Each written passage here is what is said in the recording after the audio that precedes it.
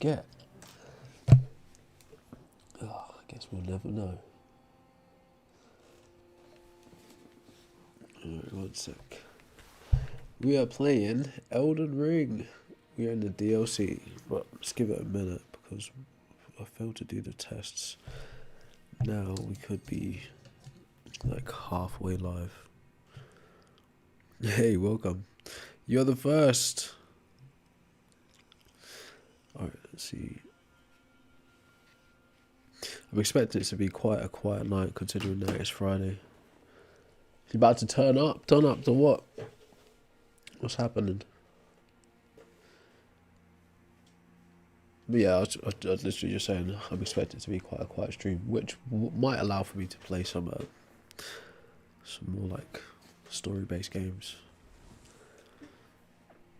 Yeah, fair enough. Fair enough.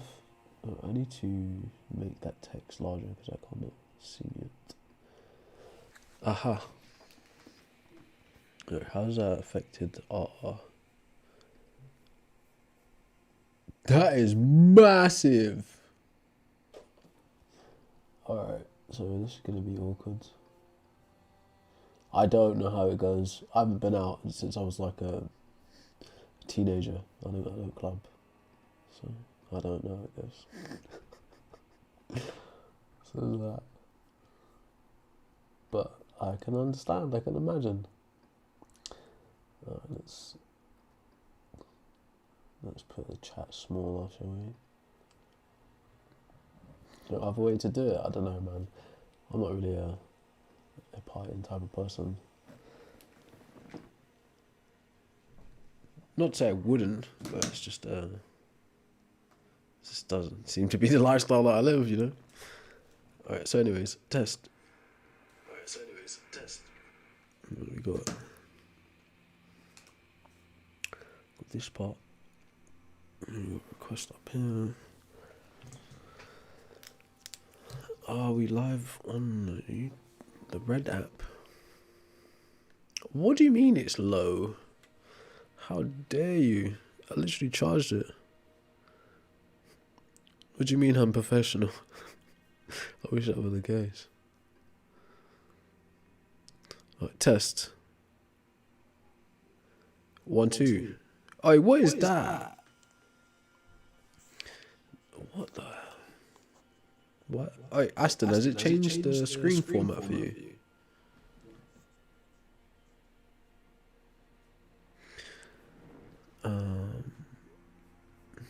That's weird. Okay, cool. On my phone, it's gone like into like a panel. Yeah, I've read a book, I could say. There's materials that I've read that like kind of cross over into atheism and God, but like a lot of the things I have engaged with has a lot to do with spirituality and gods anyway. But atheism specifically, conscientism by Kwame Nkrumah, 7 types of atheism, I think Michael Gray, some other stuff, Battling the Gods, Atheism in the Ancient World by Tim Whitmarsh, and just like some like other tidbits that just kind of cross over and overlap with the whole atheist space. But I've not actually had a chance to do like real in-depth research. I just nowadays I don't get time. I'm really tied up with work and stuff like that, so I don't get to get in the books anymore. But I'm thinking about it. Starting a serious study. But who was that asked me that? How can I possibly see when my time is up? That doesn't even make any sense, bro. So what do we take death to be, right? Me personally, from a naturalistic explanation, I take death to be the cessation of all bodily functions. So from a materialist point of view, the ability to experience or feel anything, e.g. the mind, right, which like translates all your senses, requires that you're alive. Okay, so you're not able to experience anything after you die based on that kind of, definition of death. So I wouldn't be able to find out when I die, right? Hence why, if these are the biggest questions in life, it makes sense to at least dedicate a small portion of life to try and understand and answer them questions. Because you can't answer them once you're dead. It's just a major cop out. Hey, I appreciate you, Aston, bro. Yeah, I guess I'm an atheist. I think humans invented God, so by that standard, it's your debate. Prove it. That doesn't make sense. Oh, if you want to come up and speak to me about it, you're more than welcome. Oh wait, someone is.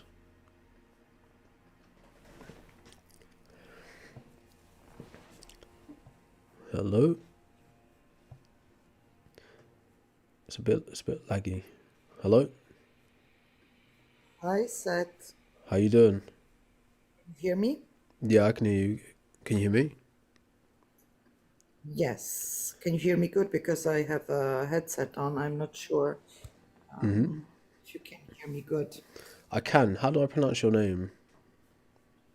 I think it's for you much easier. You can call me Sally because my Sally. name is, yes, You sure? You because can my give it a name shot though. is Sally is okay. All right, nice to meet you, Sally. What do you want Nice to to talk meet about? you. I want to ask you, why do you think that God is invented by humans? I think so. I take gods to be basically abstract concepts, immaterial ideas that humans have devised. The reason I take gods to be abstract concepts is because there's not sufficient evidence of gods existing independently of us. But historically, there's lots of evidence of humans inventing gods, all different kinds of gods, major deities and minor deities, like philosophical gods, and biblical gods. So that's why I think God is an invention. You know that you have a biblical name. Yeah, I'm aware. What you doing? Are you playing with some You're water? amazing. Just carrying on down there. Sorry? I said, you playing with some water back there? What's happening? War? Water. Ah, yeah, I'm making coffee. I will shut it up. Oh, Shut it okay. down. I I'm was wondering sorry, what my that English. was. No, my It's English totally is fine. not the best. I'm sorry. I'm not native. I'm coming a native from Serbia and living in Austria, and so my English is not perfect, but It's I good will though. try. Yeah. So, are you guys? Did you, Sorry. Go ahead. yes, just to understand where you are, did you read some of the religion books, because there are many and different ones? No, I've never read a whole religious text all the way through. I've read bits and pieces of different ones just in passing, but I've never been committed to any religion like that. Okay, because my opinion or my thinking, I have to explain. I always believed in God, but I did not know God. I did not know which one is the true one, because we have really thousands of religions.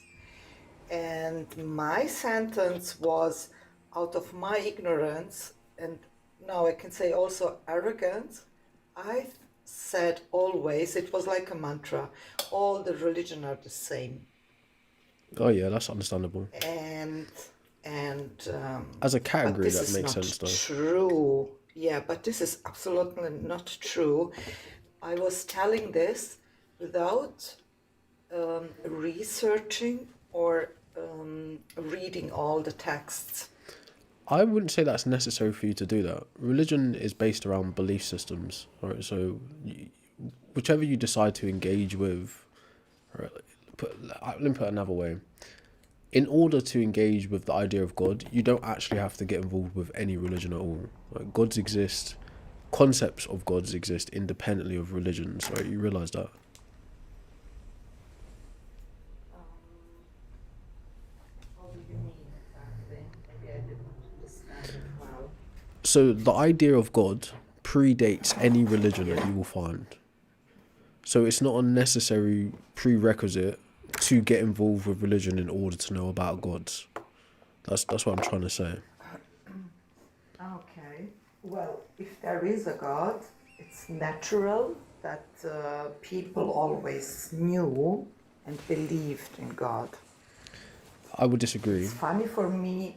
It's funny for me that nowhere you cannot see, for example, if the evolution theory is right, we don't see that some status, how do you say, not status, some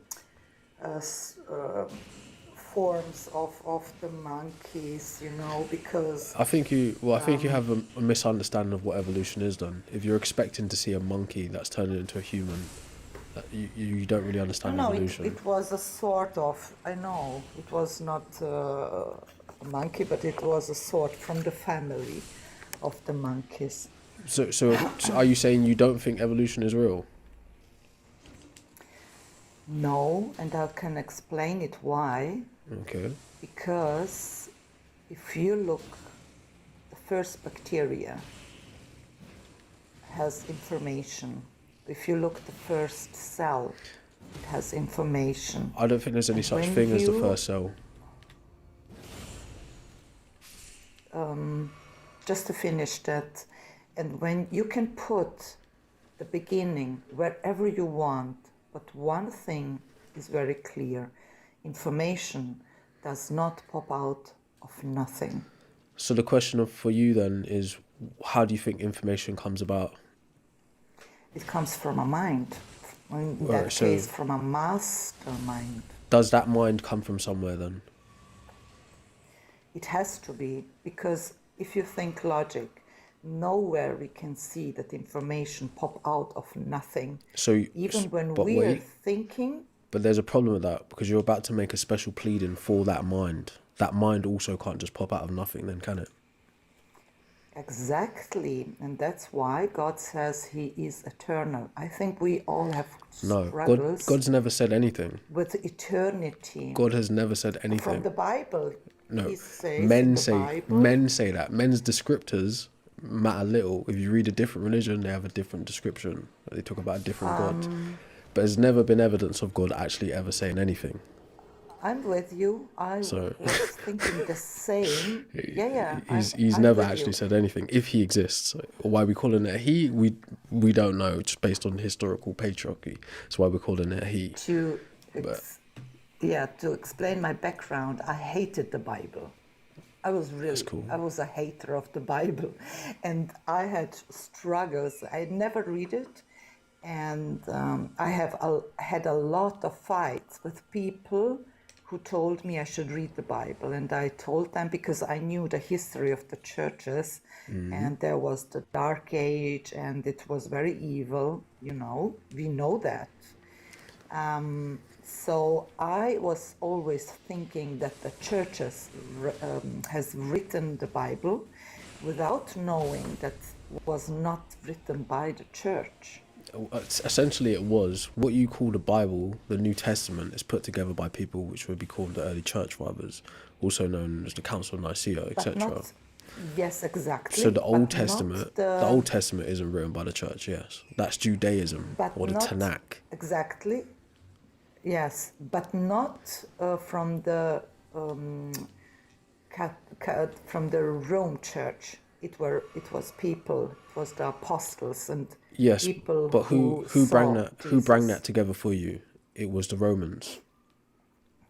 Right, the same No, people. it Yes, was written. the same people that killed Jesus are the same people who wrote the Bible, who put all the books together into one thing. Exactly. That's not. I was also thinking that, but that's not true. That is correct. The It is true.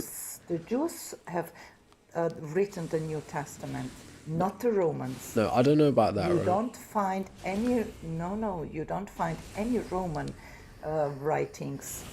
So when I say the Romans, Paul? I'm not saying they. Right, so like individually, the Bible is a book of books. Okay, right. I'm not really a Bible scholar. I'm just speaking as a generalist, right? But the Bible is a book of books, right? The various different testaments, or like Book of Matthew, Book of John, Book of Paul, etc., etc. They are assigned to individuals, of course, right? But how those books come together, that becomes the New Testament, is via that same Council of Nicaea, which is by way of Rome and Romans. Okay, if Rome didn't sanction, Nicaea, yes. if Rome Do you didn't sanction understand why? Christianity, then you wouldn't have the Yeah. Bible. Or if it wasn't for the Roman Empire, there would be no Christianity as you understand it today. Do you understand why Nicaea was so important? Well, I have an opinion, but I can't say I know for Okay. certain. I will explain it to you because at the beginning there were people who wrote also the agnostic books and against God's word. So there was a lot of discussion, and then they had a meeting to discuss. Okay, which books will come in, and I was also And which thinking ones wouldn't, right?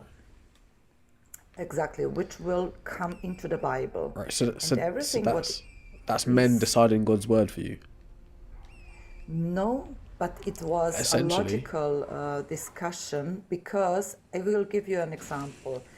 The all the agnostic books you can research for I yourself think you mean Gnostic, was written very the late. Gnostic texts. I think you The, mean, right? exactly, Yeah, that's yes, different they're thing. written very late.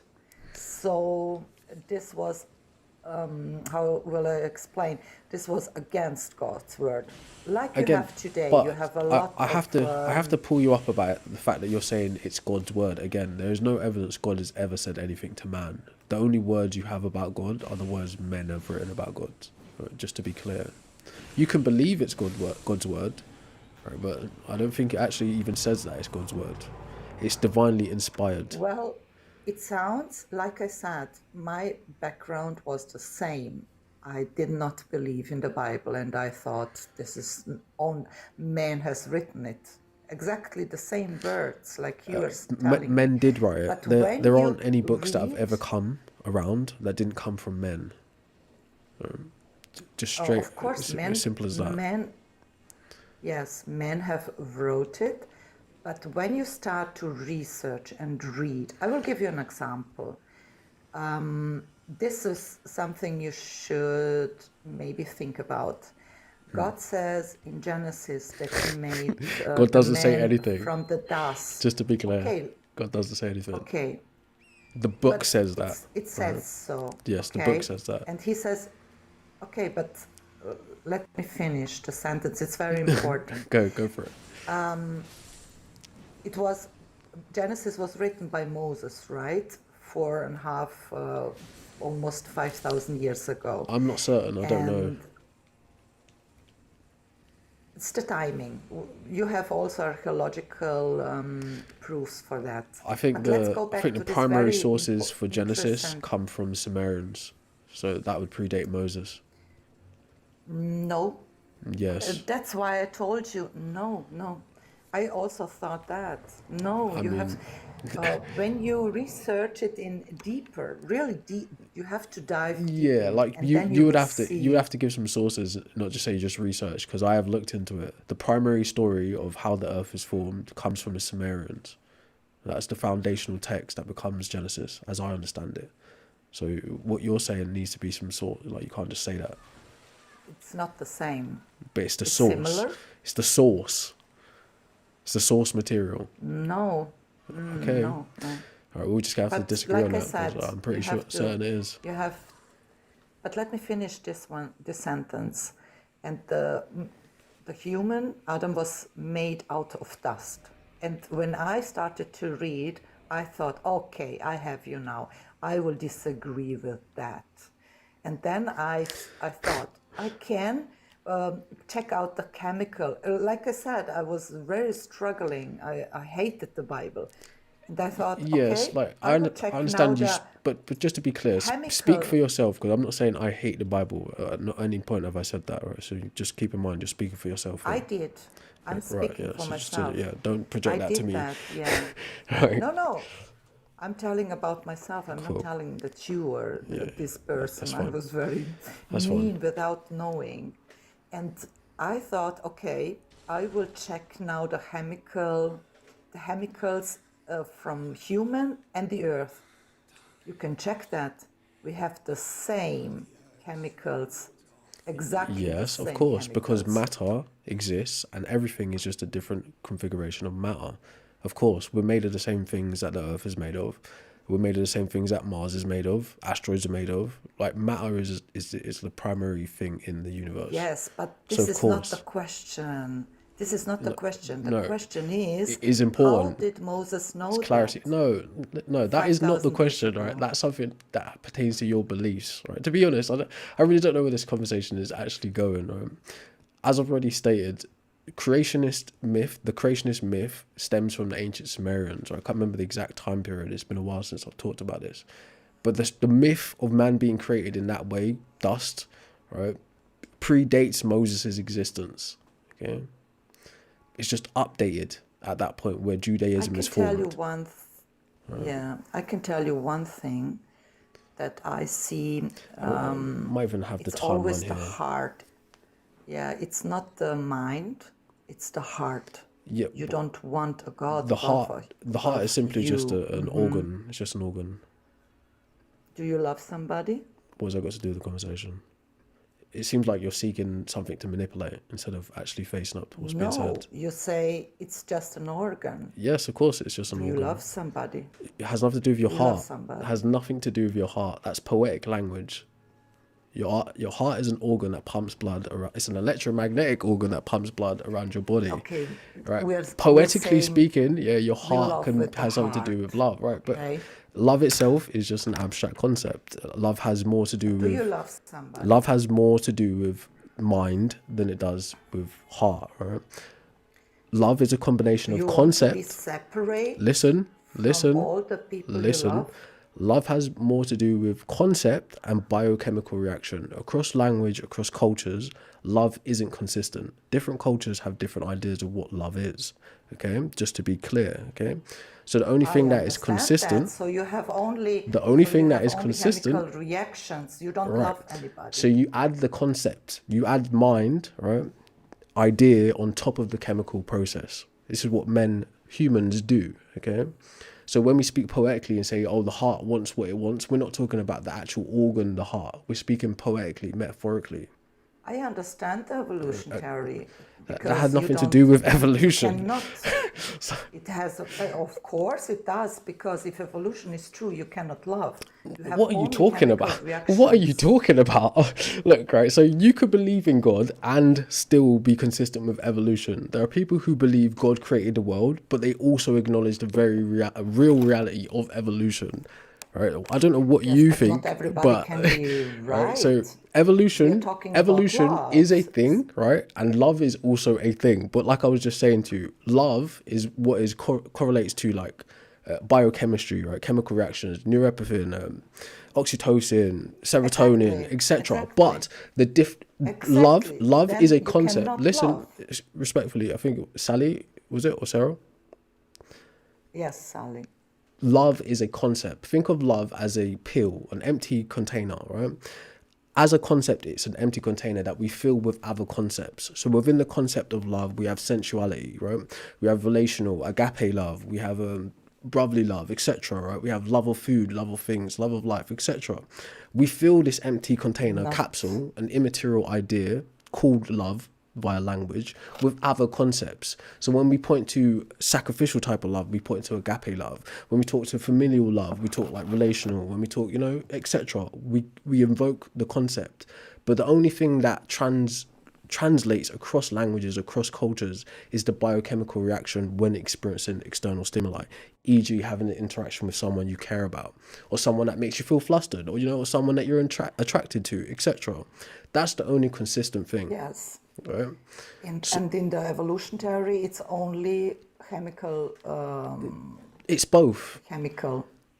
Evolutionarily No, speaking, you cannot put God out and No. put the spiritual thing in. no, it's not. It's not spiritual, right? It's mental. It's psychological. Okay. Love is From a spiritual. materialist view, Prove me that you love your mother. from a materialist view, right? Love is consistent, right? If materialism allows for the body to exist and the body gives rise to the mind, then that is consistent with love existing under evolution.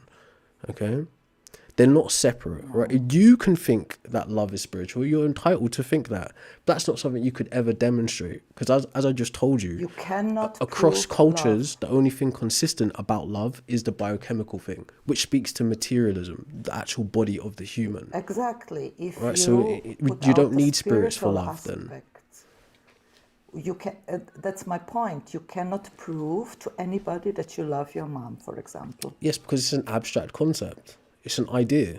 No, it's because it's It's spiritual. an abstract concept, right? It's not If chemical right, so reaction. You don't go to your mom and say how to do your you mom, improve? Of course it is. Of I course it have is. chemical Of reactions course it for is. you. When a mother gives birth to a child, the mother and the child both have chemical reactions in relation to each other, and that is consistent throughout a child's life into adulthood. That is what bonds you to a parent. Okay? Okay, do you love your mom? That is besides the point. Okay? You pivoted in a crazy way, right? It's besides the point. No, I just want to Gods show do you not the need to bigger, exist in order for love to the exist. bigger picture. No, I will you will listen, be but separated from asking these all the people questions you is like, love if you that's don't nonsense. deny That's God. nonsense, right? That's nonsense. Oh, rethink that, sad. That I is love nonsense. you. I This care is about your your opinion. soul. How could you, No, respectfully, how could you love me if you don't even understand what love is? because I want to see everyone in God's kingdom. So you don't understand what love is, yet you're Yes, claiming I to want love to someone. see Seth Right? Do you there. see the problem with that? Do you see the problem with that? What if your love I see is the problem what in if your your love heart, is an Seth. expression of oppression? Right? What if your love Why is an do you expression of accept the oppression? eternal death of your mom? Oh, that's terrible. That's No, it's terrible. So if not. we're going to talk about mums, we'll talk about your mum, okay, if you want. No, it's Right? But not. we're not going to talk about my mum. You don't want, if We're you not going to do really that. love somebody, love does not have boundaries. It's eternal. No, Love is that's an eternal, idea. Seth. That's something that you think. No, No. love is God 100% showed you conditional, right? love. No, this is your Yes, beliefs, right? exactly. So, Yes, with due exactly. respect, my dear You Sally, are right? loved You're from telling me, eternity, Seth. you're telling me things that you believe, and you're doing it in a very gaslighting way, I which one might be able to experienced say God. isn't loving, okay, right? If we was to have a conversation with each other, you shouldn't push your views onto me. You say, look, this is what I think. No, I don't want. This is No, why I Seth. think it. But pushing it onto No, me as it's if it's a okay. matter of fact isn't I loving. see. Okay, do you I understand that? see. Okay, I see that you are searching. I think that's very good what you're Oh, doing. thank you. And no, really, I think that's really great because a lot of people are not searching. And you are open, you want to know, and you have your questions. And that's Yeah. great, Seth. I think Yeah, the thanks. most of the That it's people quite don't even patronizing. think It's quite about patronizing, that. but I appreciate that. That's nice. But I mean, Seth, really, think about your existence in the whole picture. all right. So I'll ask you this: I want to really Why should I put you think? this on your heart. Why should I think, right, that the God you believe in actually exists? Let's start like that instead, because this has just gone into a weird place of a bit preachy, you know. I can tell you my reasoning why. Yeah, I would like to hear Because that. I researched the archaeological proofs a lot. We have thousands of proofs. You have fulfilled prophecies, thousands of them. Jesus only Jesus So- fulfilled 300 of them. Oh gosh, And my personal I'm not a yes, I'm not a and my biblical personal critique guy, but I can tell you experience. that that's incorrect. But sure. Oh, All right. you have to So research. And if you you're could loved. boil it down to one specific thing that convinced you, because like you said before, you were a hater of the Bible. If you can boil it down to one specific thing, Was. if you could boil it down to one specific thing that makes you believe in God, what would that be? Just one, if you could. You cannot separate. It's all of them. If you could, But if you could, just if try. I could, it would be my personal experience, which I cannot prove you. No, I This is wouldn't. I something wouldn't ask you to prove You it. can, yeah, I cannot. It's something I cannot, but you can experience him. That is for So, real. what would you say that personal experience was that made you convinced that God exists? I received wonder. I was a person who cursed a lot. And from 1 second, no, really, I cursed really a lot. And I don't know if you are cursing, but I was a very problematic in that. And Profanity when is you want to necessary quit, sometimes. I don't know, but I know Yeah, people, they it's want to isn't. stop and never stop. And I, since God took it away from me, I did not curse anything. Not a person, not That's good. in the last That 6 years. that's That's good, for right? me, But it's this a how wonder. can you describe the experience of God taking away profanity from you? Can you describe that experience? The funny thing was that I did not notice it. The other people around me, they told me, you are different. And I told them, what? I'm different. I'm not different. And they explained me, you are not cursing anymore. You are so calm. You are, something That's happened to good. you. That's good. But why give a supernatural entity the credit for your own character development? Because it was never on my mind to stop cursing. But I you love did. that. I'm a native Serbian. But you did though, Here, right? no, really, this is a crazy people. You say cursings like you say hello to each other.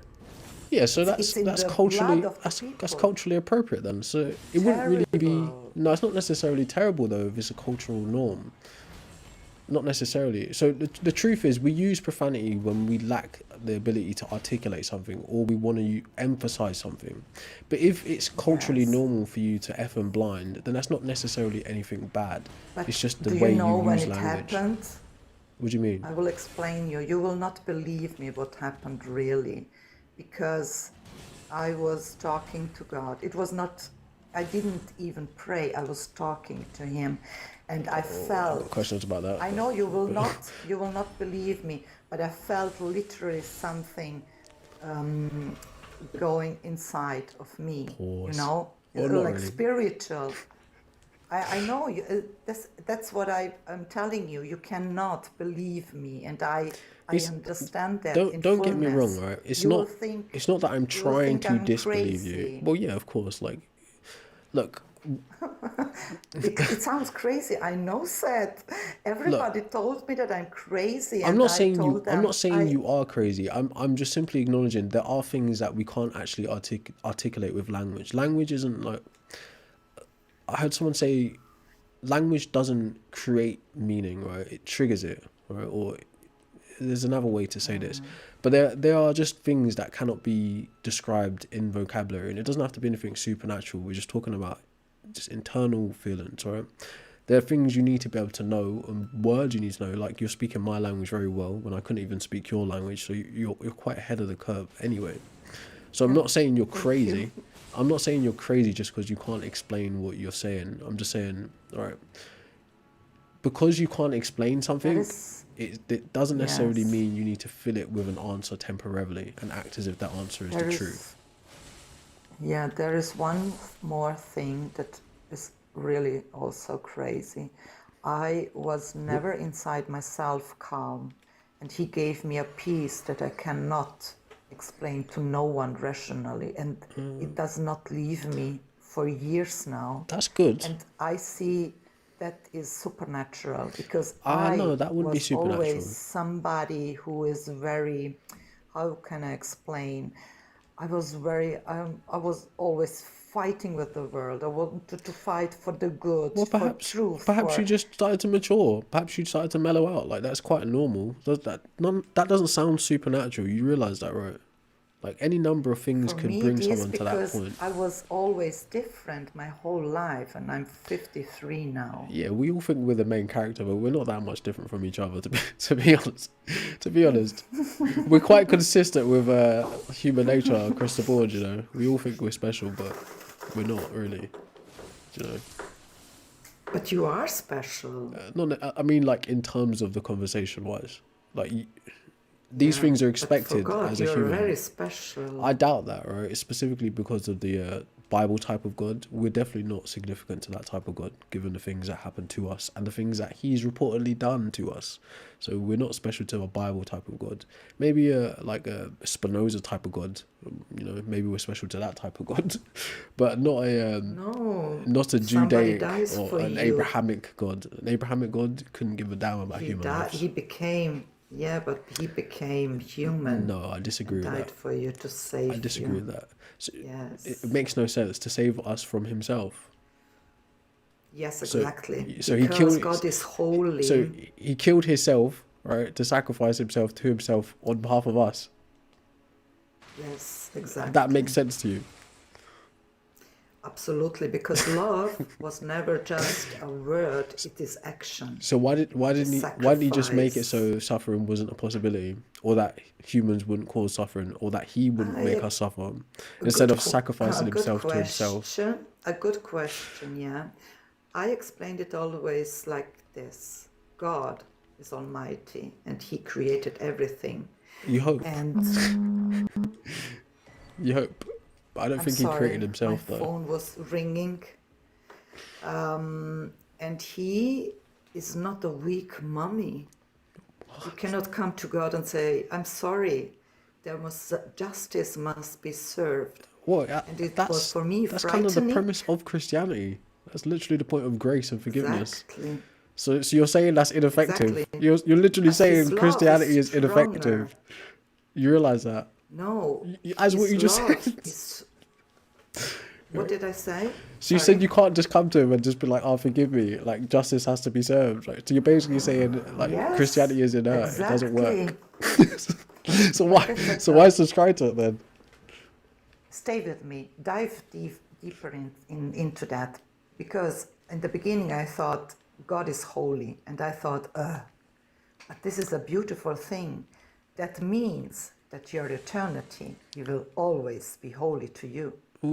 I disagree with that, Because right? we are living in a fallen world, Seth. I Look disagree, right? I around you. totally disagree. And if the world were to be fallen, it would be because of that God, right? I put it to you like this: it's either God wanted Adam and Eve to eat apple, or he couldn't stop them. Which do you take to be truer? Let's pretend you're Adam, and God created you first in this garden. I think you should think about that question first before the hypothetical. It's either God I wanted want to Adam and Eve. explain it. No, you can't really explain Yes, God's behavior. That'd be like, that'd be egotistic. I can. But you can If try, right? God would, But I would listen. explain it to you. I will walk down the hypothetical with you after you answer the question, right? It's either God I wanted want, Adam and Eve to eat the apple, or he couldn't stop them. Which of the two do you think is more likely? He gives them choice. So Without love, without choice, you cannot have would that be that he wanted true them to love. eat it then? No, he did not want that, but he Well, gave them a that's what that would choice. imply. That's what that would imply.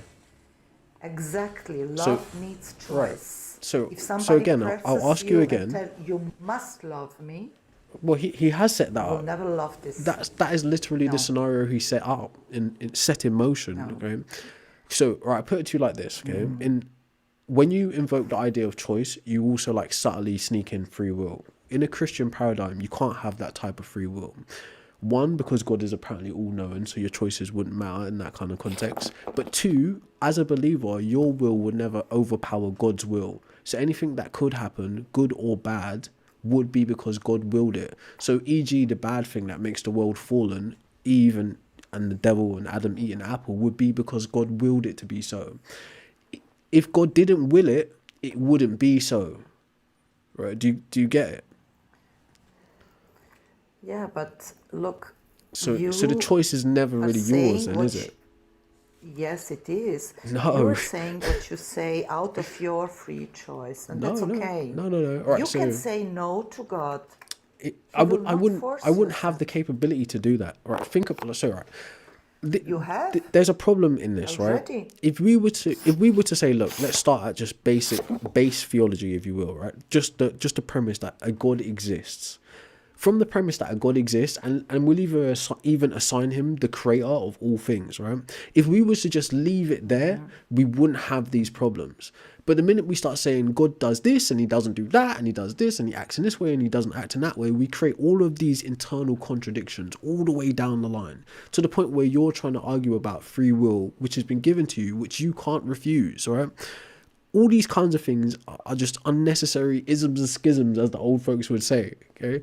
Truth be told, from a Christian paradigm, You can't have that idea of choice. It's always going to be God's will. So the choice to you is an illusion. In the same way, the choice to you would be an illusion as a determinist atheist. Okay? It's just that No, you're but going if about it this from a would be religious true, view. yes, Seth, but wait for a second. If this would be true, you would be a believer. He What do you does not mean? force you. I would never If have the God's choice. will, no, if this would be true, you would be now a believer. All But right, so God says, Seth, I love you, but I will never force you. no, no, no, Never. no, no, no. Because Right, this the is your opinion. whole This is your opinion world, of who no, God it's is. This isn't a matter of fact. Like I said, it is possible that a God exists and created everything, but he has nothing to do with your religious view of him. It's entirely possible that is the case. What you're telling me is your view from a religious context. Right? If an all-powerful entity exists and created everything, he created me like he created dirt, like he created bees, like he created ants, my individual choices in existence are technically insignificant to him. There are way more important things on the macro scale to be concerned about my choices.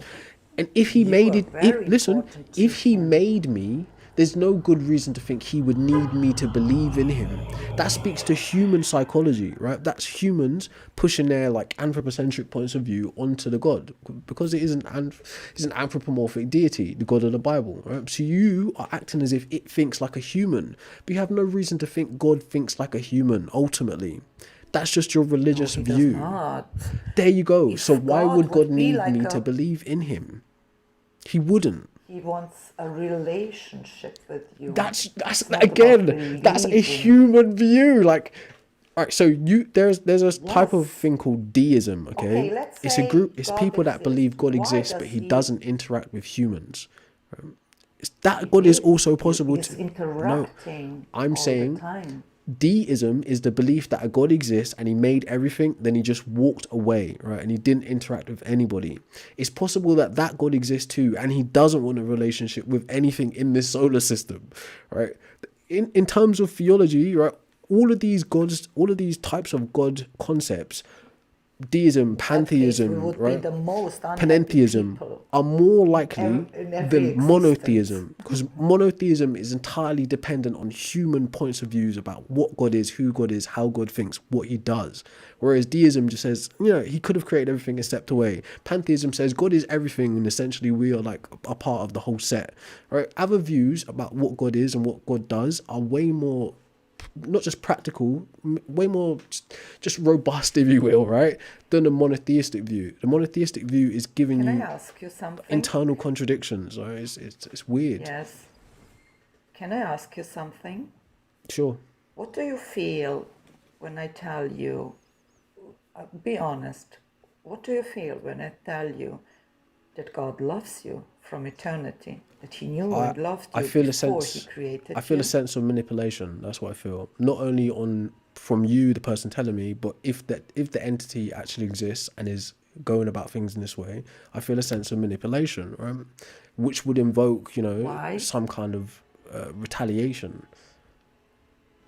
Why? Is it not a good, yes, is it not a good thing that God loves you? I don't know. Is it a good thing? Of course. All right. It So makes, if we go down the line of reasoning, right, how do we know God exists, which hasn't even been scratched? The surface hasn't been scratched on that. Why do we think that God thinks and feels like us, like that God is even capable of experiencing what we call love? And then why should I think that God independently wants to love me? If we go down that route, right, I'm pretty sure we won't have answers or sufficient answers for that being true. So it's manipulative on your part. Right? You're trying to convince me of some stuff that you think to be true. You want me to be convinced of it, I but would it's not a say, good I reason would say, to like yeah, but accept any of that. Seth, yeah, I would say, Seth, you're right. It is manipulative if you don't have a choice, but you have. Like I said, God says he will not force you. You He will can't. separate you from Oh boy. him for eternity. It is a lot of people are telling, That's oh, I don't want that's not a as scary God as it who's might forcing me. appear, though. But he is not forcing you. You will not be with him. It's not Okay. manipulative. You have the So choice can I give you, to let me make. try and give you a visual example, right? This character that you see on the screen, I'm the one in control of it. Now, I didn't actually make the game. The makers of the game made the game. Without them programming the zeros and the ones, this game couldn't be possible. Now, it's entirely possible, hypothetically speaking, that this character that I'm controlling is actually conscious and has its own experience, okay? But he's completely unaware that I'm controlling him. The minute I put the game down and just stop playing, the whole game ceases to exist. Now, let's say that guy's consciousness continues while I leave the game. He can still not leave anything that's been mapped for him already. So the zeros and ones are already programmed, the map where he exists, the open world. The choices he can make are already decided for him. Now he can have the illusion of ultimate free will, meaning like I can go anywhere I want, but he cannot, right? The zero, all right, I made this example really bad, all right, so I'll slow down. If the God Yeah, exists, you cannot compare if that. the God Yeah. exists, he is the same as a programmer for this game. So he's decided the rules and the parameters of the game beforehand. The zeros and the ones, the map itself, okay? The choices one can make and the choices one cannot make. So ultimately, the choice that this individual character can make will always be an illusion in comparison to the real world that's outside of the game. Right? The beginning has been pre-programmed. The ending has been pre-programmed. The types of modifications that could be made are all pre-programmed. It's like representative democracy. You think an individual person is voting for something, but you're voting on one issue that's been presented to you already by one candidate that's been presented to you already. So they're not real choices in that way. Does that make sense? In- Yes, I understand what you want to say, and I say you're absolutely right about the system. It's an illusion that you have a choice, but it's not the same. You cannot compare a system with God. He's much bigger than that. That's He your does opinion. not need. That's your Well, opinion, which is I'm going. fine. Yeah, It's your I'm going opinion. through from the lens of the God from the Bible. This is not his point. Right, but I cannot you have to tell also you about consider. other gods because I know the other religion, which for me does not make any sense. They See, have do you no see? prophecies, There's your bias right there, right? Another but schism that it the makes no Abrahamic faiths create. sense. Of course, it makes no But it sense. makes no sense. No, For Christianity, example, the Judaism, Islam, Buddhism, Mechanism, Zoroastrianism, you name it, none of them make sense in the grand scheme of things. They all might have good nuggets of truth in them. They all might have good operating philosophies, but none of them make sense. Right? If a God just existed, just a God alone, that's a creator, that on its own makes way more sense than any individual philosophy and variation of that God. Okay, you're just expressing your cultural bias that you lean towards a Christian God. What if you were a Jew? What if no, you were a Muslim? What it's if you not, were a Buddhist? it's What if you not were a Hindu? culture. It is. Right. God foretold in the Old Testament that A He will Muslim, have a Muslim, everywhere children, and you have Christians all around the a world. Muslim will tell you his God It's is the from the true Old God. Testament. A Jew will tell you their God is the true God. A Hindu will tell you their God is the true God. Any individual human with their own religious, cultural leanings will tell you their version is the truth and the others don't make sense. You're not doing anything different to that. You're just expressing your bias, right? Which speaks to what I'm Is there? saying. Gods are inventions of Yes, but they humans for contradict. human needs. If you said, wait just a second, you're mixing everything up. You No, have to research deeper all the you religions. They haven't are though. You contradicting. I haven't. did. No, you haven't. You I just said a couple of did. I minutes ago can you tell you. didn't. Yes, I did. No, Okay. I was telling you I did. I can tell you everything So about you realize there's Buddhism, thousands of religions, Hinduism, right? Quran. Yes, but they contradict each other. Are you telling me that And Christianity doesn't entail contradictions? no. Is there It an does, doesn't it? objective truth? There is no No. objective truth in theology. There is no objective truth in philosophy. Do you think there is an objective truth? No, I don't. The only places you get objective truths in is in Is that formalized, true, in what you are formalized. saying? Listen, in Wait, formalized wait. systems. No, stop No, here. this would be my Do you, subjective opinion. Right? I think there's truth on a spectrum. When you say so, something is true, you're so saying it is you the did case not, that. exactly, in that case, you did not Right. say the truth. Listen again, all right? I think there's only objective, that I think, right, that establishes the subjectivity. I think there is only objective truth in formalized systems where the terms are already agreed upon, e.g. maths or base arithmetic, 1 plus 1 equals 2. That is truth, that's an objective truth, a mind-independent truth in that system. But if someone comes along and assigns a different value to 1 and a different value to 2, 1 plus 1 may not equal 2 in that system. So the objective truth has now changed in context, right? So me personally, I don't think objective truths exist outside of agreed upon systems, because we're all individuals having a subjective experience of reality and then splaying God our says, subjectivity what did onto Jesus reality. say? Jesus is the only person ever lived who said, I am the truth, because truth is No, not Plato something, said that it as is a well. person. Plato said it too. No, Yeah, he did. no, He did. no, Okay. no. All of them Okay. said, I know. Okay. No, But let yeah, he me did though. just- I know the truth. I know the truth. I cannot say I am Right, so the the truth that you're saying, the truth that you're speaking to is also a subjective truth. No, he is the truth. No, it's a thing that you take to be true. It's not an objective truth, right? So when we talk about I think and I feel, right, we're not talking about things that exist mind independently. They can, your thinking and your feeling can only exist depending on you existing and experiencing those things. Okay. You're very kind, Seth, and I'm very thankful for this conversation. I have I to go appreciate you. now. Thank you very much. It's very nice And speaking to you like too. I said, I want really to put it on your heart. You're really Just loved my mind, from put on my eternity. mind, all right? I save my poetic Okay, language for like mind. old English Okay, you're texts, very ye rational, old and that's texts. also good. I'm not rational. Yes, it's very good that you're rational Are because you like trying to love I bomb don't. me and then like slide in some poisonous candy at the same time? It's No. what it I'm feels really like. thinking about that. It's No, just like, no. let me I give this really guy a think compliment sandwich and then slide in some poison. no. I really Just no, playing. Seth. I'm really thinking about that. I think you're much younger than me, but I see a very kind heart in Well, you. actually, Really, I'm verging on 70 next year, but I'll take it. 70. That's right. I'll just play it. Really? I'll just play it. No, just play it. you're younger than me.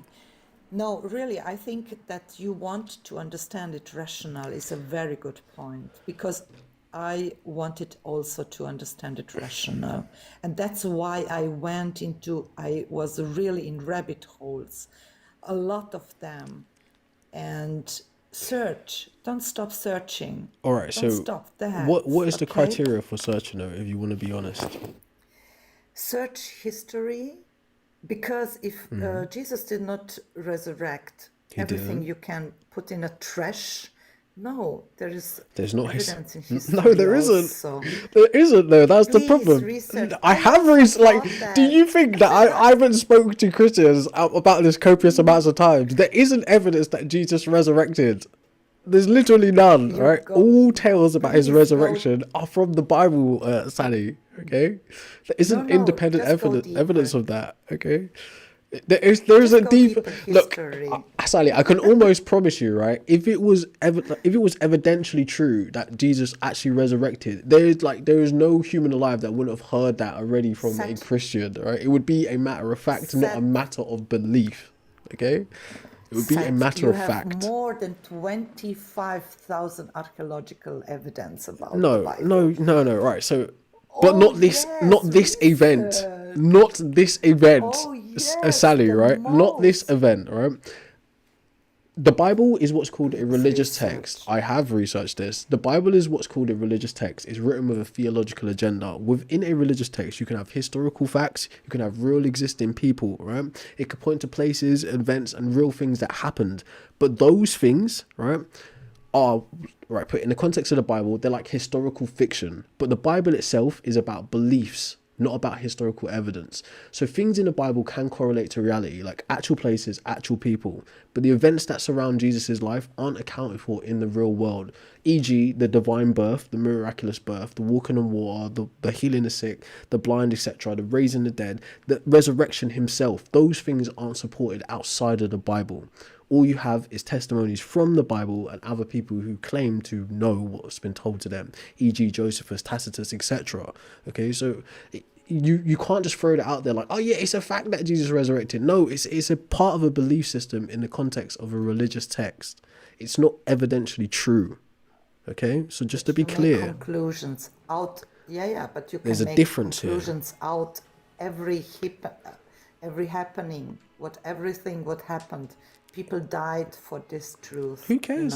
All the apostles died. That's not true. Also, that's actually a lie. That's actually a lie, right? I think there's only evidence of one apostle dying, right? Again, I'm not a biblical critique guy. Take that with someone who actually studies the Bible, but it's actually a lie. You have historical it's actually no. It's actually a lie that the apostles died for their beliefs surrounding Jesus. That's a lie. That's Christian propaganda. Okay. There's also not evidence of that, ironically. But yes, people do die for their beliefs, and it makes one, if I want to sell you an emotional bleeding heart story, it's good to like have this ideological concept embedded in there, right? It doesn't matter what you would die for. I would not die for that because I have a family and somebody. That's what you say, right? Right now, there are wars being fought. There are wars being fought right now where people are dying for things they believe in, right? Do you realize that? Right now, in this very moment, in this very second, a life has just been lost. Okay? Yes, what they believe has nothing to do with you, but people die for their beliefs all the time. So that doesn't add value to or veracity to what they believe. Okay? There is a difference, not for something there they isn't. did not witness it, because they did not have anything from that. All right, so have you ever heard of the Branch Davidians or Waco, right? These are people who were in cults who took their lives or were unalived based on their beliefs that turned out to be wrong. Have been fooled. That's your opinion in hindsight. Did they die believing in something?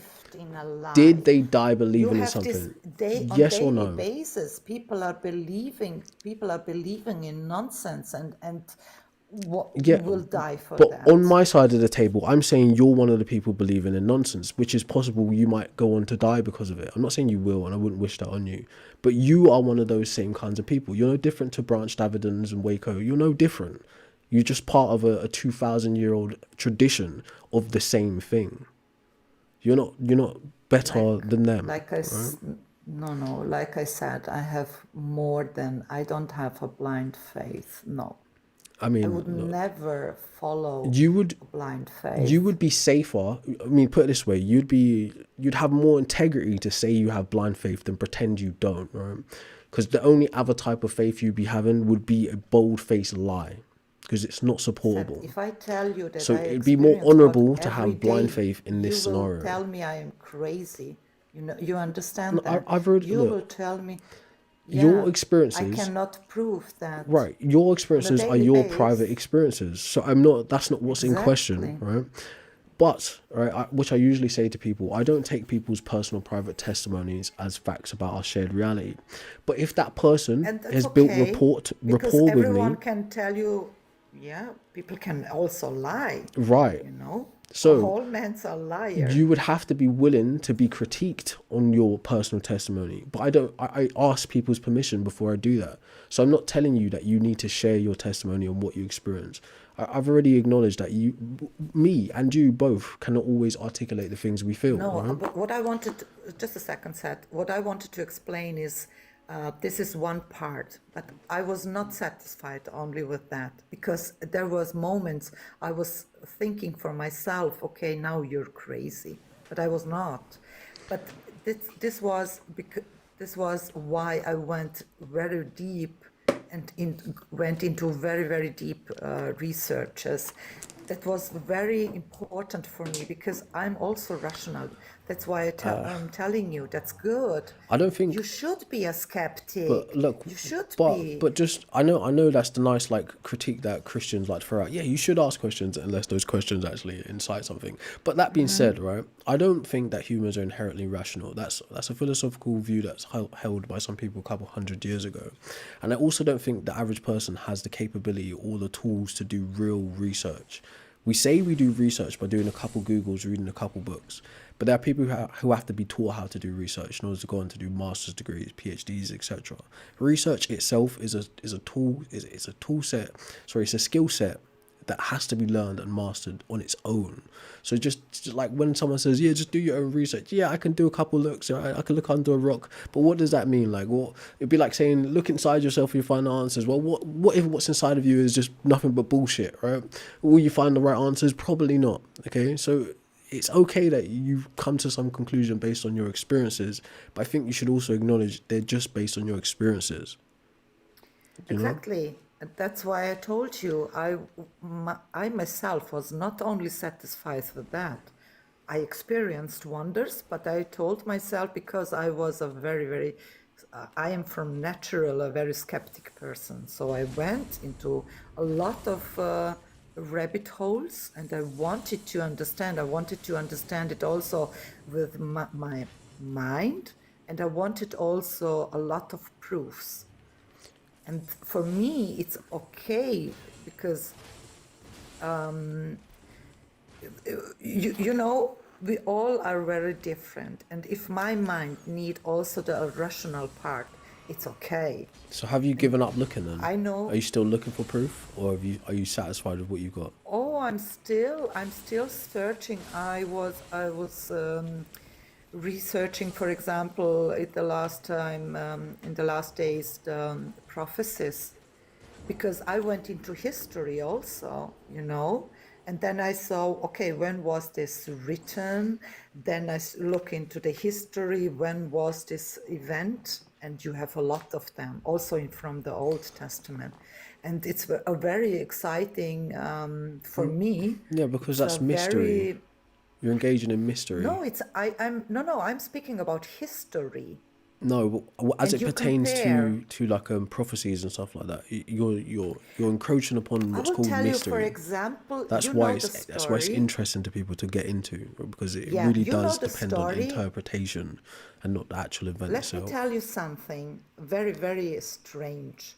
You know the story about Abraham when God told him he should sacrifice his own son. Yeah, I've heard about it. I'm not sure. Actually, I started thinking about Job, so I'm not actually sure. I will explain. This is very, very deep, because Abraham was, Mesopotamian and everything. You know that culture. Yeah, that set up Genesis right before Moses. Remember that? No, listen, they had everywhere, and you can research that, everywhere on all the earth, there was sacrifices, human sacrifices. Research, just like very Jesus. Terrible. Yeah, of course. Jesus was a human sacrifice as well. Human sacrifices, that people killed people. So let me finish. And then God killed people. It was like, everyone's firstborn child. But why? Good point. Why did he do that? Because he's a horrible bastard. Before? No, do you know the story before? Of course when he the is. Egyptians killed all the babies? So what? It's like when he told him to go kill all the Amalekites babies. He's a horrible bastard. God says the revenge is mine. Yeah, he's a horrible guy, right? Do you know why God says that? This is justice. No, it's not justice, right? Justice, that is not justice. Do you know why God operates like that, Sally? God operates like that because God is based on Yahweh, which is a war god, right? Sally, listen. Sally, listen. The reason why God operates in such a vengeful way is because he's based on a local deity called Yahweh, which was a storm and warrior god. No. The ancient, yes, that is why God in the Old Testament is so vengeful, so bloodthirsty. It's because he's the God of war. Oh my gosh. He made his plan of salvation through the Israelites.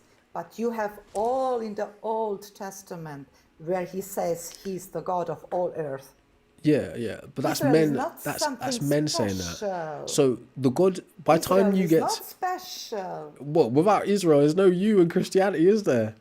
It is literally Israel special. is not special. It And you literally see, is.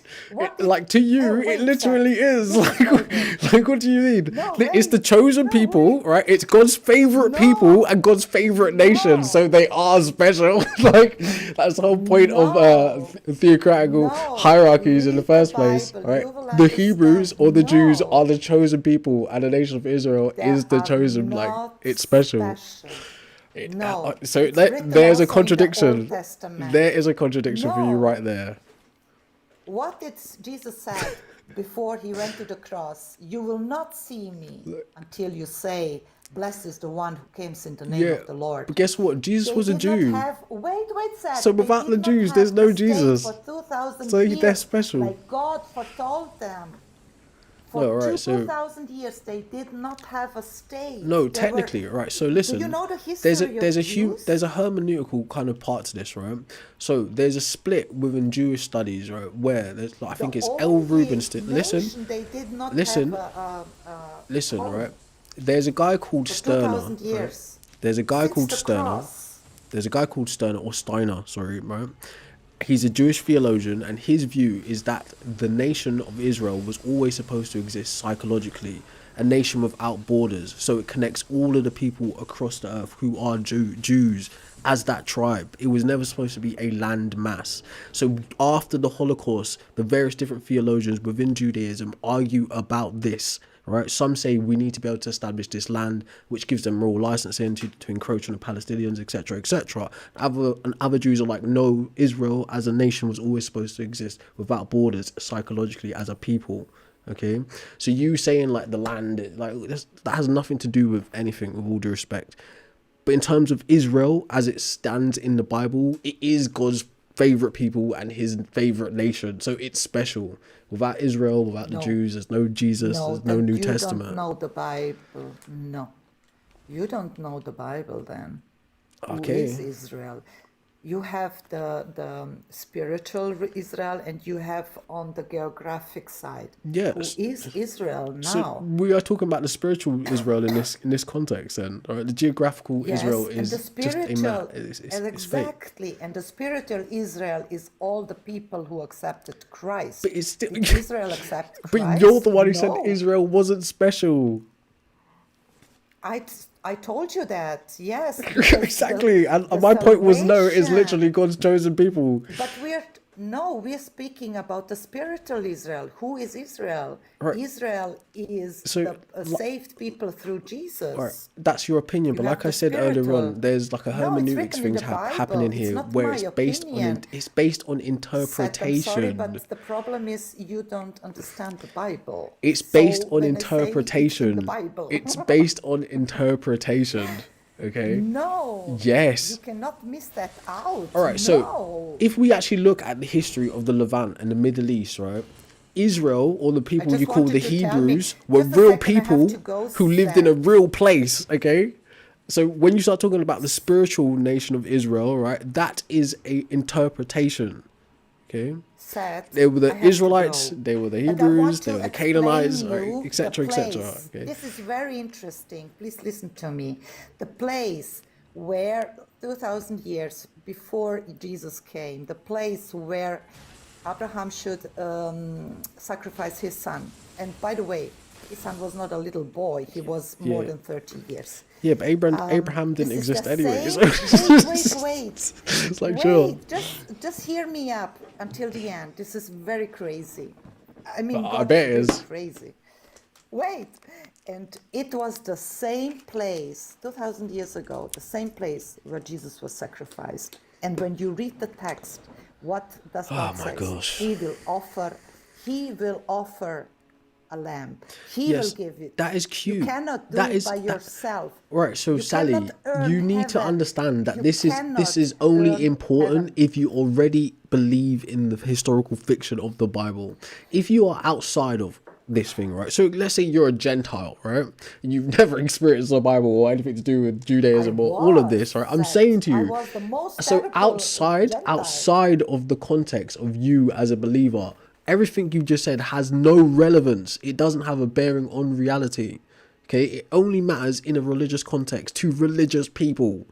in the real world, no one cares about what Jesus did or didn't do, Abraham did or didn't do, where they were. Right? In the real world, nobody cares about those things. They only matter within the Don't you religious care context. about Listen, eternity with your listen. love, Eternity is people who you nonsense. There's love? no such thing as eternity. That's nonsense. You've been sold that Okay, because you but put can't that cope with the aside, harsh reality of Seth. death, right? Which is a part of life. All You things are, will cease wait, to Seth. exist, right? Just get over it. Okay, Right? It's Seth. hard, I know.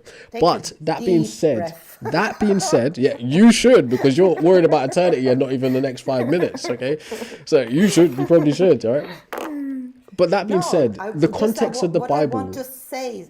doesn't Wait, matter Seth. outside of the people who believe Can and have you already agreed imagine? to things in it, okay? So if we Seth, start at please let me Genesis and we speak figure out out. if a snake can speak or not, and you say no, right, then Seth, the rest of it falls to bits straight away.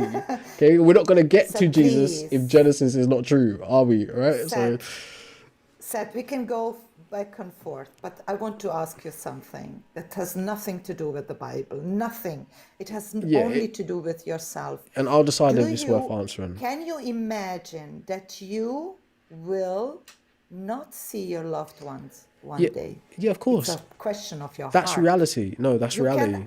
You can accept that. That is reality, Sally, right? Everyone you've So ever you are known, accepting and that. everyone you will ever know will cease to exist one day.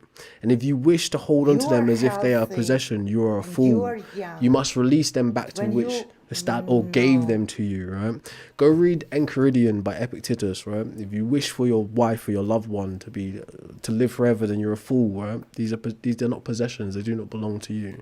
why Right? So they will not? return It to will wherever be they a came from. complete new world. No, God says that what you that is your never ego. imagined. That is your ego impressing itself upon reality. No. Your life is the only thing you're in control of, right? The lives of other people are not your possessions. So relinquish that possession, right? They Think don't about belong your to you. loved ones. So It's they not will only about leave. God. And if you're not able It's to about cope your with that, heart. you may spiral into delusions about other lives and other worlds if you're not able to Seth, cope with the reality. it's about your heart. No, How no, much do Sally. you love Sally, really your everyone, people? everyone you've ever A known very, and very everyone you will good ever know, question. Sally, including yourself, will die one day.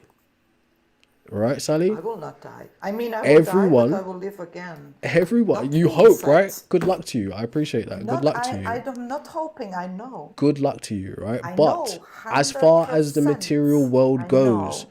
all things that currently live, maybe with the exception of jellyfishes, but technically that's not true. They just get younger, right? All things that have ever lived will cease to exist at some point because it's a condition of life. To be considered living, one must die, one must have a metabolism, one must Don't adapt, be one okay. must reproduce to be considered living. No. So all things will cease to exist Maybe. one day, I Sally. think you And don't it's have children. okay. I think when It's you have okay, right? children, you will think Look, different. Sally, You want to see your children you every don't know me, time. Sally, right? You don't know me, right? With all due respect. I don't know you. That's true. Right, so Do you have you children? in the same way God was asking Job to be willing to let go of his sons, right? You need to be willing to let go of your sons too, okay? Life is not yours to possess. You're just the renter of it. You're the caretaker of it for a period of time. Appreciate that. That is all there is to it. You cannot act as if it is yours to hold on to forever. That's I will childish. never stop believing that Right. So one you may as well point I engage will with not Peter see Pan as my well then, and son. you'll never be an adult, okay? I will see my Alright, son so in eternity as an angel. all right, maybe Yes. if that's what you need to give you comfort, Sally, Because I but love. No, one must I don't accept want to that have life ceases. stones in my heart. No, this is just That's look. exactly. If That's the you heart if problem. you build up Believe a me. castle on Think like about playing that. cards, Sally, listen, if you build up like this ridiculous world on like a really poor foundation, you're setting yourself up for more suffering, more heartbreak when you start to realize the world is falling apart because of the foundation. If you accept things as they are, then you can reconcile the realities and get the best outcomes for yourself and other people. It's not I am about being enjoying bitter. life more than ever, That's Seth. good, but one cannot ignore the I am reality, enjoying the life more than finality. ever because That's I good, don't have Sally. any fear.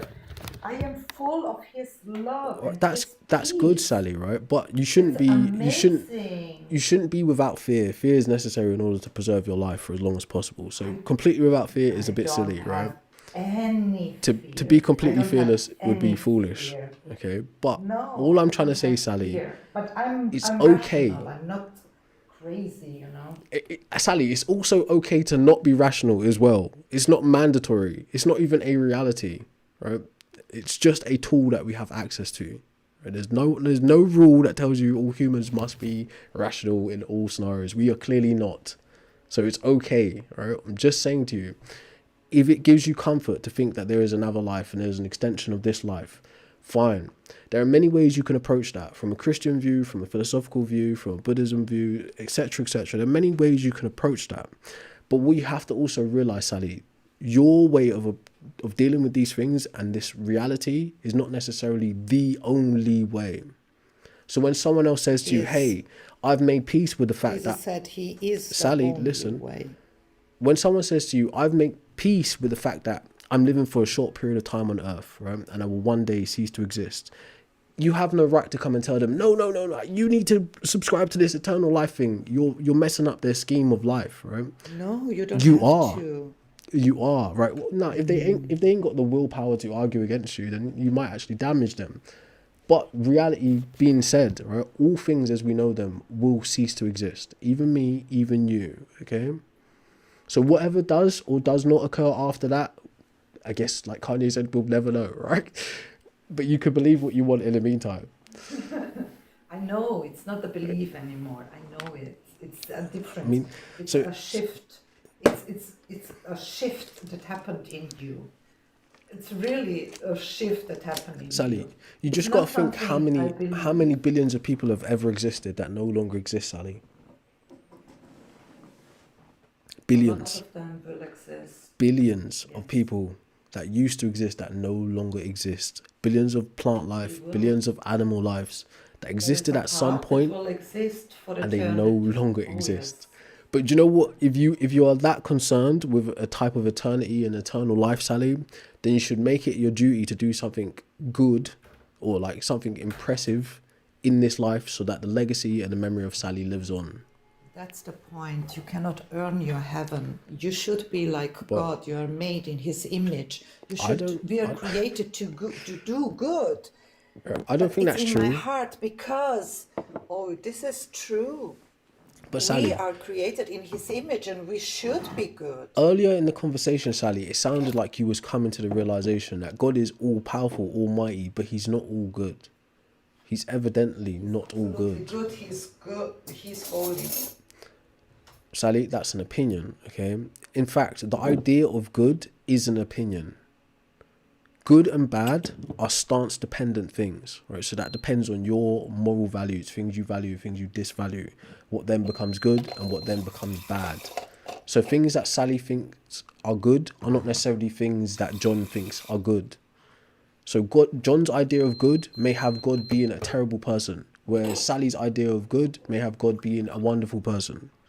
So the good Exactly. itself is not That's objective. subjective. The This is good itself. subjective, and we can never come back together in this. That's why God is the one who says, define what is good and what is not good. There is I a don't know. true I don't know good about and that. true evil. We No, I see would it in the disagree. world, Seth. I would disagree We with that. see a lot of evil in this world.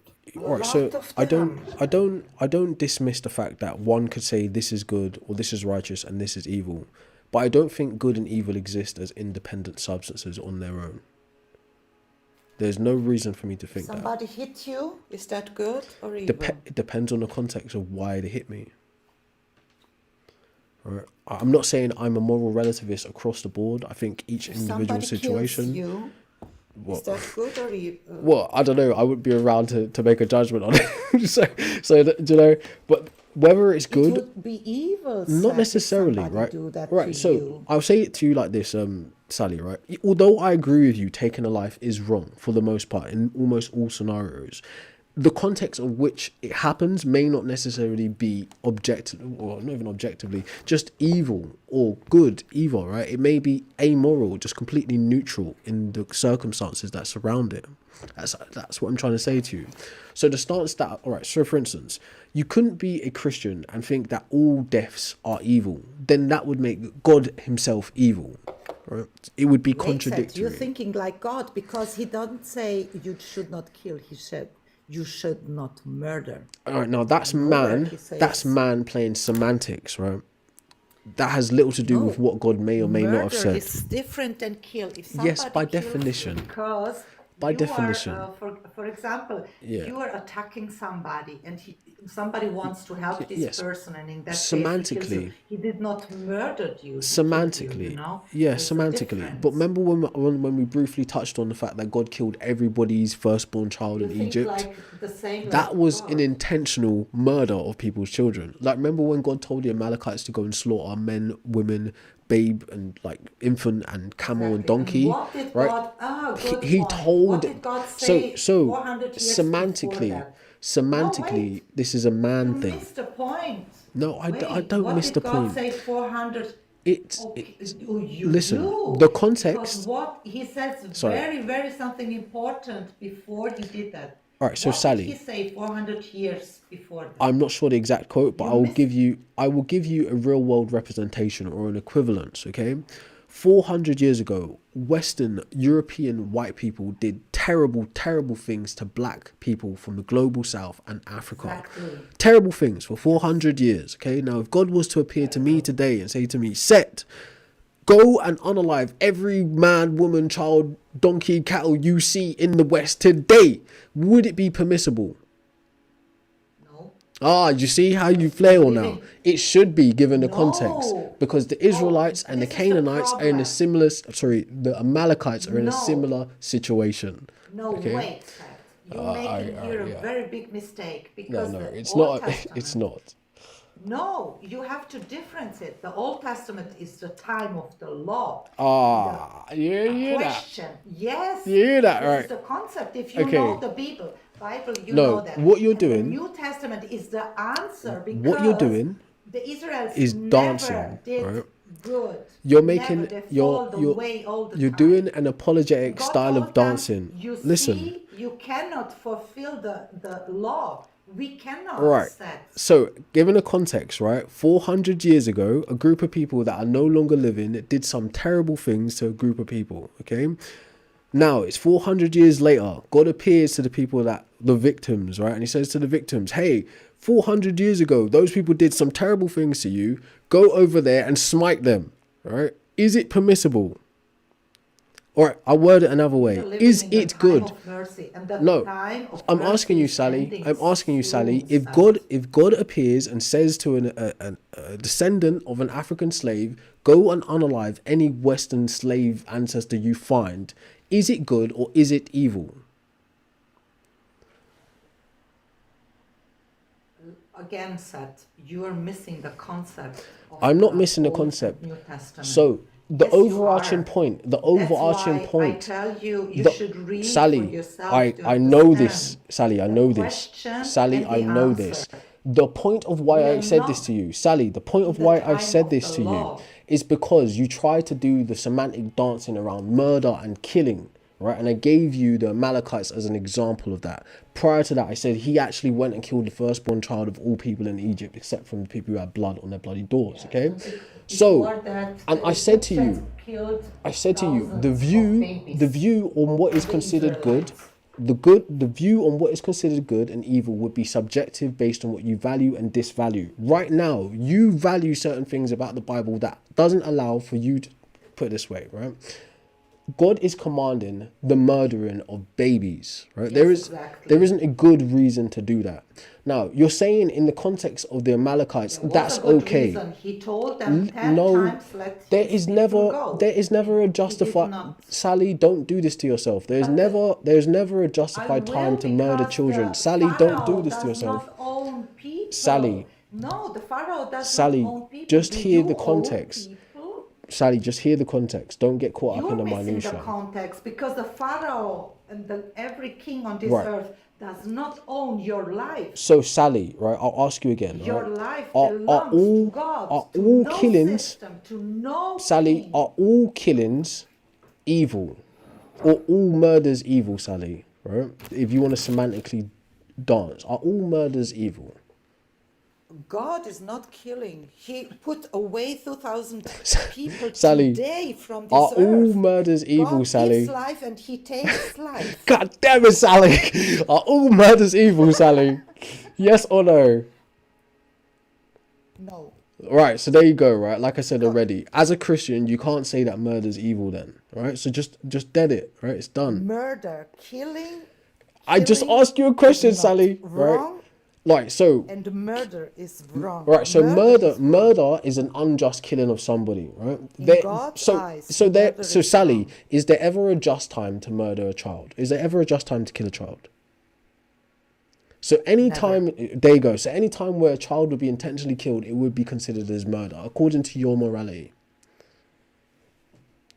But you There you missed go, the right? point. So What did God therefore, say anytime 400 years a child is before killed with he intention, made Sally, judgment? by your Okay, standard, it's Seth. evil. So that means Seth. God done an No. evil thing. Okay, that's okay, No, he did Sally. not an evil Sally, thing. it's okay He to stopped reconcile. the evil people. Sally, it is No, okay to you don't reconcile know that the God is all powerful Bible. but not all good. That's the whole point of this whole conversation at this junction, No. right? Juncture, right? These people, It's the okay to say, Amalekites, were Sally, very evil. you cannot. They I burned their know. own Yeah, children. the white European They slave burned masters their did that own too, children, right? Seth. It And doesn't God matter. stopped the Yeah, you evil. should have seen what was And he happening in told Europe in the every 1600s, Sally, right? It's okay, right? nation, Yeah, that's yes, cool. every You should read about nation Munster, will Sally, be right? destroyed. But the point remains, Sally, okay? God is either all powerful, right, or all good, right? That's what you God were is coming not up evil. against to. God can This do is right, so Sally, justice. if you step outside of your own ego, right, and you're saying a universal level entity that has all the power in the world, in the universe, cannot do anything evil, Seth, you are should being God foolish. stop evil? You Should God stop look. evil? I don't think, Answer me. Sally, if you're saying a Should he universe stop level evil? entity, if you're Wait, saying, Sally, Seth, if you're you're going saying, too far. no, I'm going to where it needs to go to. If you're saying a universal level entity cannot do evil, you are limiting that entity, God okay? should stop evil, and God will stop evil. I didn't ask you that, In Sally. eternity, right? there I will didn't not ask be you that, any Sally. evil persons I am simply anymore. saying, if you No, backtrack, a right, God who I'm simply does saying not to you, stop evil is the not good. a holy God. Well, look what A your God God does then, who Sally, right? does not stop evil is an evil God. Well, Sally, Stop the oh, Amalekites. what do you want me to because they tell you, were Sally? Like, evil. like Read the you, it sounds like Bible. you've realized something there, They're right? putting people to a very, very Okay. terrible death. So, Read the Sally, Bible. it sounds like And you've God realized something told, there that and God you're brushing foretold over. I So, will repeat that oh my gosh. more 400 Oh my years gosh. before the judgment comes. Sally, He alright? gave them again With all due 400, respect, Sally. 400 years. Sally, listen, alright? I Calm have down. to go, Seth. I do really appreciate speaking to you, Sally. It's been very fun, alright? It's been very eventful. But just Yeah. understand, it's okay to say that you believe in a God, right? And call the God all powerful. But it's also just as okay to say the God's all powerful, but he's not all good. Look around you. Of course he's all powerful. He's not all good though. That's what I'm saying to you. By the biblical He standards, he is. cannot be. You've just said that is, murder. but God is You not you a have just human. established that murdering a child is always evil. God is all powerful. Yes. Therefore, he is capable of doing evil. But you don't think about There is a version of the Bible, the saved King his James version, children. where God says, "I am the creator of he evil." saved Right? his So, children and, and then it got take changed him to back calamity. himself.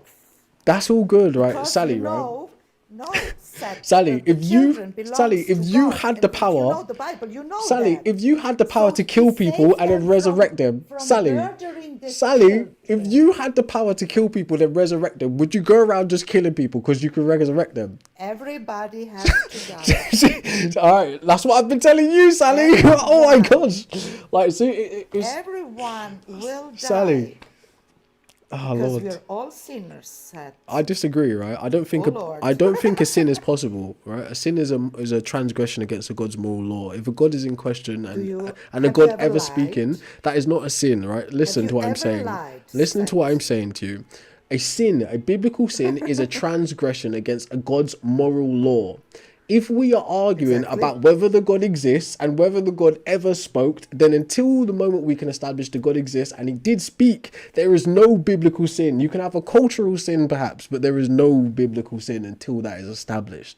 You can believe in sin if you want to, but until it's established, substantiated, there is no biblical Did sin. you ever Right? lied, Seth? Sally, there is no biblical sin until you can demonstrate God exists and he No, spoke. this was Right? not my question. I, Stay I with don't me. I don't I Did you don't ever need lied? you I don't need you to question my character, right? That's not nice. So You did. I don't have. no, Sally, Everybody right? has Look, lied. you're not in a position to question my character after you've just said murdering children is evil, and then you Because said, "Oh, I but God, know for all God, for people God is are all good." Okay, liars. right? Yes, all people are liars. I agree, So right? you are I not agree, good, right? and But I'm also not good, no, Sally. Seth. I never said I was good, and I'm happy to accept that at any given time. I don't Because claim we to be good. aren't But what I good, don't but accept, you know Sally, but what that. I don't accept, Sally, is that lying is a sin, or any kind of transgression is a sin. Oh, it It's is. your belief. Oh, That's your Seth. belief, Sally. Virtue No. Should ethics, you have ethics a of lot of care, people around you and everyone is utilitarianism, lying to you? You etc., cannot live this etc. life. All these different ethical frameworks will establish what Oh, you Seth. take to be good Seth, or please. evil. Please, Sally, come Seth. on. Do you want really people around you that everyone is lying to you? Sally, if I wasn't comfortable with liars, I wouldn't be speaking Would to you. that be good? Sally, It would not Sally, be if I good, wasn't Seth. comfortable interacting with I liars, I pray you wouldn't be do speaking with not you. have people Okay? around you who are lying to you. Sally, I appreciate that, and I would love for that to be true for all people. But the reality is, that's a capability we have. But just because a man can lie, that doesn't make it a sin, right? That's something that you are projecting onto the world It from is your view. wrong. You know what Sally, sin means? so To I miss the told goal. no, I told you, right? A Oh, sin is a yes. transgression on a God's moral law. That is what a sin is. Exactly. Okay, right? So Because he the does fact not want God has us never to do God has bad never to come each down and other. established what is a sin, what is not a sin. There were over He 600 did? Mosaic laws which no Christian today can say they keep, okay? So No, everything because we cannot keep it.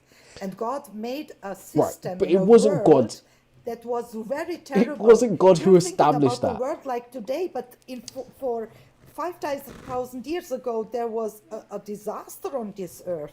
There was no Sally, laws. there are disasters This every was day, not like you right? have it today. Sally, all right, so Sally, But laws are the things that people men and make, the right? nations were terrible. Sally, laws are things that men make, and the type of laws that govern our society, right, are called oughts or prescriptive laws. What one ought do, what one ought not do, right? Said, I don't Someone can know tell any you, sin which is good. Sally, someone can tell Every you, sin has his Sally, someone can tell consequences. you shouldn't go to the river and take water from there. That's what you ought not do, societally as a law. Do not go to the river and take water from there. But guess what you can do, Sally? You can go to the river and take water from there, okay? Now, if we're talking about a God's law, it wouldn't be a prescriptive type of societal law like that, okay? You would not be able to break that law in any possible way if it was a God's law. Like it'd be like jumping 3,000 feet in the sky. You would not be able to transgress that if it was a law from God, because it'd be established as a fact about the universe, not a one ought do, not a guidance system. Okay, it'd be a fact about reality that you could not do this. That's what I'm saying to you. We all need structure. I agree. God knew that. No, men knew We need that. structure. Men knew that. So men created anthropomorphic God knew gods that. to police other men when they weren't around. Okay? Look the laws of the other nations. You will be terrified. What are you think talking the about? Romans had good laws. The Romans had terrible laws. Look, You know? look. I'm well aware Or that the there are bad laws. Assyrians. Sally, Or I'm the I'm aware. Assyrians. I'm aware that there are bad Terrible laws. We laws. still have bad laws today, like yes, but like I just said, laws are You prescriptive. still need them, you know? I agree. I To agree. protect. I agree, To right? protect.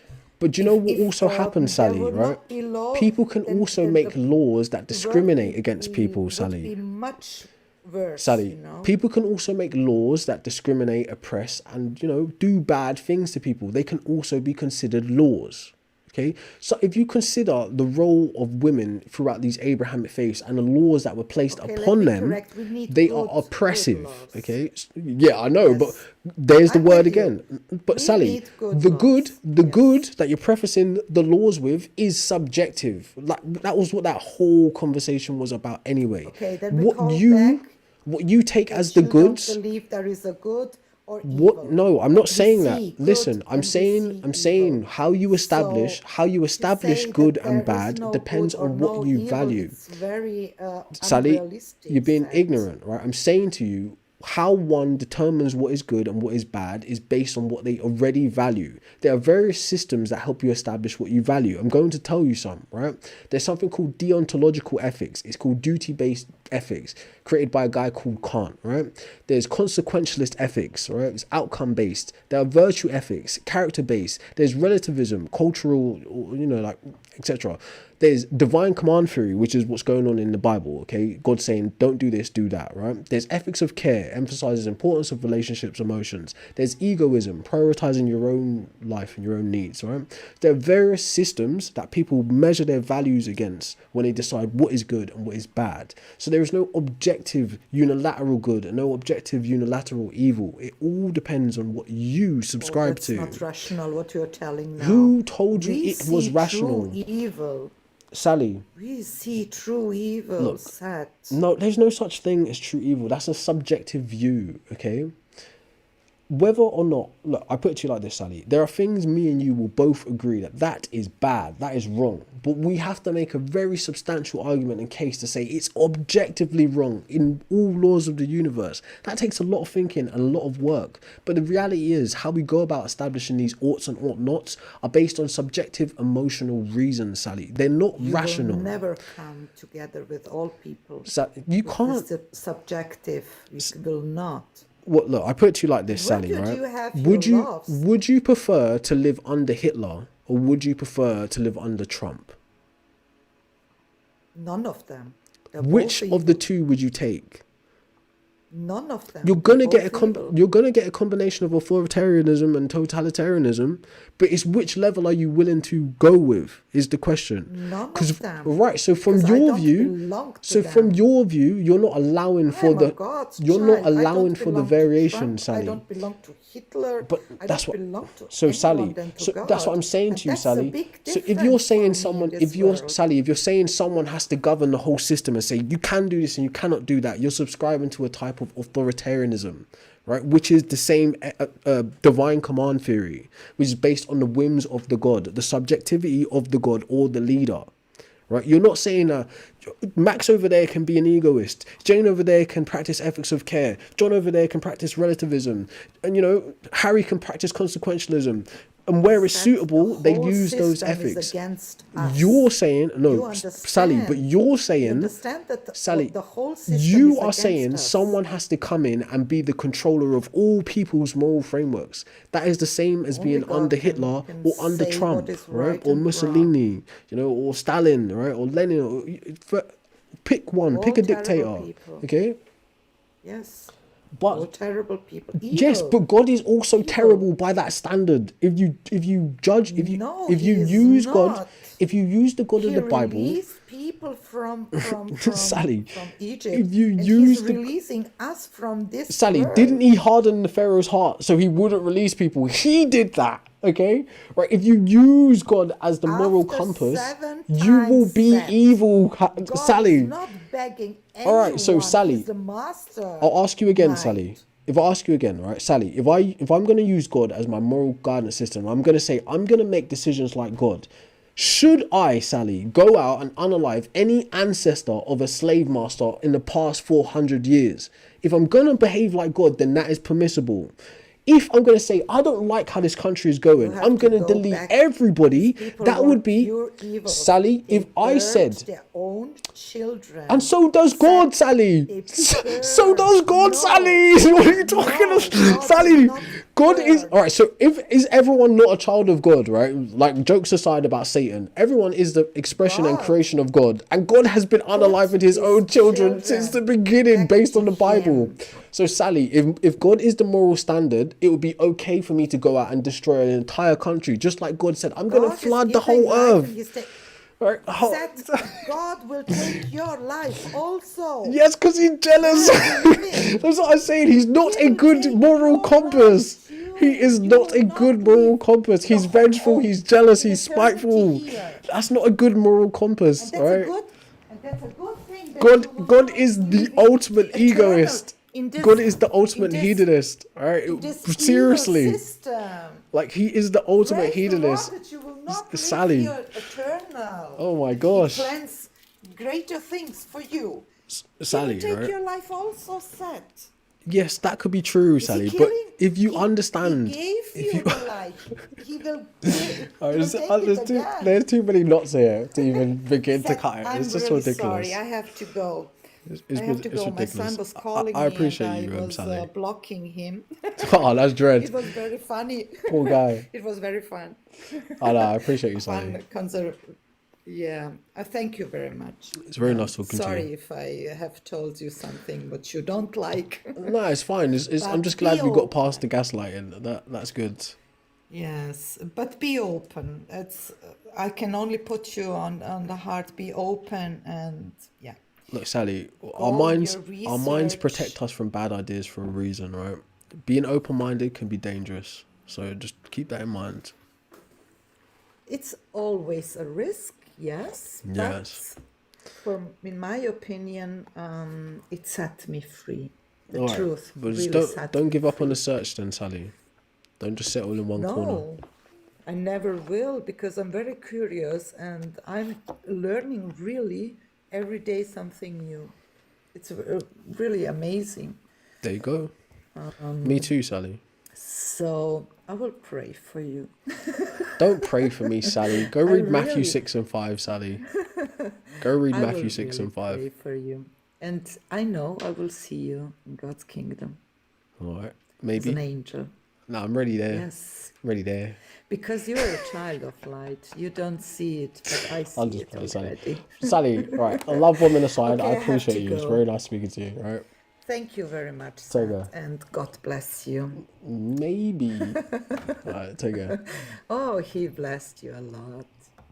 Okay, I'm Hey, gone now. see you later.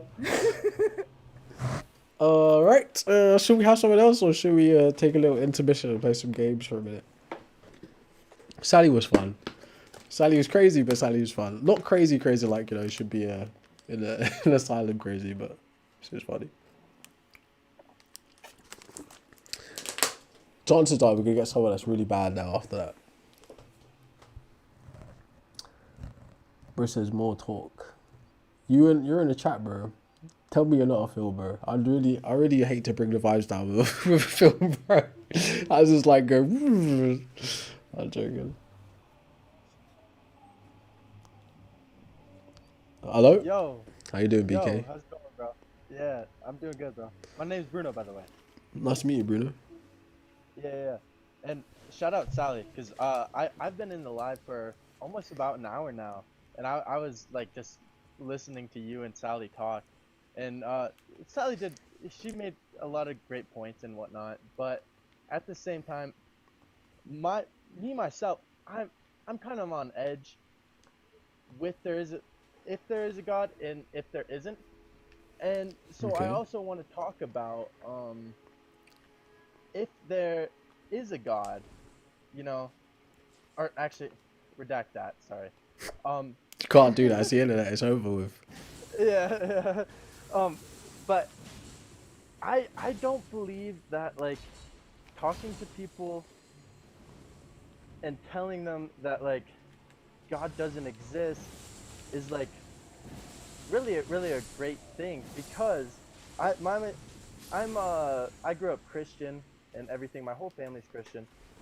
I'm an atheist. Like I came to that conclusion like Well, almost about a year you was ago an now. agnostic a minute ago. Yeah, well, I I don't actually think I'm It's agnostic okay to be because both, bro. You can actually be both at the same time. yeah, may, maybe, but like But, I really really believe that there's not. why Like why is I'll why is telling people God doesn't exist a bad thing? Not that I'm done. I'm not even actually well, yeah, doing yeah, that. But that why is that a bad thing? that's the point I want to talk about too. Um, so I kind of think that like if I were to tell my family and like because I have some really hardcore Christians in my She needs to be family, and if done I were to here. tell them and I believe that I could actually make them not believe in God, but at the same time, like what, like I don't think that there would be any good coming out of that. Well, it So depends. It why would depends I? on why you're doing it first. What are your intentions behind doing it, right? And what are you going to supply them Yeah, with in order to help their growth, right? yeah, No, yeah, I'm not yeah, necessarily saying that, like you. It's necessary that if you're going to take something, you must give something. But if you can, then you should obviously offer something back. If you're going to remove something, if you can. yeah, But it and depends on your intentions, why you're saying it. yeah, for sure, it definitely does, and I I definitely won't ever talk to my family about this ever Why? because I firmly believe that like what God has done in their life is just it's almost projecting good. Like it's almost making them amazing people. Like Yeah, I I think you're love going to lying. So church and I think you're lying about being an atheist. I think you're just being a weasel, based on what you're saying. well, Right, well, and I again, actually based on what Sally's I just can get said, that'd be a sin, wouldn't it? well actually I it doesn't even matter if it's a sin or not to Sure, myself. You know what I'm saying? sure, yeah. Yeah. When you're role playing, nothing really matters. Well, I'm not role playing. Well, when I became atheist, like when I just graduated high school, probably Sure. about I think I was like 3 years ago now. Like a month after that is when I made my like actual switch, and it's gonna sound super super weird, but Well, it was mushrooms. I'll be I honest with took a you. lot of I'll mushrooms. be honest with you. Like, I don't know how Yeah, old you yeah. are, but the way you're speaking, it sounds very superficial. It doesn't sound like you've actually considered this. I have, and I've put a lot of thought into it, and I mean, I'm just not the best speaker by all means. Like even talking right now makes me nervous by all Well, means, yeah, you fair. know? That's fair. We're all nervous, bro. Yeah. And Hey, I Livia, stay in requests. I'm gonna bring you up in a minute. so I believe that like I don't think talking about I don't know, a negative narrative of bringing people away from God is really good in the first place because All right, it that's I cool. believe God yeah, I really believe I, that I, God I will not consider your opinion, but I appreciate you for sharing it, brother. So I'm gonna let someone else come up. All right, all right. peace. Cheers, bro.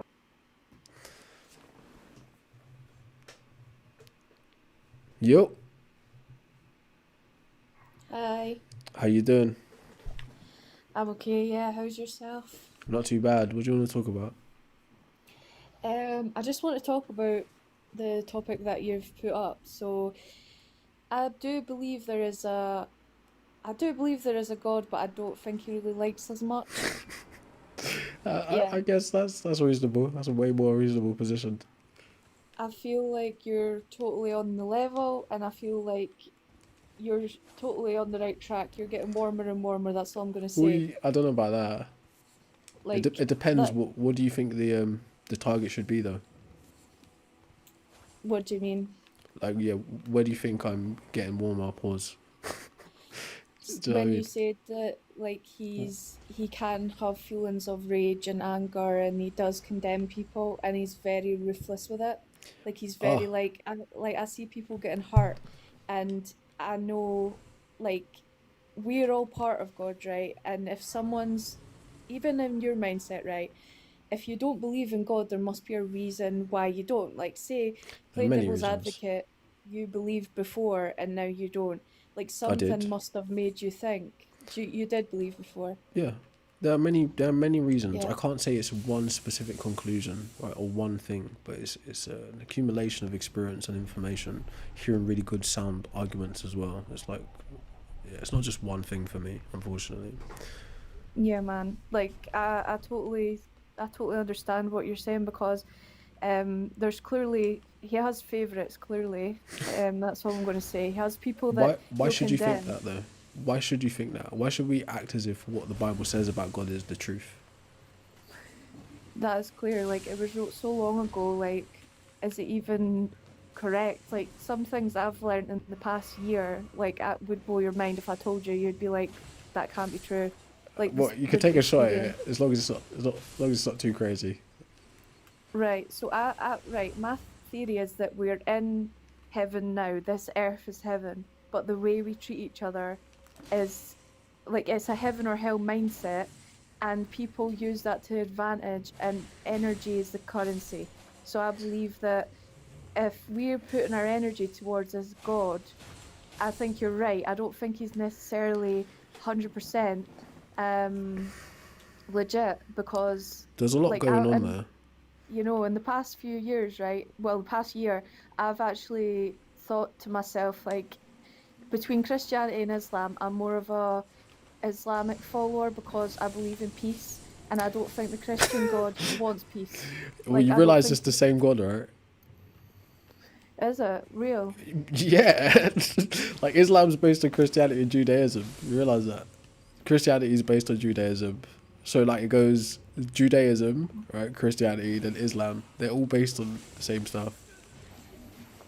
Because I'll be real with you, man. Like, I get like I'm quite what's it called? I'm sensitive to energy, right? And I predict stuff, right? And I always think, what the fuck, like you're crazy, girl, like. But I'll think of a Um, scenario, right? And I'll be like, that person can't be trusted, and I'll doubt my intuition, right? Because it's all within us, right? well, It's yeah, not. We that's don't need to look outside ourselves. Like we just need, and then I'll be right. And I'm yes, I don't that need to so turn to a book to know. that's definitely possible, right? And you can approach that power of prediction from a rational point of view, right? For instance, to be able to make a prediction, all you need is a significant data set or be able to spot patterns that are reoccurring.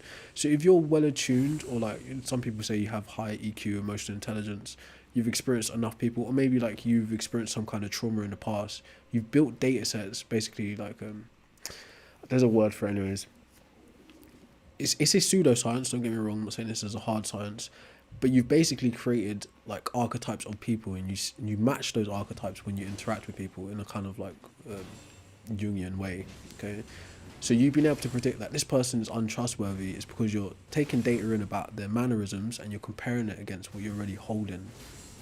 So you can make those kinds of predictions and be correct. It doesn't necessarily mean something supernatural is happening. It just means you're doing it intuitively, but Yeah, it is a process that can be like broken down analytically. So it's not magic. that's exactly right. Like people were like, "Oh, it's God that's guided me. Like this is why I know that." But you're totally right with the intuition thing. It's like if more people realize that they don't need something to act. Like I genuinely feel like it's just whoever this person is just a big energy harvesting. It's just big I energy mean, harvest. so like it's with all due respect, it sounds like you are engaging with a lot of not necessarily conspiracy theories, but it's kind of in that zone of kind of like pseudoscience slash conspiracy theories. Because when the word energy is getting thrown out so vague, it's either like your old school hippie talking about vibes, or you're like your new agey talking about vibes just in a new age way, in a new age Yeah. way. Do you know? So No, like it's it I can have that very can lead far you out to very ideas. bad conclusions. But like I'll be honest with you, like I take people for how I take them. So like I don't believe like that person's evil because they have a smoke, or that person she needs to be condemned. Like I hate these preachers on TikTok. Like just go to God and don't have snacks. Don't take this. Don't do that. I'm like, Well, you know yeah, what? At the end of the day, you need to go through these things to get to the other end, and then you find out yourself. You yeah. find out. I guess that's kind of true, but that speaks more to humans than like anything again supernatural. That's just the way humans are. Humans hold values, they hold beliefs, and then they try to make the world fit their beliefs. So they'll project onto people stuff. It's just that's kind of standard stuff. It's just But I'll genuinely be honest with you. Like, if I was say I was like drowning on a boat, I think that a demon would save me over God. And why. that's me because as much as they can be bad, they have that side of them that's like rational, but I feel like God is very like go, start, and then he just runs with the conclusion. I Maybe, think but that's what. maybe we should start with why you think a demon exists in the same way that you think a god exists. So the demon thing, I think it's. I don't necessarily think like. I don't believe in all this whole that person has demons. I believe that it's like our fears basically, like telling us that like we're not good enough and things like that, and it's a, like that's what they consider hell is like the low vibration, So that's just addiction that's thing. your mind, right? Yeah, it's just your mind technically. Well, really, it's not like a higher power. It's just you need to raise the mind level, and it's within us, like genuine. Like it's not even like we don't need to outsource it. So Like for have you real. ever thought about why you're framing these mental things through a supernatural lens with gods and demons and energies? Have you ever thought So about that? this is where I was gonna get to that story that I didn't know if I should tell you.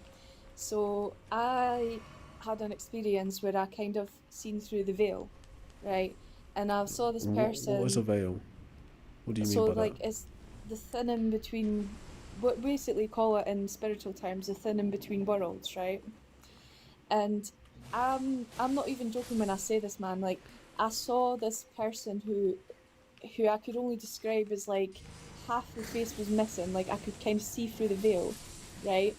And this person basically told me straight up Was this awake something about. or sleep? No, this was awake. Like I was like, and I got proof that they weren't like it was a supernatural thing. Like I got clear proof. You can. Well, I'm not gonna take you down that path, but okay. But basically, this person, I know that they weren't like they were a follower of doing the right thing, but they weren't necessarily maybe classed as good because they were doing things, certain things that God would condemn, right? And they came to me and says like they kind of intuitively told me this is the wrong path. And now I'm thinking to myself, why would why would a loving God lead me down a path that's going to crucify me? But a person that's not Well, yeah, that necessarily doesn't make sense. perfect try and save me. And that like a demon, vampire, Well, whatever. I mean, Like why look, like why that's an interesting question, but I still wanna. I'm trying to understand why you're framing things in that way. Like, Yeah, no, I know what you mean. Like, I shouldn't say it like that because I don't like to put labels on it. Like I said, I do take people as I take them. Like, someone could have like that other side to them, and because I can see people. Like, because I've got a pure heart, I see people, and you have got a bright soul. Like, I can see that in you. you can't really say you have a Um, pure heart, because like it's like like no, like a pure. I'm not got maybe I'm not perfect. No can't one's say you're real. It's just something you got to be. It's like one of those ones. It's like yeah, yeah. it'd be Like like real man, like I just like take people as I find them. Like I don't ever think to myself, oh, that person's horrible. Like I figure out for myself and then I make that conclusion when the time comes. And I know that I might sometimes I'm wrong, sometimes I am wrong, yeah, of but course we all hand get it on my wrong. heart, exactly like we all get it wrong. But I genuinely feel like they see this whole judging thing that we all do in this life. It's because we we've got the insecurities and it's nothing to do with demons. You're right, it's nothing to do with any of Yeah, that. It's sure. just That's insecurities. certainly a mental thing. It's certainly a mental thing. There are philosophies and like schools of thought that can like free you from that kind of way of thinking if you choose to endeavor. Like because really all of these things that we're discussing, demons, judgment, like spiritual, supernatural things, these are all constructs put forward by another human just like me and you. There's no rule book that says that you have to abide by these views and this game that other people are playing. Ultimately, it's whether you choose, like you're making a choice to participate in this way of thinking, in this way of playing the game of life, which you don't have to. So Yeah. once you get clear on that, then there's different approaches you can take to managing any one of these kinds of problems. You know, Yeah, and another thing I want to say as well, like I know I've took a lot of your time up and thank you for having me on the panel. it's cool. Um, I just wanted to say, like, when I grew, say, commas, closer to God, my family was really not happy with that because like my mum was describing it as like a sort of psychosis, like you know, and they say that your parents are the most important, well, one of the most important people in your life, and I've always seen it that way, like whether I follow a book or not. Like I'll always respect my parents because my mum gave birth to me, she brought me into this life. So um basically where I was going with that is that being closer to God can not sometimes not benefit your overall dynamics with the people closest to you. It can actually I would put say, a I'd say be barrier. careful with that. Be careful of framing it as you being closer with God, and actually value what your parents are saying to you, because you may not be able to see their point of view currently, but they may be correct in some ways, right? Because look, if I was to say to you, right, just like, I didn't even get your name, Livy, right, or Livia, right? I was walking in the park, and then a ghost guy appeared to me, and he started telling me the secrets of the universe, and he told me I should come to you, Livy, and I should, like, I should take all your money and I should enslave you. Right? How would you think of me just by telling you that story? I would feel like I don't know. I would question it. I would, but Right, then because that the I'd ghost guy is not go, part of reality to you currently. no, he's not in my reality now. No. Exactly, right. So in the same fashion, when you start saying or expressing ideas to people that aren't found in reality, they're well within a sane mind to say, hey, you may be having a break with reality. Just like you could, like, roughly characterize Christianity or any kind of woo-woo system as a delusion because it's not part of a shared reality, okay? But there are Yeah. ways to maintain the ideas found in these supernatural things and maintain a real sense of reality, like stay grounded in reality. But like I said to you earlier on, like the way you were speaking, Yeah. it sounds like something called apophenia, and it is something that's experienced as a type of psychosis or a delusion. It's experiencing various different things that seem connected to you, which actually aren't connected in any meaningful way. You know? And that can play out in, like, what we describe as mental health issues, and it could be a mixture of spiritual things, conspiracy theory things, religious things, political things, all simultaneously imposing themselves on you, if that makes Yeah. sense. It makes a lot of sense, but like I genuinely would never, like, hand on my heart, like swear on my life, I'm not lying to you. Like I saw what I saw, and there's definitely a veil that we don't see. But I'm non-judgmental. Like if I see something that's not particularly in my reality, and I kind of open my eyes to something, because I'm really, like, I'd say I'm quite, obviously I said I was intuitive, and if I know something, I keep it to myself. Like I'm sworn to secrecy. Like I've really only spoke Not about this with necessarily. yourself. Look, I'm not No. telling you you should, like, keep your experience to yourself in fear of being thought of as crazy, right? It's, to be in truth, that's also something. I know this kind of sounds like contradictory kind of information I'm giving you, but philosophically speaking, at some point in time, to become your own person is to liberate yourself from the views and opinions of other people. That's the only point you could really truly become yourself, is when you liberate Yeah. yourself from the views and opinions of other people. But that being said, as it goes with your parents, they're not just any random people. Now, sure, you're not entitled to good parents. We're not at all, right? But you do have parents, and it's likely that they do actually care, and they can see a side of you that you can't see. Do you know? Yeah. No, I So, know so it's that. not to entirely dismiss their views. Yeah, no, I love my mum, and my the father figure that I've got in my life has always helped me out when I've got in situations that aren't quite right. So I respect him so much. Like that, you know, how can you not love people that you've spent so much time with? Like if it came down to it, if God was like, choose your parents or choose me, I'm choosing my parents. I'll be real with you. You know what I mean? Like I'm not choosing someone Well, that I've met 2 luckily, minutes. that's never gonna happen, right? We agree. Yeah, absolutely. Yeah. That's never gonna happen. So you'll never have to make that choice.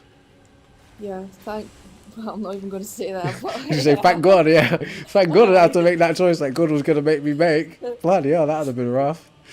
Exactly. But do you see how, but, like, we're laughing about it, but do you see how it sounds, right? That Yeah, idea of what God might want you to do, or like intentions for you, that is something from outside that someone else has put into you. It's not Livia. That's someone else's idea about how the world works. You know, you you yeah. you don't have to carry it. There's no rule that says you have to walk around thinking that. But see, we all carry stuff the way that are heavy on our hearts, and we're like, You and we have no one. Especially some people are really um wanting to get that out, and so they'll turn to God, commas. They'll turn to this person, and they'll be like venting, and that's where all their energy's going.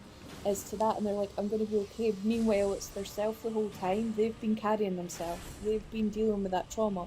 It's not God holding their hand when they're crying in bed at 1 in the morning. That's Yeah, them, you yeah, know. it's true. Like again, I'm not like well informed enough, but I don't know if I can articulate it well. But God is like the symbolic expression of these things. Like if I told you, oh look, I want you to clear your mind and just don't have any thoughts, it's going to be super difficult, right? But if I say, look, hold this ball in your hand, right? This ball, that's like all the colors that you love, it has all of the pictures you love, and it represents all of the things that are greatest about life. Just hold this ball in your hand, right? And don't think about anything but this ball. By you just focusing or externalizing all of your emotions into this symbol that's in your hand, you will reach that state of meditation. So in that kind of way, people use God as an egress or like a release valve in the same way as that ball in your hand. So the God itself it doesn't have any function. It's a symbol that you're expressing your emotions and your thoughts through, you know? Yeah.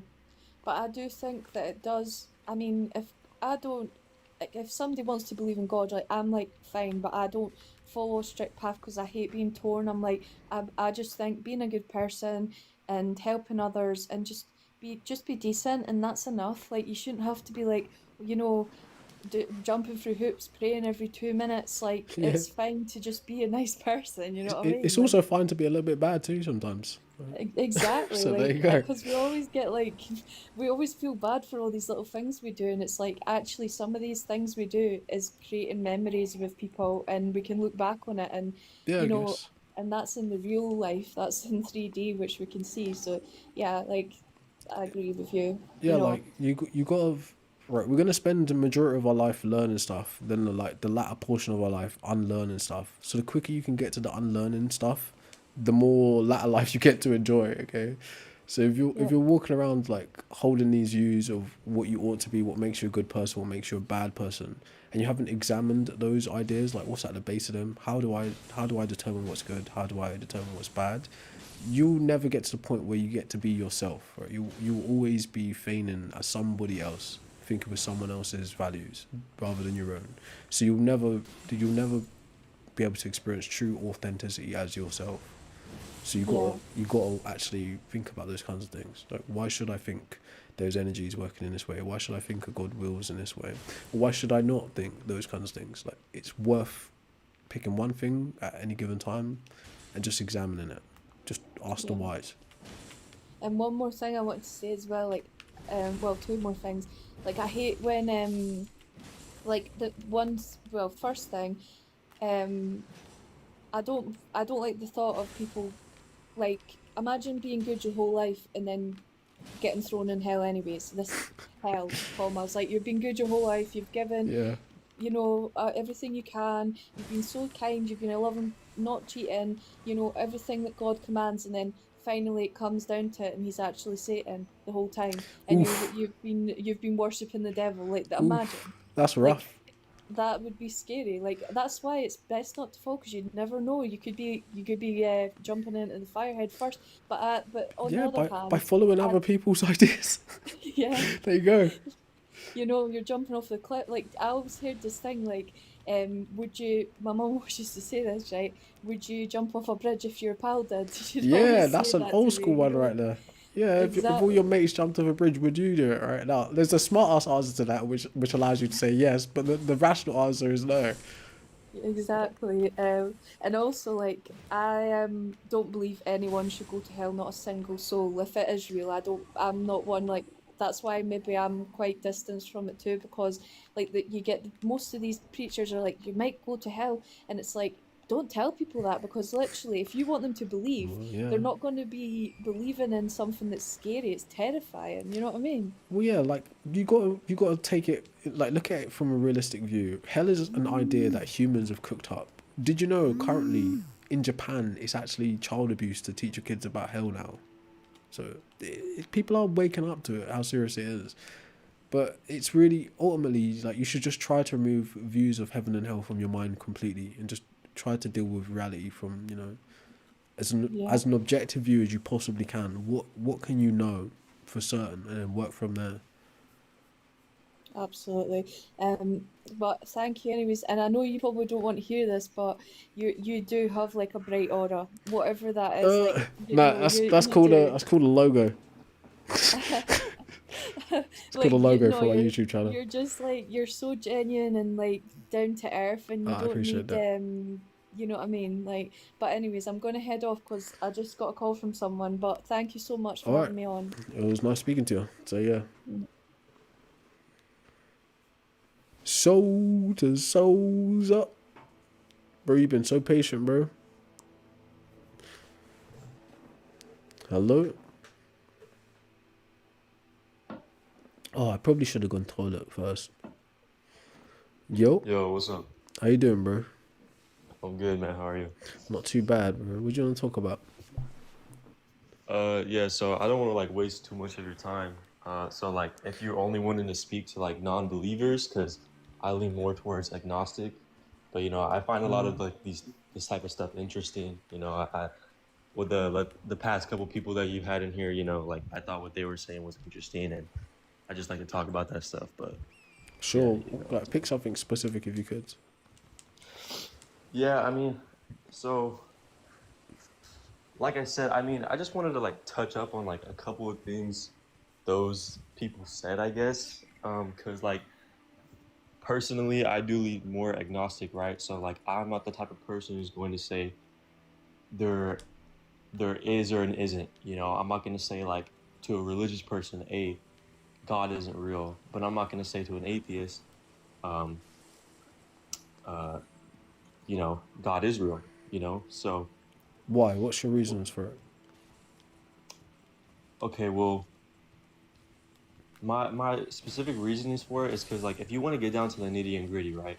See, the problem with like these type of conversations is that they're it's always going to be like a logic argument, right? You're going to have someone who can come up with like the right type of logic to make a sound argument for maybe not why biblical gods exist, because I do lean more towards atheism, so I would say that there's a lot of flaws within, you know, biblical gods, and there's a lot of flaws with you can make a really good argument towards why humans did invent the idea of God that most people believe today, right?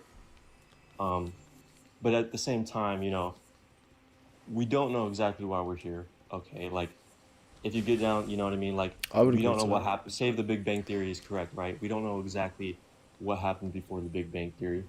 Okay. I think in both um scenarios we still wouldn't know. Creationism or Big Bang, we still don't really know. yeah, and so I mean it's a mystery, right? Like who knows, maybe in a billion years, a million years from now, there will be something that will happen that will be a huge new indicator of for a reasoning of existence, you know. But we're at a point in time now where it's okay to like not know the answers to a lot of these questions. Like I don't know if you've heard of I wish that I absurdism. wish that were completely true, but we're getting there. Get in there in like what sense?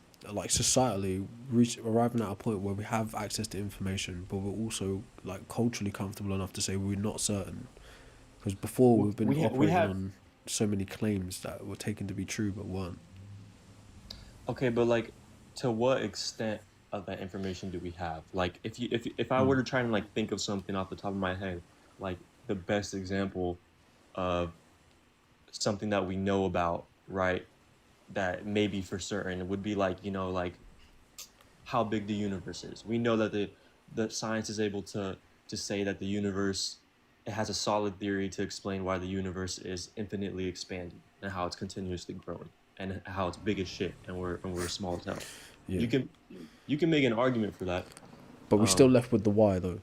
That's what I the mean. why is always going to be there, and so that's where Yeah, the that's where the debates come in. That's where the personal beliefs come in. That's where you can find someone who right. can make a really good argument for why God exists, But and then you can find someone, say like what yourself, what who I can make mean a really good. is socially we're getting to a point where people are able to say I don't know rather than being pinned to dogma scientifically or religiously. Like that's a massive. That's like one of the most important things to progress, in my opinion, from like a humanist point of view, is getting to a point where it's socially acceptable to say I don't know, and not feel a pressure to like force an answer or an idea. Just to openly and honestly say I don't know, but also maybe be willing to say I'm gonna go and look. I think something that we're supposed to achieve. I think, yeah, like we're socially in a state where like you have the people who are open minded versus the people who are closed minded, and the religious people can be completely open minded too. You know, because there are people who question their faith, right? They go through cycles, they go through phases, and then they still end up coming to the conclusion that they believe in, like Jesus, for example, right? Yeah, Um, I think that's on both sides of the table. I think you could be dogmatic scientifically and dogmatic religiously. yeah, I yeah, think that's absolutely. that's on So both sides.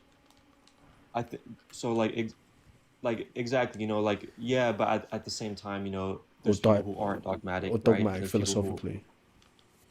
you said what? Or dogmatic philosophically. Can you like? Sorry, I'm not like super So keen on like the term. Can you? in philosophy, like someone says, I'm a materialist, I think everything is just matter.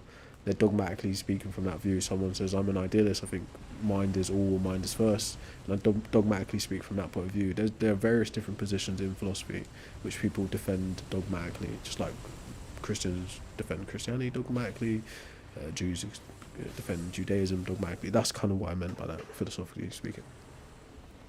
So that means like that means they're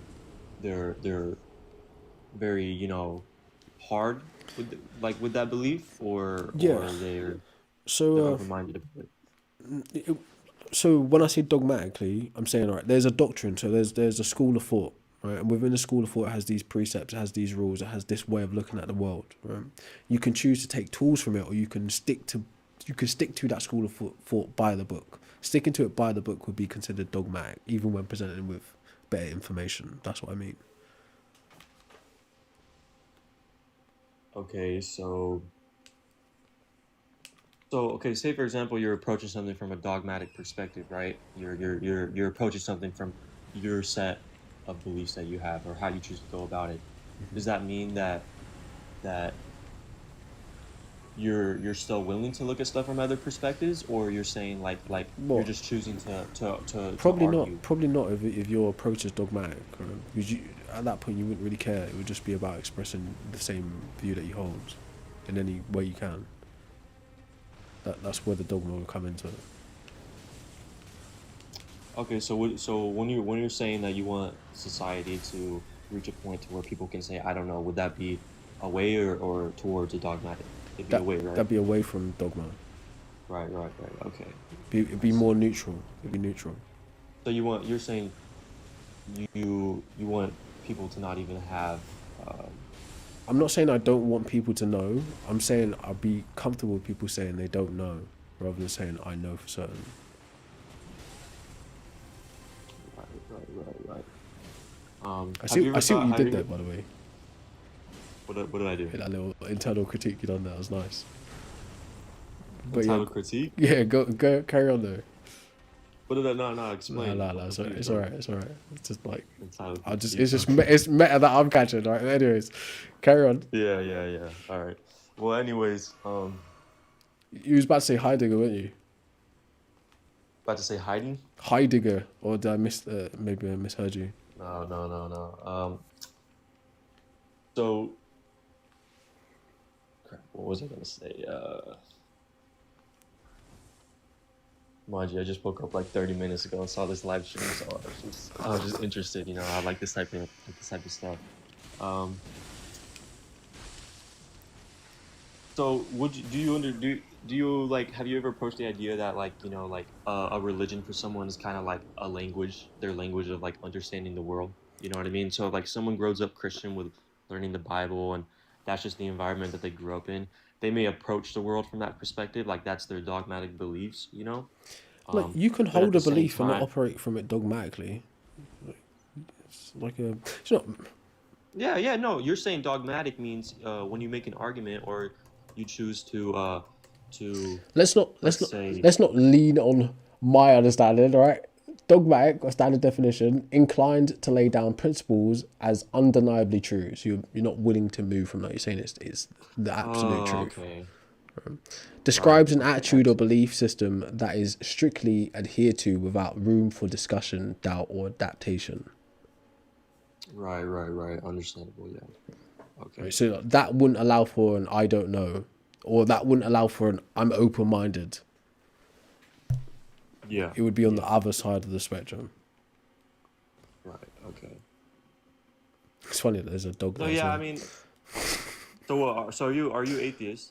Yes, I would be in terms of the invention of gods. I would say I am. Is as hard as it is for me to say it like that. Yes, I am an atheist. So you deny the existence of God. You would say that you think if you had to put a bullet to your head, you'd be like, no, God doesn't exist. Yeah, I guess. Okay. So are you open to? So are you still Are they like I jumping was at me? saying earlier about? Huh? No, just commenting on the game. Oh, okay. So are you still like I was saying earlier about like the why and whatnot? Would you still be open to the idea that, you know, we don't know for sure whether a creator exists? Yeah, I think like you could have a creator of the universe, right, and it not be the same kind of god that's considered in any one religion or any one like kind of school of thought. Like a creator of the universe could end up being a lesser being in comparison to something else. Like that's how ridiculous it can get. Right. So Just the overall understanding that, like one good argument that I've heard for the existence of God would be like when you look at the universe and you look at the laws of physics, there's clearly a design. There's a complex design within the universe, right? We can't necessarily explain why it's structured that way, why we're bound to these laws. So it would be somewhat logical to think, okay, well, if there's a complex specific design that's already in place, so right? I understand that you're saying, but I don't think that is actually the case. I think that's a view that you can hold, but it's not a matter of fact. What's not the case, that there's a complex design, or Yeah.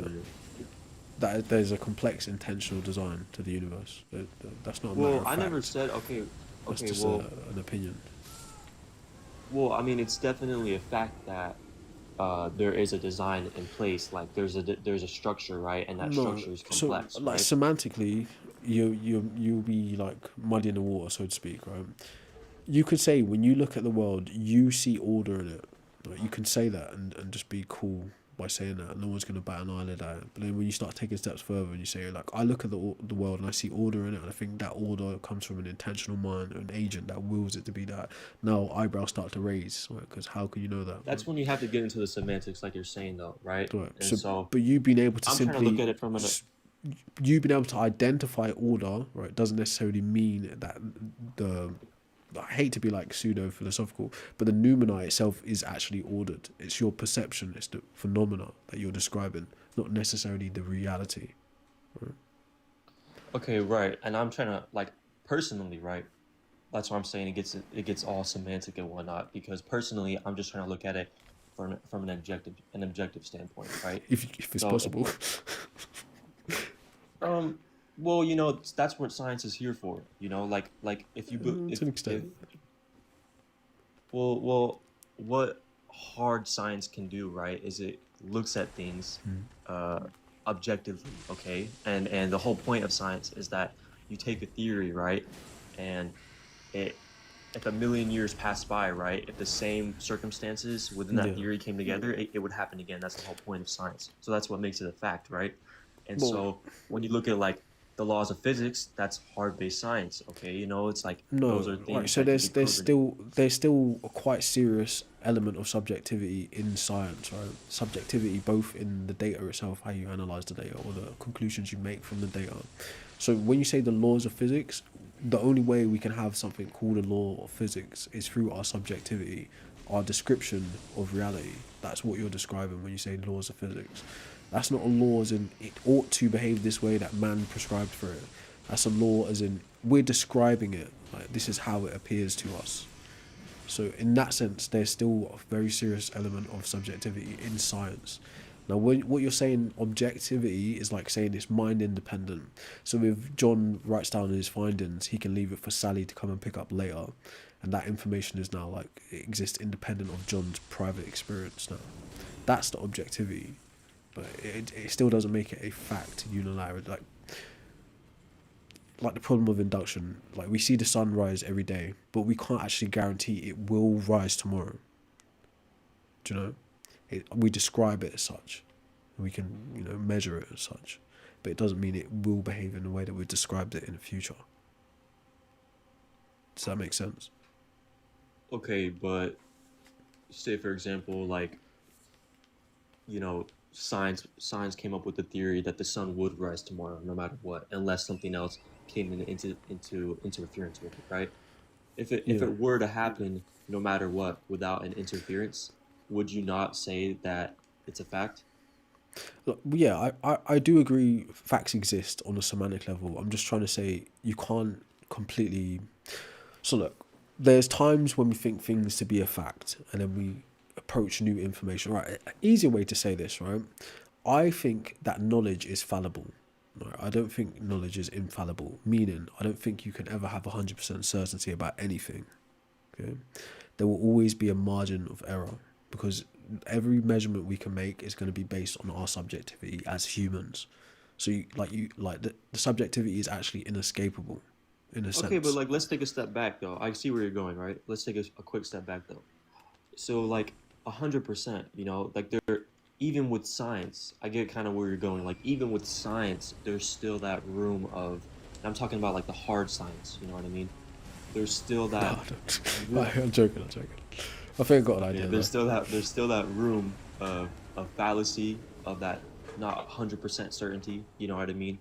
Because for example, like there are theories that scientists have today explaining parts of the universe that we're still not sure about, like the Big Bang, for example, right? You know what I mean?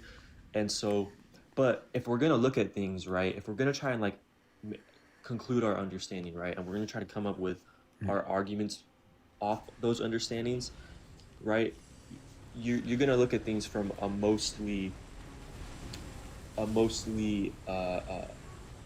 I guess you're gonna have to use the facts for your argument, Yeah, right? we'll try our best to, And so but what it's not necessarily going to be the case in every circumstance. But we'll try our best to. we Well, try our best to, yeah, okay? And so like if the best strongest argument that you could make for like why the universe works the way it is, right? Or how we know it works, right? With gravity and with motion and force and all that, right? If that's the strongest argument you can make currently, right? And we have all the evidence to back it up, right? And that's even not the though. most Are you speaking hypothetically, or are you speaking like actually? well well on a somewhat like I'm speaking on like a on a if we're gonna go off the strongest evidence that we have today, which concludes the facts that we claim to have. You know what I mean? Yeah. So intelligent design wouldn't be the best argument for God. Yes, it I wasn't is. saying that. I So was saying it was a strong. I was saying in my opinion, the whole point of like the structure of the universe and design and complex design in terms of the laws of physics, right? Because it's obviously specific, right? It's specific. There's the laws, right? Laws. that's a description of a description. Okay, right. Anyways, are laws aren't random. You know what I mean? Like laws have like these things have to happen in some way or another, right? And so then when you want to really get to like the deep end of it, okay, it's like if these things aren't random, I see you're getting one, but if these things aren't random, um, it's not crazy to say like, okay, well then how did it get to those points, right? Yeah. And But remember what I said and earlier on. That's when we say it's okay to say I don't know. I'm gonna find out. yeah, of course, 100%. See, But okay, you can say I don't know, right? But if you you're cannot going to know. try and approach something, if you're going to try and approach something from the most logical way you can, right? If you wanted to come up with like if you wanted to, if it makes the most sense, okay. So like, let me try to cut through the extra, right? So like, objectively speaking, right? Yes, science is 100% certain, but science has come to a good basis today that the laws of physics Science exist, isn't right? 100% certain, bro. No, but it's not 100% certain, but there's lots of evidence that you could make a good, Yeah, very strong it's argument pretty for, consistent, no okay, doubt. it's pretty consistent, okay? Yeah. So if we're gonna try and come up with arguments here, we're gonna try to use the best logic to create these arguments, we're gonna go off the most consistent evidence that we have, Right, right? but arguments aren't And so, necessarily truth tracking or reality tracking. The arguments on them in themselves are just like they don't actually exist as things. They're just reasoning that we're given. okay, and so if you're going to try and use the best reasoning that you have to understand something, right? Then then you can make an argument, and then if someone has a better argument, they can prove that argument wrong, right? And so Yeah, like yes, like no argument is like 100% certain, right? Like no every argument is like just a thing, a connection of reasonings, right? You know, yeah, and we still have. in an ideal world, we'd all leave the table after the argument, say, you know, actually, you've changed my mind. I agree, I was wrong here. I was right there. But in reality, it's like we fall back on our dogma again, and then we go to strengthen it with counterpoints and new ways to attack the opposition. Most of the time, because the argument and the reasoning is like it's more for the enjoyment of sharpening dialectic than actual learning or like reaching knowledge. Because to reach the knowledge and learning, you can go read the studies or peer reviews of people, or, you know, Okay, but or then go okay, and so like engage you're in some kind of empirical study. But the okay, actual but like you're exchange of saying. ideas is more about that human connection than what's actually being said. Okay, I mean you can say that, In, right? in Like like you can popular say that, culture, like I think that's my opinion, right? okay, well you can say that, like yeah, people who argue from dogmatic perspectives, they may not trying to be actually reach new understandings. They're just trying to sharpen their belief system. They're trying to sharpen the reason for why they believe in it. I 100% agree with that. But at the same time, you know, like you're obviously very philosophical. I can tell with a lot of No, these responses. You're no, not. no. I'm a layman, bro. All right. Well, I mean, you seem to have a pretty good understanding on a lot of these things from like a philosophical approach. That's just what it sounds like, at least. Um, Blood clot, but truth back. Sorry, I was just shouting at someone in the request. no, Sorry, you're sorry, good, bro. brother. Um, Go. Sorry for interrupting. but at the same time, you know what I mean. Like let's look at like philosophy. Let's look at the art of debate, not just for like if you look at the whole core of it, it's like people, you know what I mean, we have these debates and we have these arguments to also help reach new understandings. You know, it's like Yeah, philosophers debate ideally, because they both do all the research that they do, right? They do all the thinking, all those hours of thinking, all those hours of understanding, of existing, of experiencing, and yeah. then they try to debate amongst themselves, not for the sake of sharpening their ideas and for that human connection. That's a Maybe the part of human it. connection is still there, but they're arguing because they have the intention of also wanting to understand something new. You know Yeah, what I mean? that's the very human part of it, which I think the essence of it is about the connection with the other person. Being able to like encapsulate concepts and ideas and then express them and hear other people's. It's not necessarily about reaching new or generating new knowledge. It's not necessarily about that in a debate setting. It rarely ever But if is. you're trying, if you're someone who's trying to reach, if you're someone who's trying to like, you're saying, okay, no one should reach a conclusion, right? But if you can still reach a conclusion and not be absolute with it. You know, you can still reach a conclusion, but have it be until you learn something new or you hear a stronger argument, right? You can use that conclusion as your set belief. You know what I mean, for the time being. So Yeah, so sure. if you come to the conclusion, right, that you think God does exist, okay, um, that doesn't mean that, you know, like obviously it can't change and whatnot, but it just you just use the logic that you best were able to come up with, right? If you're completely honest with yourself, you use the logic that you were best able to come up with, the best logic that you heard, and then you use that as your main argument or your main understanding for why God exists. And so back to the laws of physics thing, it's like you if you wanted to try and find a good argument for the reason of an intentional creation or an intentional designer, right? You can look at the what the current strongest evidence that we have, which would be science to a huge degree. Um, and you could look at the laws of physics, for example, and you could use that, and then come up with your best conclusion or your best logical understanding of why you think a creator might exist because of that. You know what I mean? And so until someone else comes up with a stronger argument saying like, okay, just because the the laws of physics are in place in this way doesn't mean that a creator, would exist because of that. Until they can find the logic to disprove that, um, then it wouldn't be wrong to think, okay, then yes, a But creator might exist because of it. you got to ask yourself whether what you're concerned with is the truth or the argument itself. Are you trying to reach truth, You're like you're trying to generate knowledge? you're trying to understand truth through argument, right? That's what we all do as humans. We're all natural philosophers because we're all curious. Then So, the argument itself would just be like a temporary cap or like a stopgap between you well, discovering I this said ultimate what truth you're searching for. So you're saying I would no, plug well, this, I would operate as if this argument is the truth until presented with new information. That's kind of what you're saying. well, I'm saying that you can reach a certain set belief, right? With all the understanding that you came to, all the logic that you realized, all the evidence that you looked at, right? You can come to a set belief, and until, you know what I mean, you don't have to 100% abide by it, you know what I mean? But until you hear or learn something new or hear something stronger, um, it if it's strong enough, right? If the argument is strong enough, right, and the logic is there, you can use that argument as your set belief until you hear something different that proves it wrong, or you learn something new.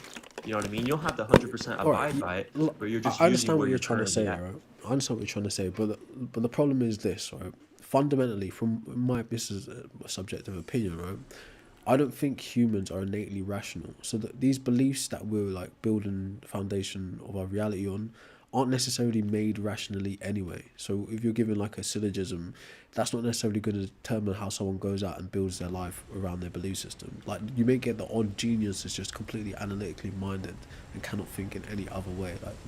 Like it's impossible. You can't actually have a Spock human at all. Like every it's long to explain, but there is no decision you can make without emotions, put simply.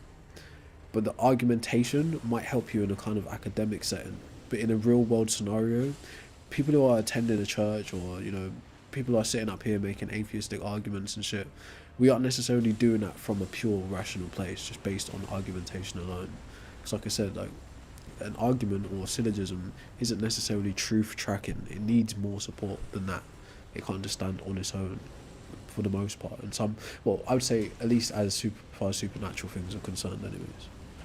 So there's always Okay, going to well, be an emotional so part to why you're doing what you're doing. say for example there was a bet, right? And this would be a pretty crazy bet. I think most, like 99% of people, no matter what they believe in or how strongly they believe in it, once this bet would come into place, they would maybe start to question themselves or not be 100% certain with their final answer. And the bet would be like, say for example, you had to bet right now that a creator exists or not. Um, Make the bet. You know what I mean? Like you have to make the bet. Make the bet. Okay. What is everyone gonna do to try and make the bet? They're gonna try to come with the best understanding that they can think of for why they think a creator would exist or not. You know what I mean? Maybe, but So like I just said, that assumes that people are rational. no, well, I said 99% because I think most people Yeah, would still they're would not still try to rational. come. Like the experiments have been done about this, about like general like rationality in humans. I think it's like a money experiment where a professor gives out $100 and he says, look, if you could convince the other person to take like $1, right, you get to keep the 99 and they'll get the $1. The rational decision would always be for the other person to take $1, whether it's you offer them 1, 10 or 50 or 75. The rational thing would be to take that money because it'd be more than you had before. But most people refuse that money and make it so both contestants or both participants lose the money. It demonstrates how most people's minds don't function rationally anyway. So, like, to put it simply, the argument or the rational approach isn't on its own enough. It would only ever be useful if you intend to let's say, if you're intending to formalize your belief system, and try to deliver it in a way that someone else might understand your belief system. But what's at the base of your belief But you system just okay, is you just more emotional than anything else. okay, but you just said it though, right? You just said it though. Like yes, okay, maybe studies say that it's impossible for most humans to be rational or Not whatever. impossible. Okay, It's just that we're not naturally rational. It's right. not impossible. Okay. But at the same time, you just said it yourself, unless you were try and formalize it and make someone else understand it. So, for example, if you're a Christian and you feel like you've done all the learning you can do around it, you feel like Which is you've impossible. maxed out you've maxed out your Christianism, your argumentation for Your stats, yeah. Christianism, right? Your Christo Um, stats. and now you're ready. Now you're ready to start trying to convince other people, or, All the or all the not even Christo coins. necessarily convince, but argue, and hopefully reach the same understanding if you come out as the stronger winner, a stronger person with a stronger argument, right? So Well, from that side of the table, we all you'd have begin we all have apologetics. That's what you would do. there are levels of rationalism. Okay, like some people are more rational than others. Some people aren't rational at all. They move entirely off of, like, no disrespect, but like when I was listening to Sally, I was like, okay, well, this is the funny thing about this topic in general, is Sally's because you're gonna low key smart though. no, I'm not absolutely, bro. Intelligence doesn't show up in just how strong you debate. You know what I mean? Yeah. Atheism versus religious, whatever. You know what I mean? But what I'm saying is though is that with this topic in general, you're gonna come across people who, like Sally, who they approach it from a very emotional standpoint. They approach it from a very biased standpoint, and there's not really much you can do or say to her or tell her Yeah, that is going to really there's gonna be change how she different feels about it. approaches. That's a given. There's always gonna be different approaches. That's just a given.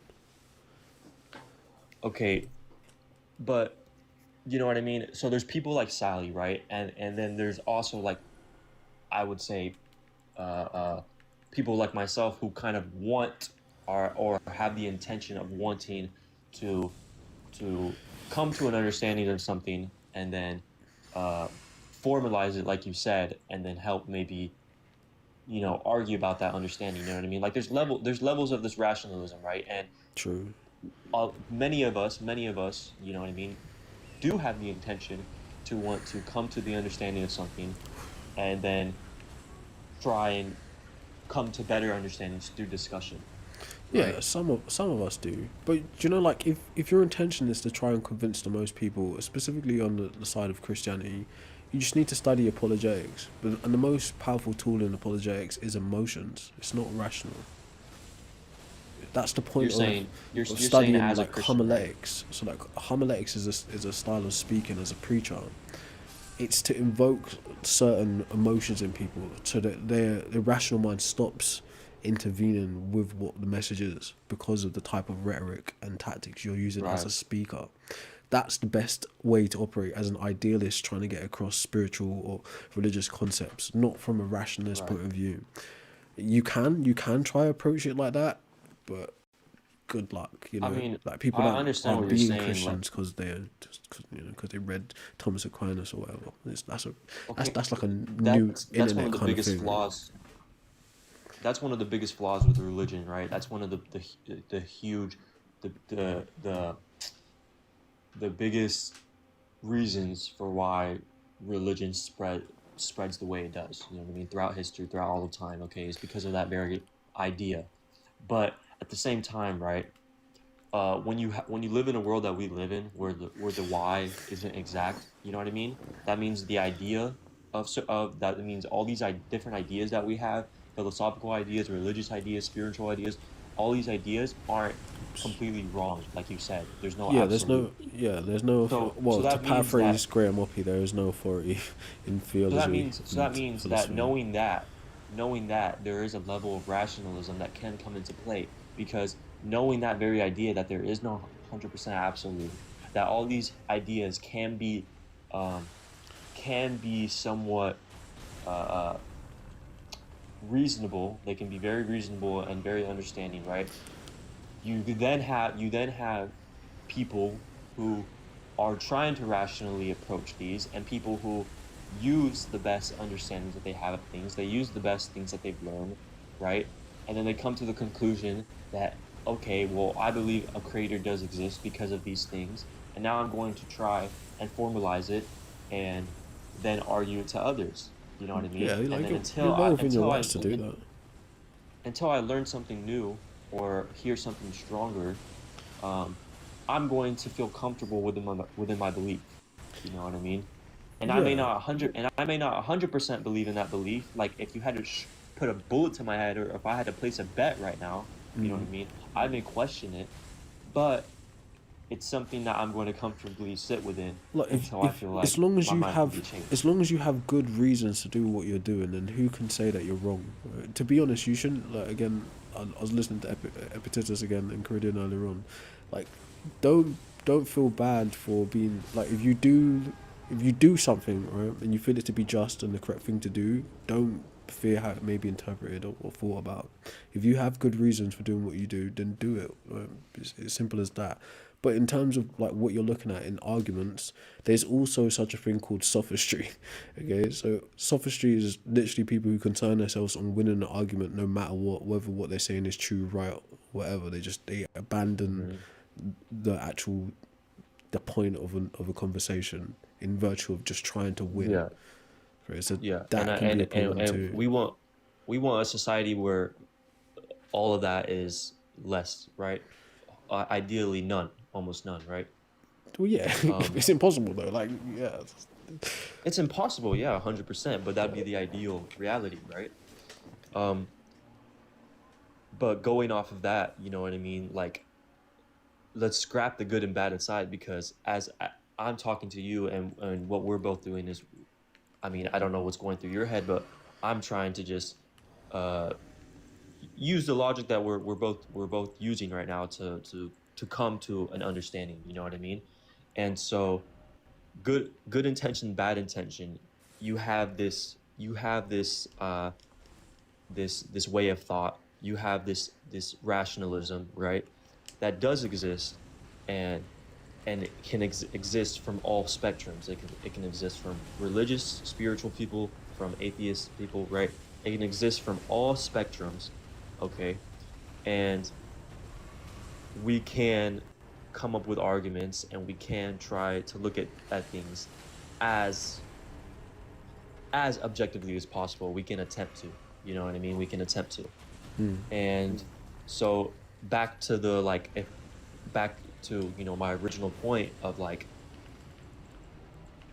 I have to personally, I have to maybe look deeper into it. But back to the original point of like the laws of physics and the structure within the universe, someone might be able to make a solid argument saying like, okay, well, science proves this, or science says this, right, and has a very a lot of proof for it.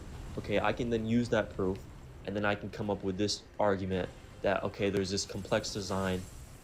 Obviously, that isn't random. you Obviously, it has to exist for a certain yeah, reason. if you were actually trying to be consistent with the science, only problem is you can't actually be consistent with science and give an intelligent design argument. There are people that are like trying to do that, but it's widely considered pseudoscience because ultimately the observation of design is human centered. Right? So I say this all the time. I know people are tired of hearing me saying it, but the only frame of reference you have for design is when you watch humans do something, a conscious intention act with a predetermined outcome or an intent. Right? That's where you get the idea of design from. And you look around and you spot patterns and you think that was what brought those patterns to be. That same intent, right? But it's scientifically you can't get to that Okay, intent. look at it from a very like I don't have a huge catalog of words, so like pardon if I'm like just throwing a lot of words like logic in there too much, but like look at it from like the most logical perspective, right? Yes, I hear what you're saying about uh how we interpret design, right? But if you have a structure that exists, right? If you have a structure that exists, and that structure is something specific, right? And these the structure exists, and it has its laws, it has its things that you can do within the structure, and the rules and laws that you have to abide by within the structure, and those things are specific in nature, right? They're specific in nature.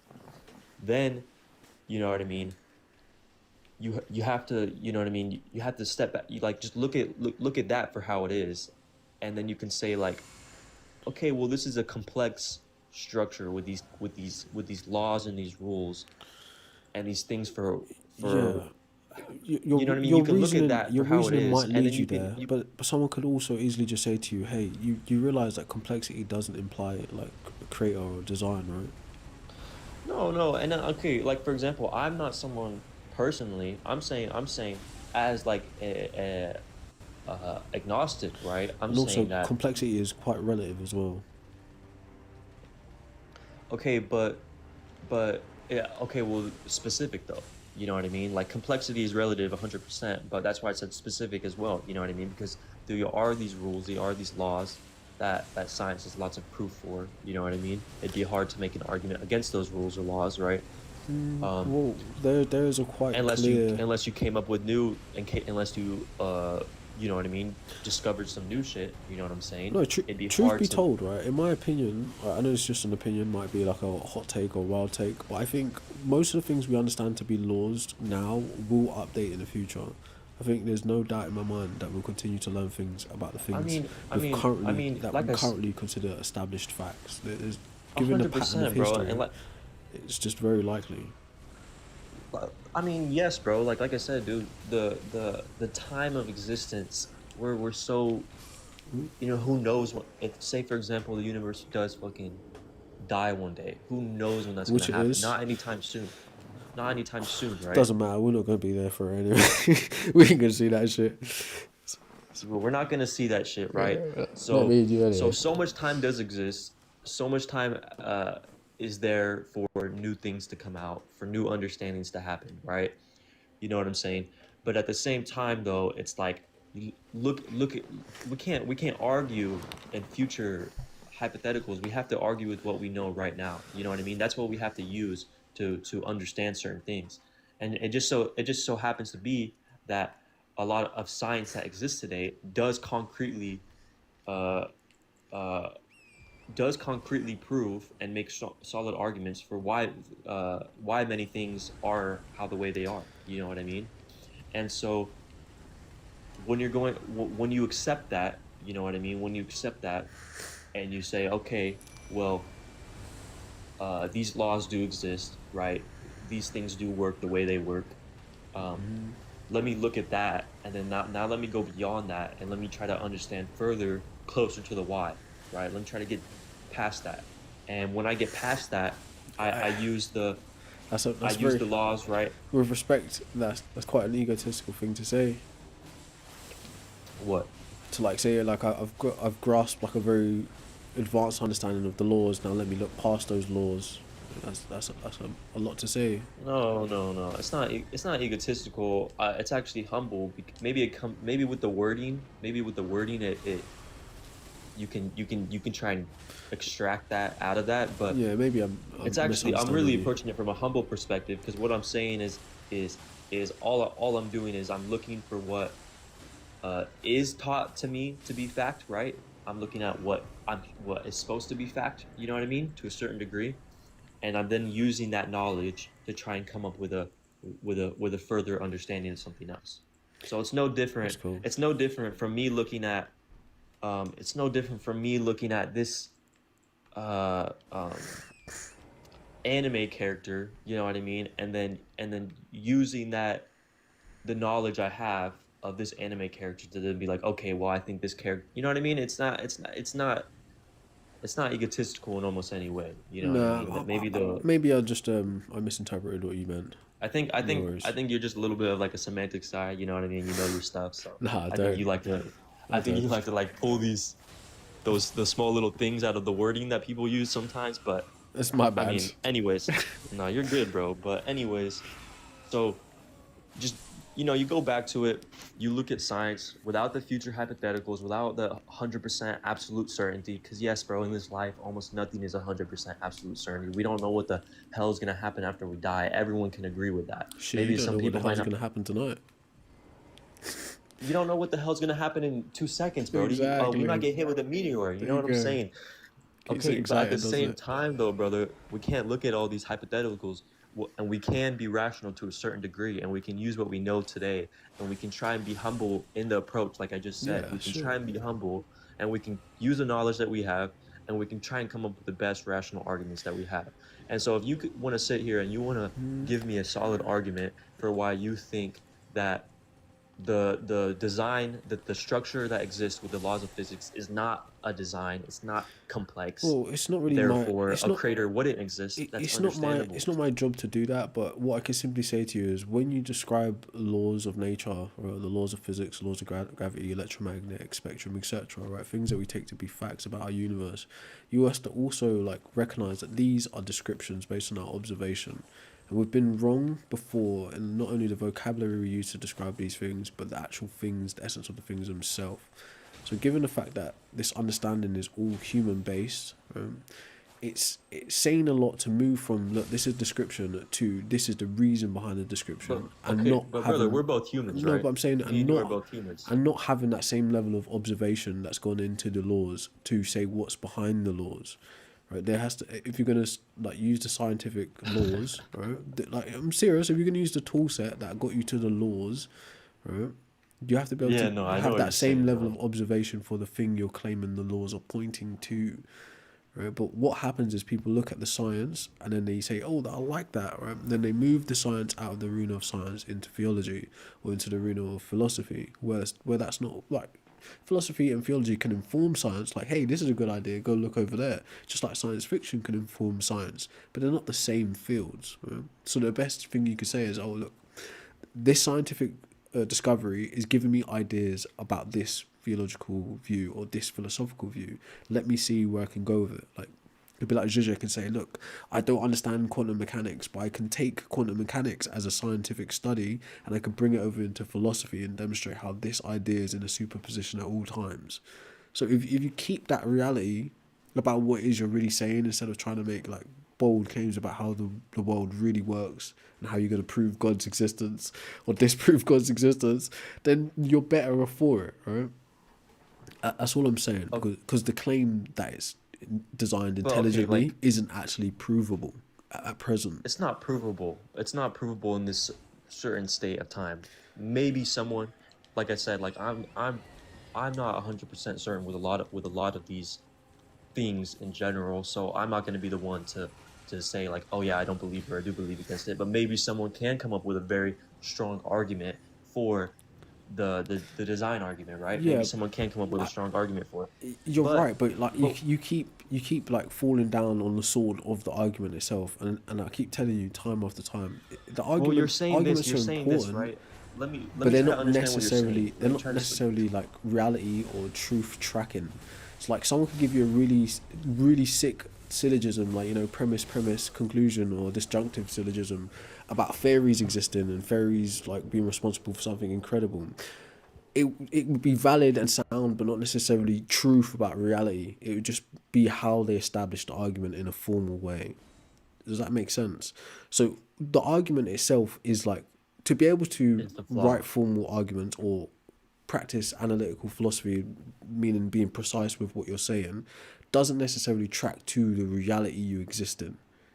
Yeah, a I'm not hundred saying it's percent, brother. I'm not But saying it's look at invalid. it Don't like get me wrong. this. I'm not I saying hundred that. percent I see what, dude. I know what you're saying. I get it now. Like, um,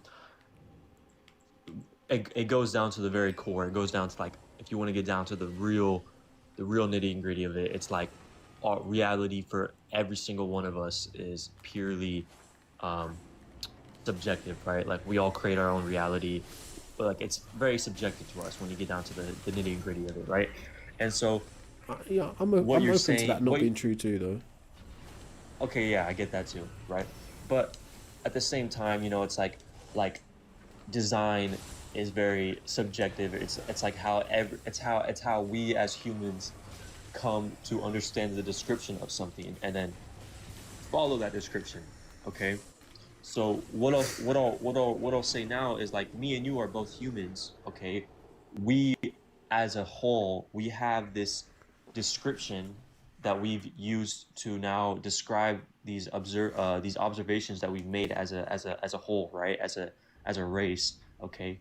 And you if unless you're going to try and be dumb, or you're going to try and be crazy and just go against it, you know what I mean, for the sake of your own ego, I you think know what I I think mean. I missed a bit. I wasn't tracking the entire thing you said there. Sorry, I kind of got distracted. Okay, so what I'm trying to say is like what I'm trying to say is like yes, it's very just the description of what we observe can be subjective. It doesn't prove what is, you know what I mean, the reality of what is.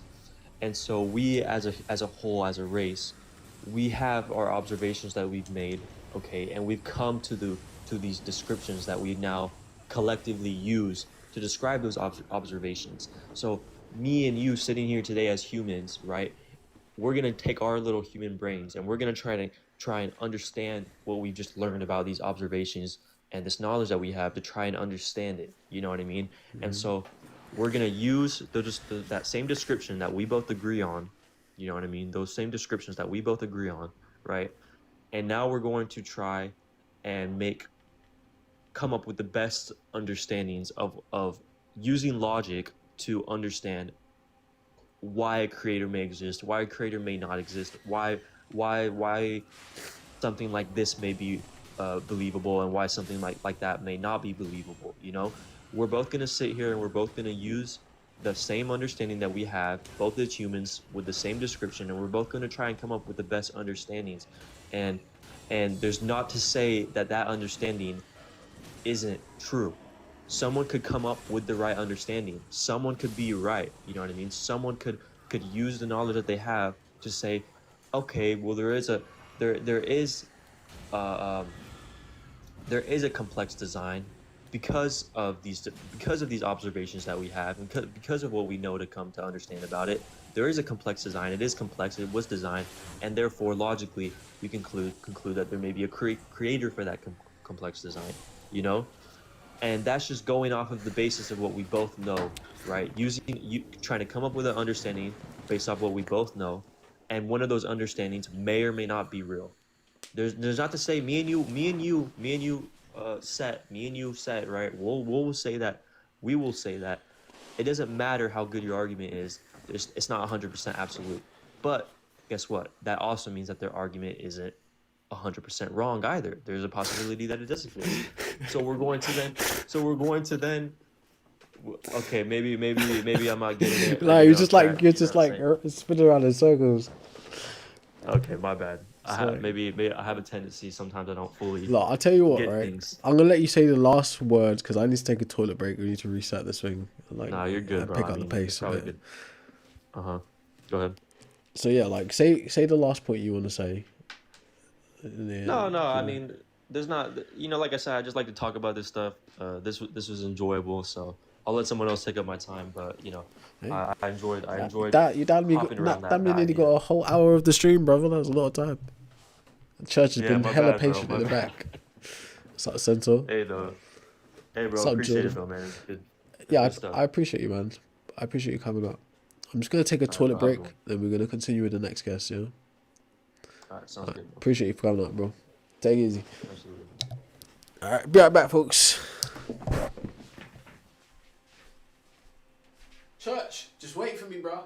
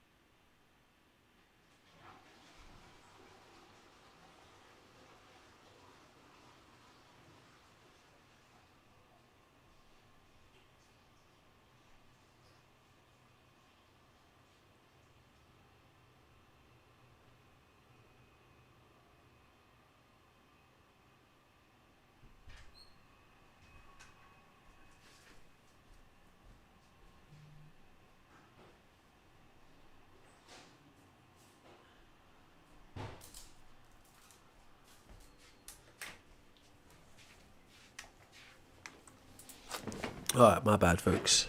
Thank you for waiting. To drop some water and get some water. Alright, let's dive into the next guest. Should we change up the game? Or should we just keep it going? Church. Church. How you doing, bruv? Hello. How you doing? Thanks for waiting, man. You've been very patient. I'm doing all right. How you doing? Not too bad. Oh no, I just realised like the guest, like the whole of YouTube could not hear the guest this entire time. That's funny. Oh. Alright, 1 second, let me just open up again. So I'm gonna start with Elden Ring is peak. Hey. And then And then I guess what's your like explanation for reality existing? I thought he was gonna ask me what my epistemology is. Oh my gosh. What's my explanation for reality existing? I don't necessarily have one, a nice like succinct Yeah. one. I don't necessarily have one. Okay. I am unfortunately a bit uneducated for a conversation of this level, but I wanted to try anyways.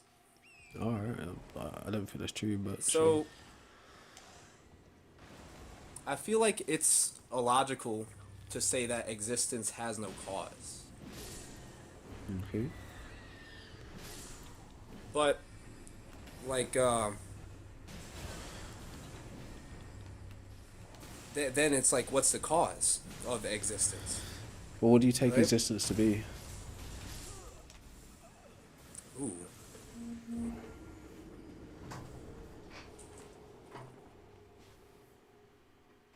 Yeah, I don't think I'm educated enough for. Wow. All right. Okay. Um.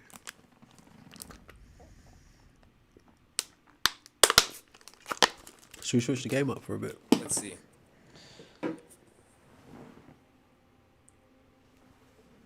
Well, I'd say existence is what's observable and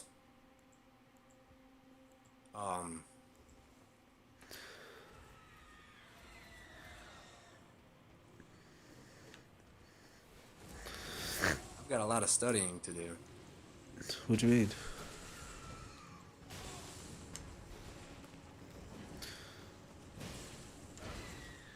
Are you okay, bro? Holy shit, there's Darth Dawkins is in my request box. This guy's a celebrity. Holy shit. Nah, never mind. All right. Never mind. What did you want to say though? I wanted to say that I have heard an atheist say that the cause of the universe is something scientific. I forgot what it was, like a wavelength or something. I don't know. It's not something I've ever said. Well, with the reason that I understand, to dumb down like existence, it would be into time, space, and matter. Cool.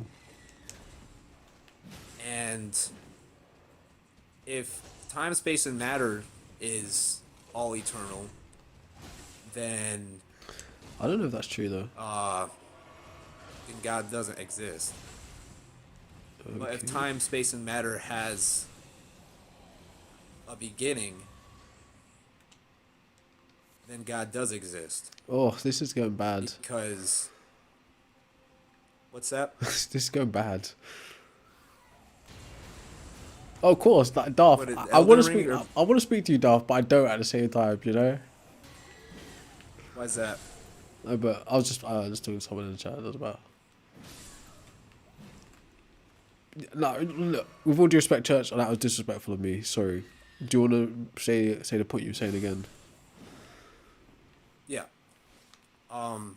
If time, space, and matter are eternal, then there isn't a reason for God to exist. Because existence wouldn't have to have a beginning or have to be created. It would develop by itself.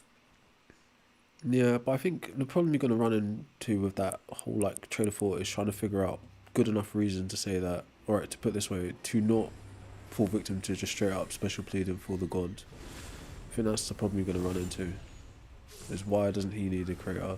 It's gonna ultimately come down to your definition of him, in my opinion, anyways. Okay.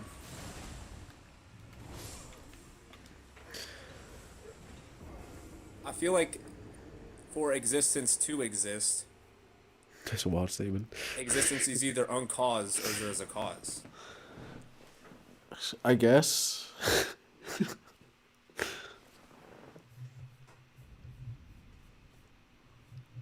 So like,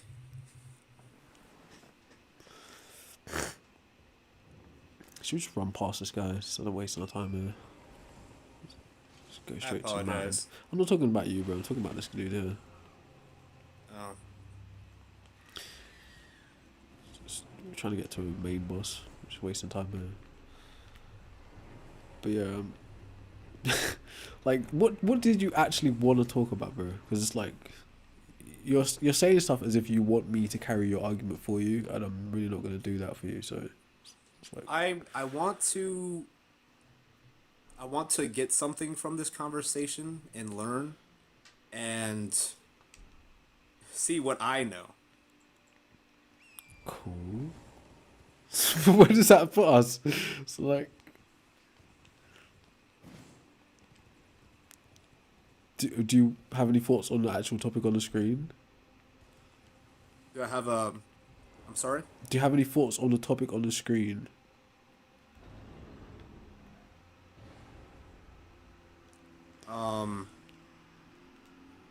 Sorry, Either Luke. I God appreciate made you. humans or humans made God.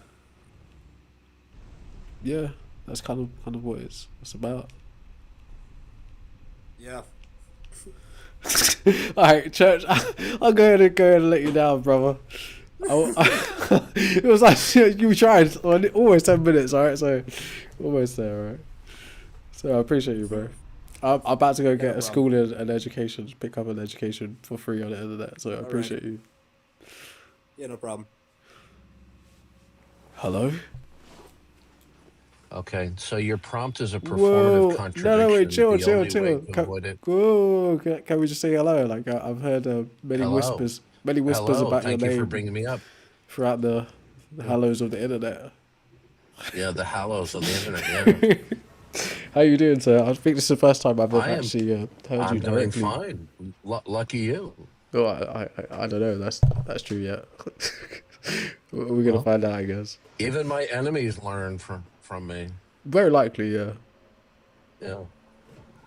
Okay, so the prompt "humans invented God" is a performative contradiction unless you can establish that God does not exist. Okay, so did you understand the critique? I don't know why I should accept that, to be honest with you. But yes, just Okay, so do you know? wait, but Do just you so you're know? Do you aware, know what a performative contradiction is? just so you're aware, Darthro, I'm a layman. I'm not a philosopher. I'm just a normal guy. Okay. So Okay, if you so can simplify you when you speak to rejected me, what it'd I be said. great. Is that correct? Yeah, because Did I'm you not reject what I quite sure. said? I'm not quite sure what you were trying to say. Okay, I'll repeat it.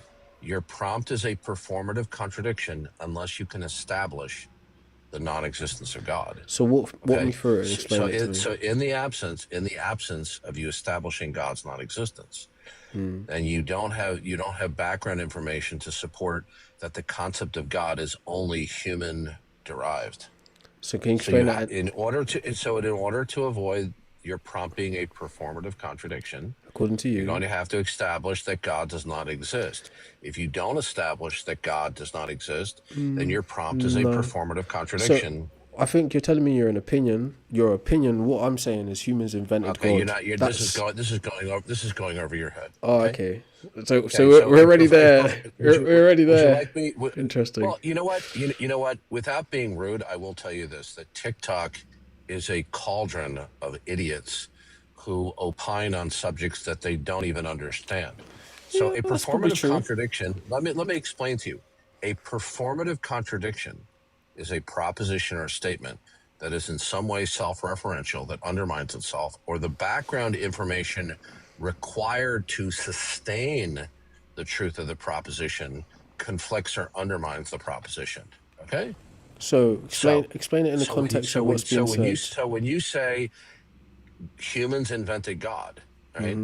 In the case that God exists, then As a humans independent entity, or as what I'm in the saying God case is, in the case that God is actual, as an okay? independent thing. Of course, you couldn't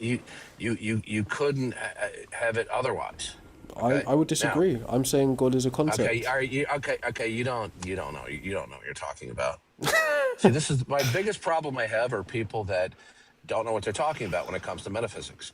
Okay, now Yeah, when I you did assert establish that that you're God is speaking to a only okay, layman, but dude, do you want to learn something today, or you just want to mouth off like a teenager? okay. Okay, He didn't last long, did he?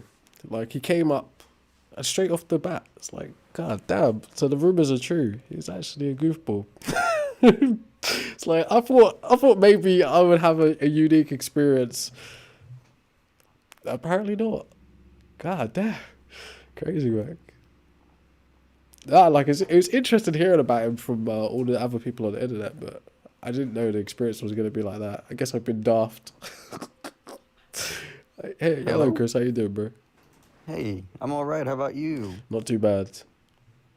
What do you want to talk about? Uh, well, I was just scrolling through TikTok and I saw you're live, and I was like, I'm wondering if you would want to talk to me, but I'm just curious what you believe in. I don't have any religious beliefs, if that's what you're asking me. No? Oh, all right. Well, I guess you wouldn't mind if I shared my beliefs then. I guess if they're about the topic. So, like, just like telling me you prefer like milkshake than coffee or something. I don't know. It really depends. As long as it's about the topic, Well, yeah. I'll just say that I believe in Jesus. I believe that he died and he rose from resurrection and he died for our sins. Why? And the reason why I believe that is because of the scriptures, and I kind of see the Bible as like a historical, like I see that as history. Why? And what I think that proves it trustworthy is that of the testimony accounts. Oof. The first 4 books of the New Testament they go through 4 live accounts as Matthew, Mark, Luke, and John. And they go on to talk about the life of Jesus and how Jesus lived. And they're 4 different books written by 4 different people, and Appreciate you, Lou. they're like all pretty like similar. They have like different points of views on like how Jesus lived, and because of how Jesus lived, it like fulfills the prophecies from the Old Testament. Okay, so if I'm tracking, because I did get a little bit distracted, I apologise. You're saying you believe in Jesus based on the things that the Bible say, the testimonies specifically. Right. And I think you said something about prophecies at the last part. I wasn't fully listening. Right. Alright, so why do you take the Bible to be a history book and reliable history? Because it mentions real life people, like people that are like written in history. So Talk that about Julius Caesar, Rome, Israel, countries that, are like not only historically written about in the Bible, but other documents also record these places. but you do realise the Bible itself isn't a history book, right? What makes you say the Bible itself isn't a history book? So like by categorical standards, the Bible is a religious text. So that means it's written with a theological agenda. Now, just because it's a religious text, that doesn't mean there can't be factual things in there, because there are real places, there are real people, there are real events in the Bible. But the fact that those things are in there doesn't make the Bible itself a history book. Do you realise that, yeah?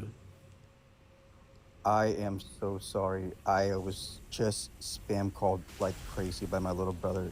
Like as soon as I stopped I'll say it talking. again if you want. So the Bible is a religious text written with a theological agenda, meaning it's centered around a God concept. Right? It can have real places, real people, real events in it, but that doesn't make it a history book. Right? Having real events in it and real people is still consistent with a religious text. It just means, real things happened. It's no different to having a historical fiction, Metal Gear Solid or something. Okay.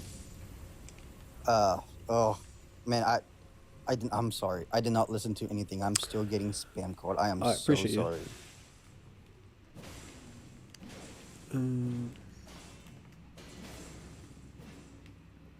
Don't die. I'm dead. One more. There we go.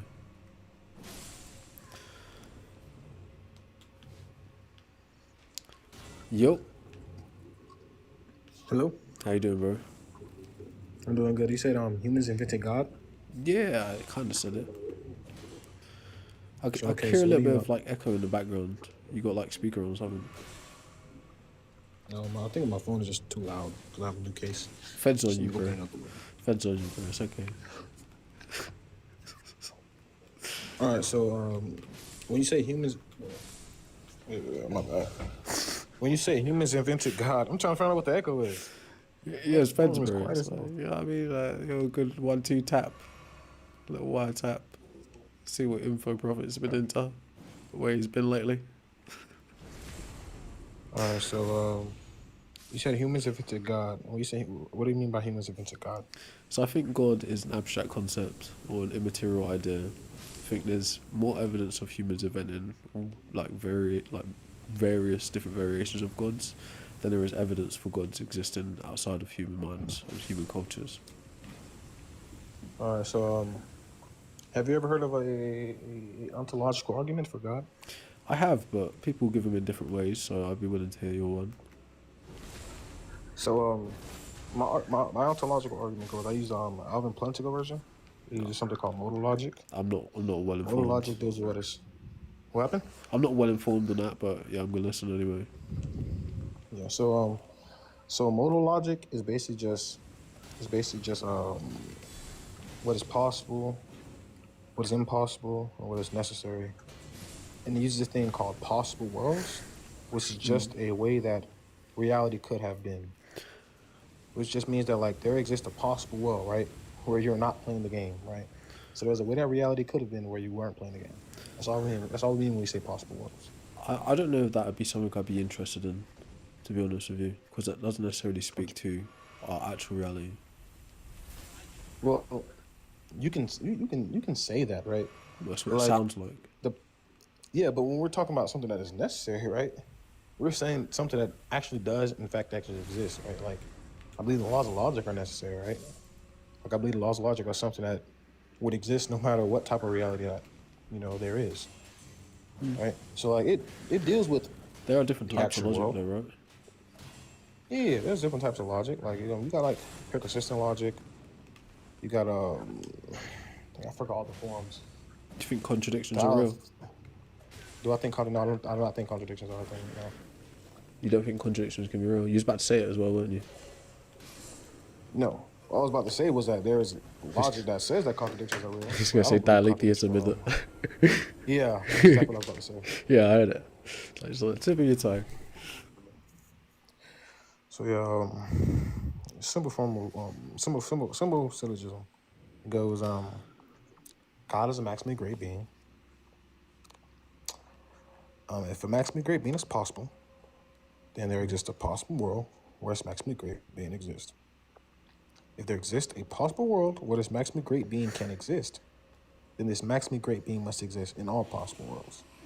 Our world is a possible world, so therefore God must exist in our possible world. That's cute, but I don't personally find value in that argument, or at least that style of argument. Not at least about these kinds of topics, anyways. What do you mean? To me, I just don't find value in that. Like I was saying to the other person, I don't think a purely like rationalist approach or like syllogisms are necessarily truth or reality tracking. Like you can make really like solid philosophical arguments in like using analytical philosophy and all of the tools that they furnish you with, but it doesn't necessarily mean that describes our true reality.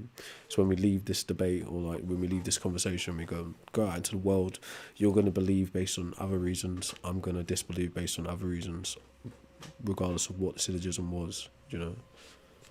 Well, yeah, I can agree I can agree, right, that we'll have our different opinions on this subject, right? But like, can we agree that one opinion is true and the other's false? It depends. Even you said opinion, so. Well, yeah, because I would hold that we have two different worldviews, right? So like, all I'm saying is that one worldview can be false and the other can be true, right? Based on the evidence that we're given. I believe that logic is decently good evidence for like things that exist in reality, right? Like, I'm not disputing example, that. I'm not disputing that. But I'm just saying, to me, I don't find it valuable to take that kind of approach to these kinds of topics. I think like they're good for some people, but not to me, you know. And that could just be my lack of understanding, probably. Well, I want to say it's your lack of understanding, right? Like, I would just say that, like, well, it could be a lack of understanding, but like, I don't want to say it like that, because like, when we get into these type of topics, right, we're talking about like something that's like beyond the natural, right? It's like something that doesn't require like natural resources. That's to a claim, come to a bro. conclusion. Of course, but that's a claim. Well, And that's kind of what throws me off of it, like turns me off. It's like, okay, it's a claim that's been made based. Well, there's like just like standard theism, a god exists is not necessarily too biblical, but my view, as you can see on the screen, any idea of a god is an invention anyway.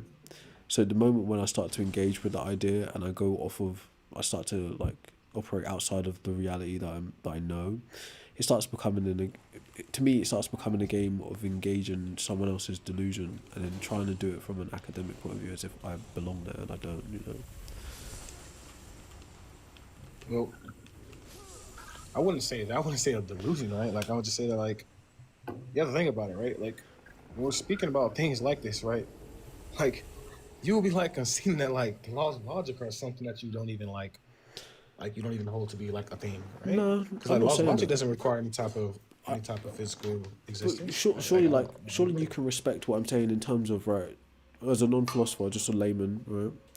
To me, the idea of logic or classical logic is a separate thing to the idea of God. Even though, like, one of the biggest portions of philosophy is concerning God and the nature of existence and all these kinds of stuff. I'm about to say the S word, yeah. But even though they're both within the field of philosophy, the types of tools that people approach those two different things with interest different types of people. So conversations around God, to me, aren't that interesting when it's just pure like rationalist syllogisms or you jumping around the different modal arguments. If I was taking a class on that and like my duty was to know this kind of stuff, then yeah, I'd be raring to go. But I'm more interested in like the social aspect of it, the psychological aspect, the human aspect of it. Like, as a layman, would it be fair to say I'm more interested in the continental philosophical view on this topic than the analytical view? Right. Like, I understand where you're coming from, right? But like, this has most to do, right, with like with what you're saying, right? Like, for you to say that like it was invented by like human minds, right? That very statement already proves that God exists, right? No. That's the whole point here. No, that's not true. Well, That's based on your belief. Right? That's your pre-held belief. No, it's not based on a belief, right? Like, yeah, because you're assuming you're assuming that in order for gods to exist, you're assuming that in order for humans to exist, gods must have made them. That's why you think that. No. That's not why I think that. Right? Like I told you, I think so. It sounds like what you just said. No. Well, the reason why I think this, right, is because of like modal terms, right? Like, unless you can give me some type of like different definition of God, which you already So deny all gods, so you can't really give me a no, it's not a definition, right? deny. So when I use the word God, I'm using it as a category definer for different types of deities or supernatural entities, major deities and minor deities. That's how I'm using the word God. Now, depending on who you're talking to, that God may have different arrangement of like attributes. But in general, I'm using it as a category definer. So I'm not dismissing gods as a concept in totality. I'm just saying gods are a concept alone at present. Well, yeah, but then that's the problem we have here, right? Like, the moment that you say like that's the reason we say this, right? Because the moment that you say that, like, that there exists like some possible way where my God can exist, right? Sorry, Then that wait, already say, falls into say it the again, middle sorry. argument. That was like kind of. So like, so like when you say, right, like when you say that humans invented God, right, as God is purely a concept, right? Like you're already agreeing, right, that some type of God is possible, right? All we have to Conceptually. do is all we have to do is like just raise the possibility of it, No, right? I So disagree. I disagree. I feel like you're taking what's being said and trying to adapt it to the argument that you're already making, rather than hearing no. what's being said. Well, I wouldn't say I'm trying to adapt it. This is like the peak of the argument, right? Like my entire argument is based on the possibility of God, right? Yeah, but So that's like, that's that's nothing to do with what I'm saying, though.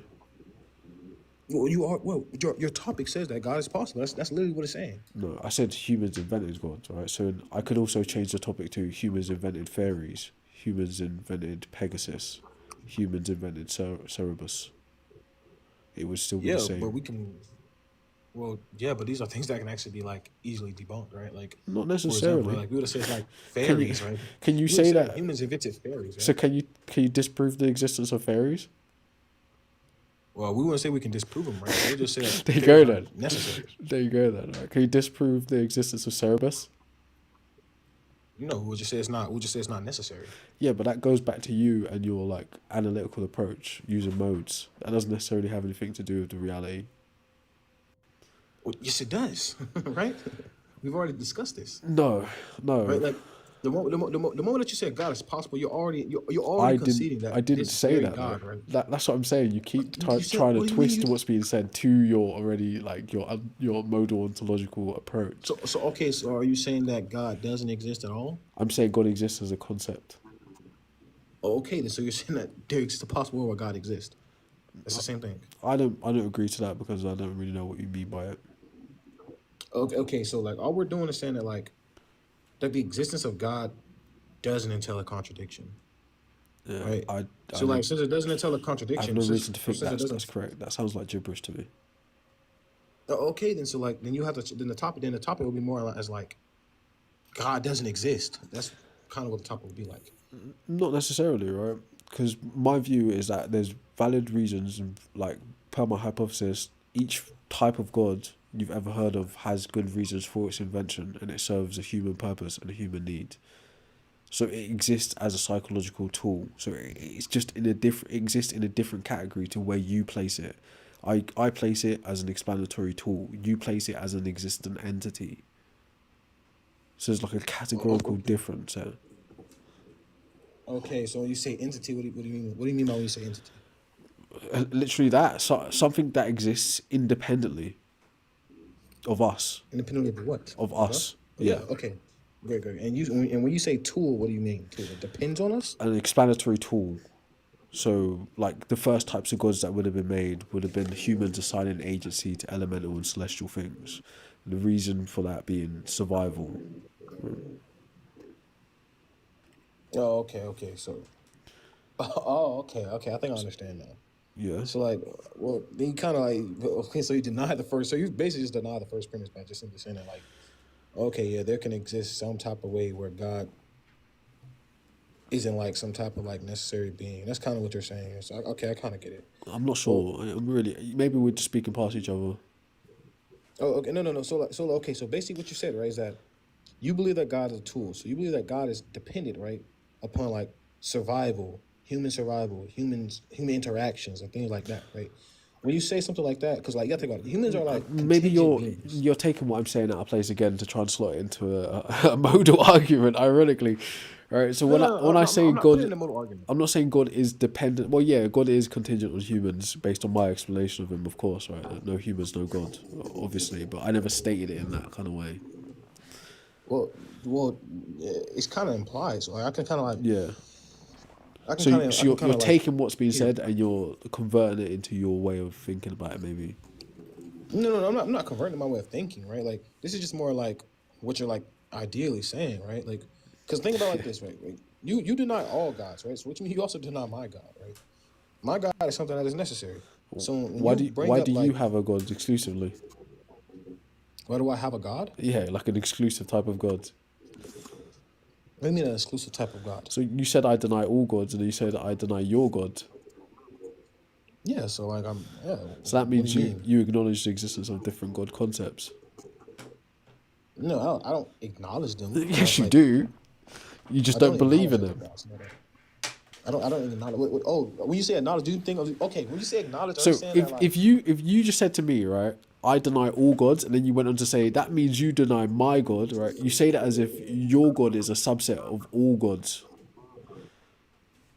What do you mean a subset of all gods? What So, are you like, talking let's about? say your God might be Yahweh, your God might be Jesus, your God might be Allah. That's like a subset of gods, like macro gods as a set. Does that make Oh yeah, sense? I acknowledge that. I So acknowledge that you other people acknowledge, believe in yeah. gods. So Yeah. you acknowledge the existence of various God concepts, and Oh, okay. If you want to put it that way, then yeah. so that they go right.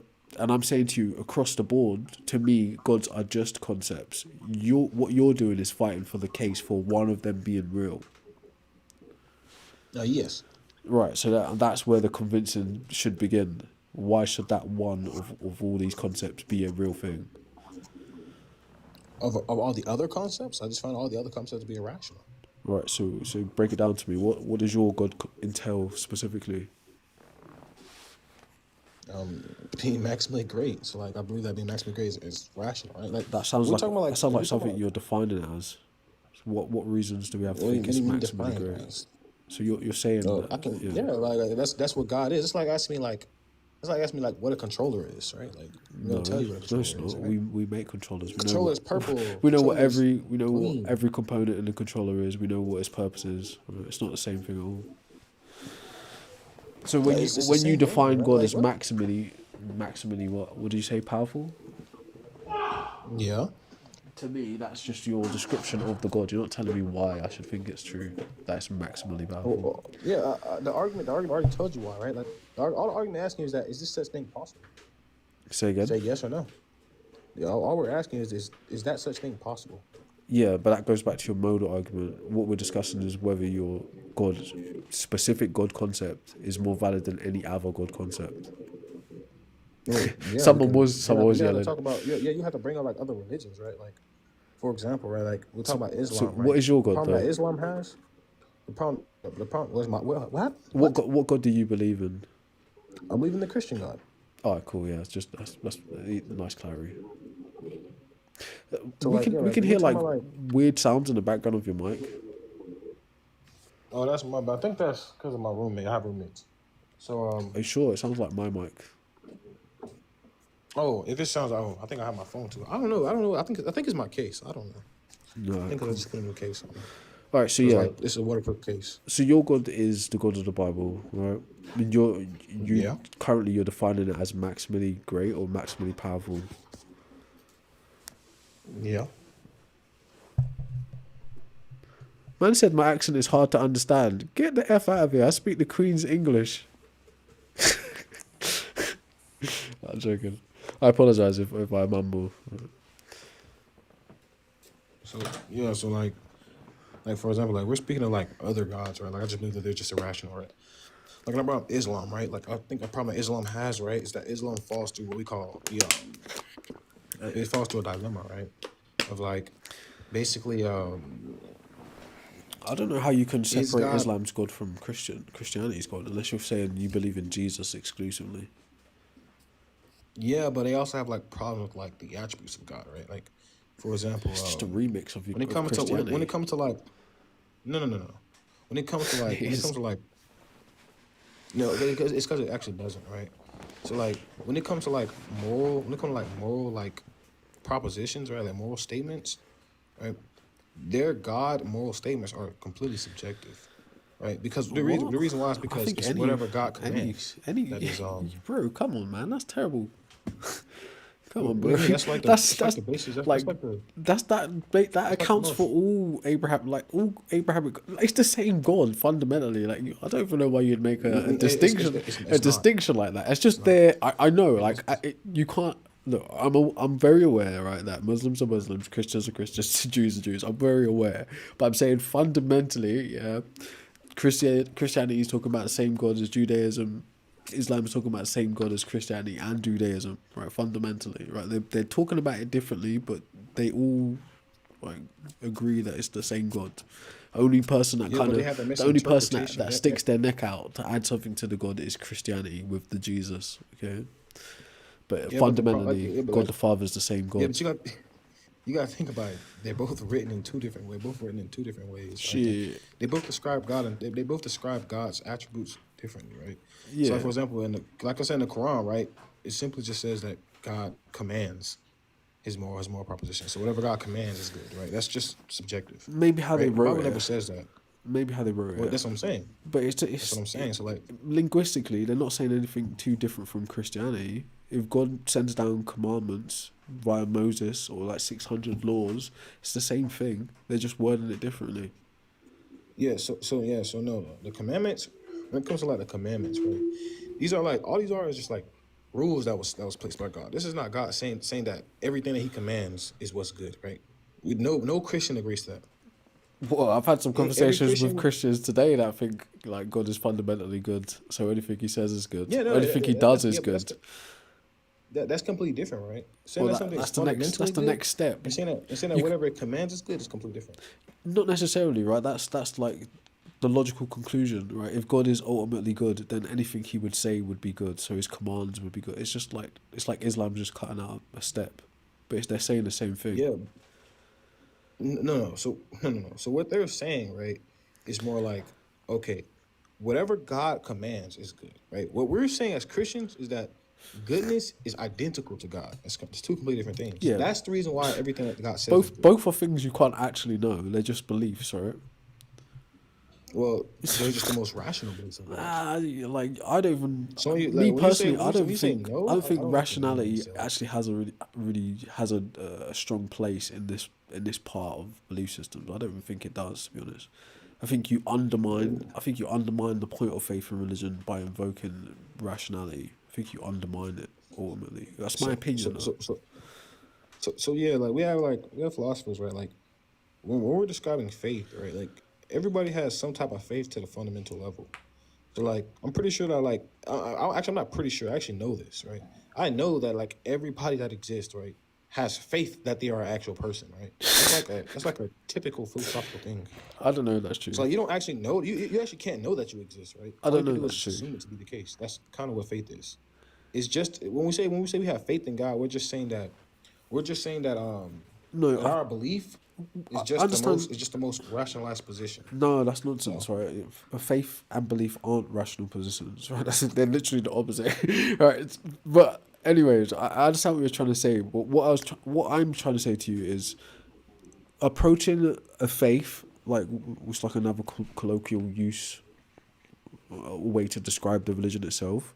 Approaching it like that and then approaching it through rationalism to justify the things in it kind of undermines it because you're supposed to take it from an irrational, not in a disrespectful way, but you're supposed to take it in a place of like suspended disbelief in the first place.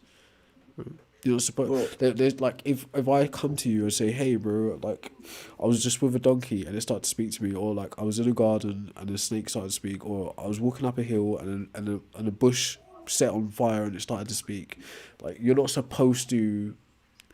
You're not supposed to take those things like if you use rationality to approach to engage that, then you're undermining it fundamentally from like a religious in a religious context, you know, because you're saying that well, you don't accept the premise that this is just reality.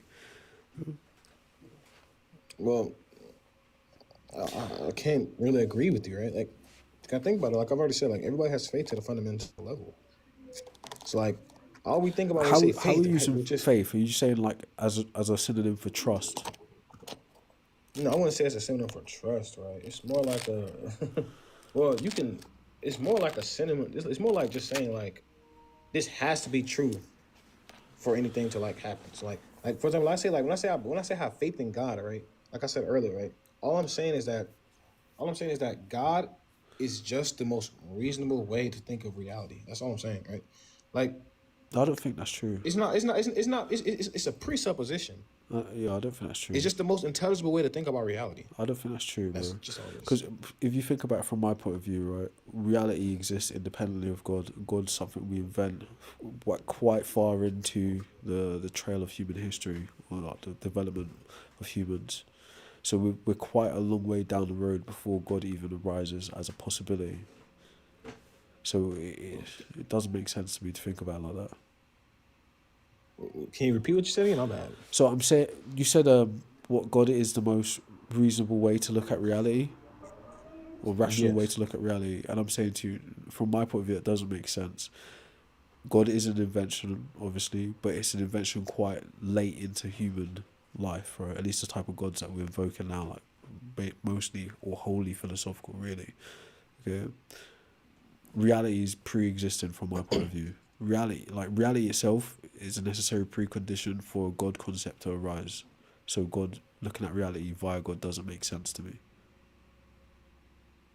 Well, to say that and like you just run into like the tag problem, right? Like No, not when it comes to necessarily. like okay, you have to because everything now falls onto naturalism, right? Well, I Which is think like I think naturalism has the greatest scope at answering almost everything we've approached. yeah. See, then yeah, that's what I'm saying. And that's the problem that you're gonna have, right? Like it's probably not with naturalism, right? Which is like, for example, like how do you account for your laws of logic, right? Like what Logic, created the laws of logic? logic, You can't logic see the is universe. axiomatic. So it seems to just be a fundamental property of the universe itself. At least the classical logic. See, then that's the problem that's another problem we're gonna run into, right? Why is Because that? if it's like a fundamental, if it's because I ain't gonna lie, if you would speak to Darth Dawkins long enough, he would have actually told you this, right? Like when you invoke right that like that the laws of logic are something that's fundamental to the universe, all you're doing is saying that the laws of logic are also bound to like space and time, right? I say that Which to if they're bound say to space and time, I say then that to you're gonna have a say problem with like from right. So there's context to why I say it like that. Right. Logic to me is a description, right? The laws of classical logic are direct descriptions dependent on human minds, right? We're trying to detangle or codify reality in an understandable way to us. But in order for something to be this and not that, there has to be some kind of form of logic at play, whether we find words or vocabulary to describe it or not. So that's what I mean by it's axiomatic. well, Gene, yeah, but then you have another problem, right? Like you're gonna have a lot of problems when you have this wealth, right? Like another problem you're gonna have is normativity. So then, where's the normativity? Why are we obligated to follow the laws of logic? We're There's not. no obligatory like We're feature not. here. Because that would you say that as if we're obliged to operate rationally when we're not. Well, you have no choice, right? Like what? Right, but in terms of like the law of identity, the law of non-contradiction, those are things you like. If they're actual principles of the universe, which they are, you can't do anything about them anyway. What do you mean? So If they're like for me, fundamental, for me to be set and you to be info, right? Then that has to be in play. We can't disobey that. I can't not be me. You can't not be you. yeah, but what we're asking is like, why is that the case? Like, for what reason is that? For what reason should that be the case if the universe is fundamentally not like that? What do you The mean? universe follows under a path of change, so it doesn't have any normativity here. What It's do you just mean? so okay. So you said that they're axiomatic, right? No. And then you also said since they're axiomatic, they cannot be otherwise. Right? For them to not be otherwise, right? Then you would be implying that there's like no change within logic, which means that it's actually not a fundamental part of the universe because No, the universe is filled with time. I think you're like jumping about a bit too much, right? Because like how I described it, when we're talking about logic again, not a philosopher, I'm talking about the standard description of classical logic, right? P and not P, excluded middle, law of non-contradiction, right? And as I have stated already, those are clearly descriptions, right? We're using human language to codify these things that we call the laws of logic. There was actually a time when humans didn't have any description for those things at all. Right? That we had to invent that language to codify that concept. Agreed? Yeah, I do agree Right, with but that. even before we ever devised that language, set would have had to be set and info would have had to be info. We could not be ourselves. We couldn't not be what we are. So before we even get to describing that, that is already a feature. Yeah, yeah, I don't disagree with you right there, but it's So already a time, thing, so right? time, like time would abide by logic as well for it to be time and not matter. Yeah, but then this is saying that the laws of logic are something that's not dependent on time, space, and time. What do you mean? So okay. So what you said, right, was that logic is that time has to follow logic, right? So if time has to follow logic, that means that the laws of logic are something that is either above space and time or not affected by space and time. I don't. If When that's you say true, then they're above, not fundamental features of reality. when you say above, like you speak as if there's an outside, or are you saying it like in terms of order? So yeah, when I say like above, I'm simply just mean that it doesn't that it's not like affected by like it doesn't need time in It's, order to be a thing. but it would just be a feature of it. A feature of so it'd be a feature of time. It'd be a feature of everything, right? I am a feature of logic. Time is or has a feature of logic, right? Or possesses it.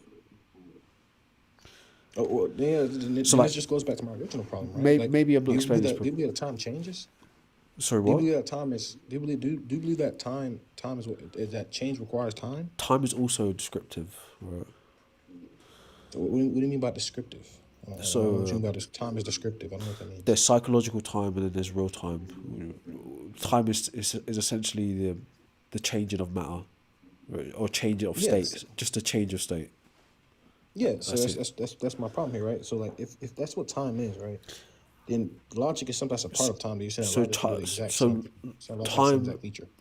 time requires logic in order to deliver the function they actually played, right?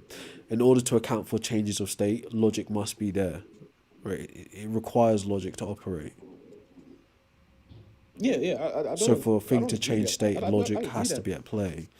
So I really Yeah, I but don't get yeah, it. but the problem we're gonna have here, right, is that and that's what I spoke of earlier, right? Okay, if time, if logic, if in order for time to have a change of states, it must require logic, right?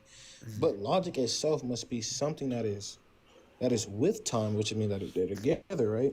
Then all you're saying is that logic also has the feature of time, which is the change of states. No, I mean in the opposite way. What do you mean the opposite way? So I don't see the opposite way. to change states requires logic, right? So that means logic is a feature of time, right? And that'd be the opposite. So yeah, logic is a feature of time. That'll be yeah. Yeah. So Okay, so great, yeah. Then that's if that's that's the case, then what managed. you're saying is that, so yeah, if that's the case, then what you're saying, right, is that now you have to basically give me some reason as to why I don't have to give the you any laws of reason. logic. But You have to give me a reason as to continue. why logic in time doesn't have the same can't have the same features. No, If they have the that's same just features, then that's you're a saying weird that question. then you're I saying don't that have to. No. well, No. that's the So only way so like that's the only way we can bring the it together. problem is, right.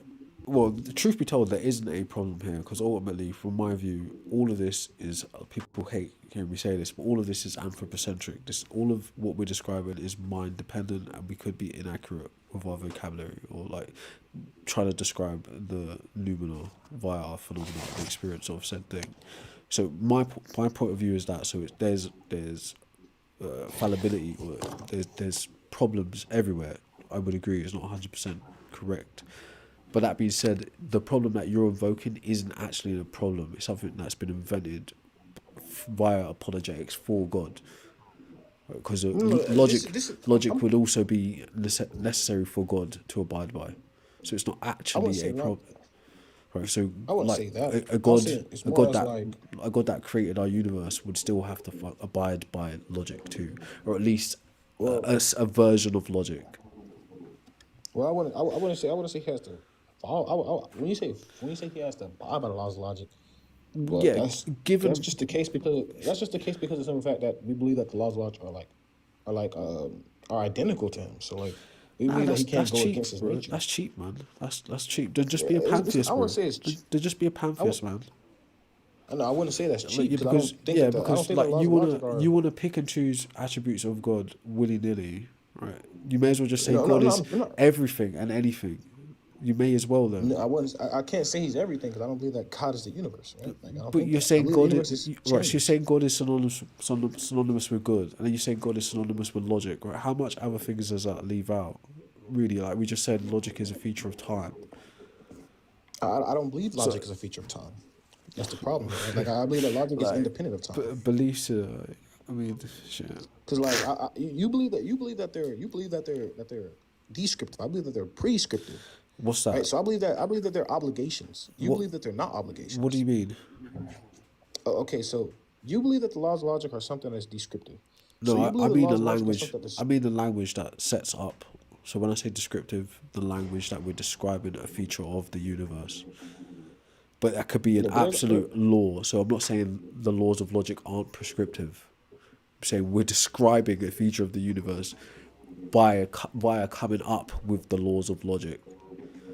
well, I don't agree. I don't agree that we came up with them. I believe that they're discovered. That's what I'm saying. I said the exact same thing. I'm saying the language which we use to codify the classical laws of logic, right, are descriptive. We're describing a fundamental or axiomatic feature of the universe, P and not P, etc.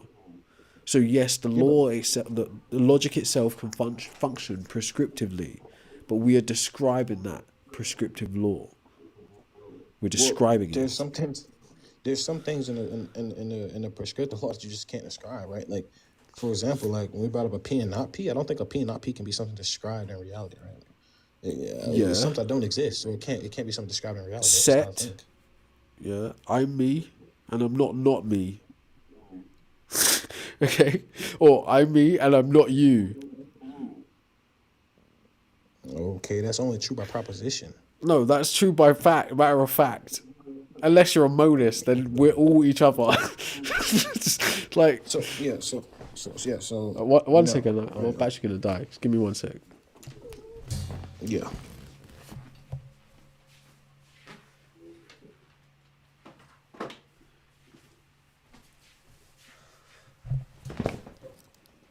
Alright, sorry. Yeah, we got into a weird ramble, anyways.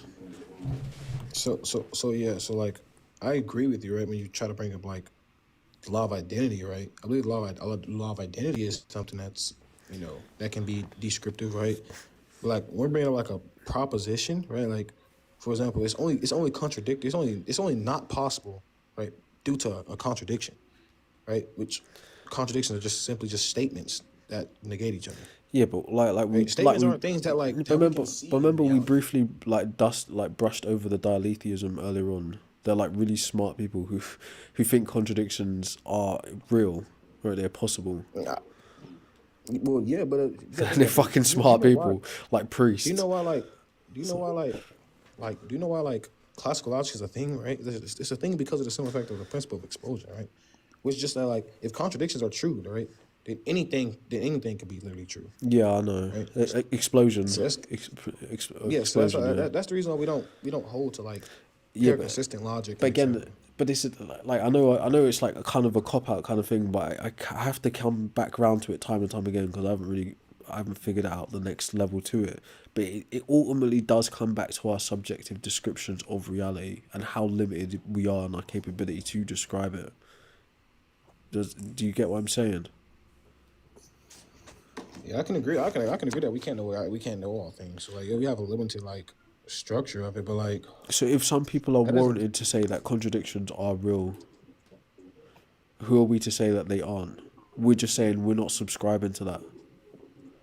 Well, it's based on the simple fact that there's just no good reason for it. Like for example, you give me like if you say like something like, let's say for example, I say let's say for example it's raining outside.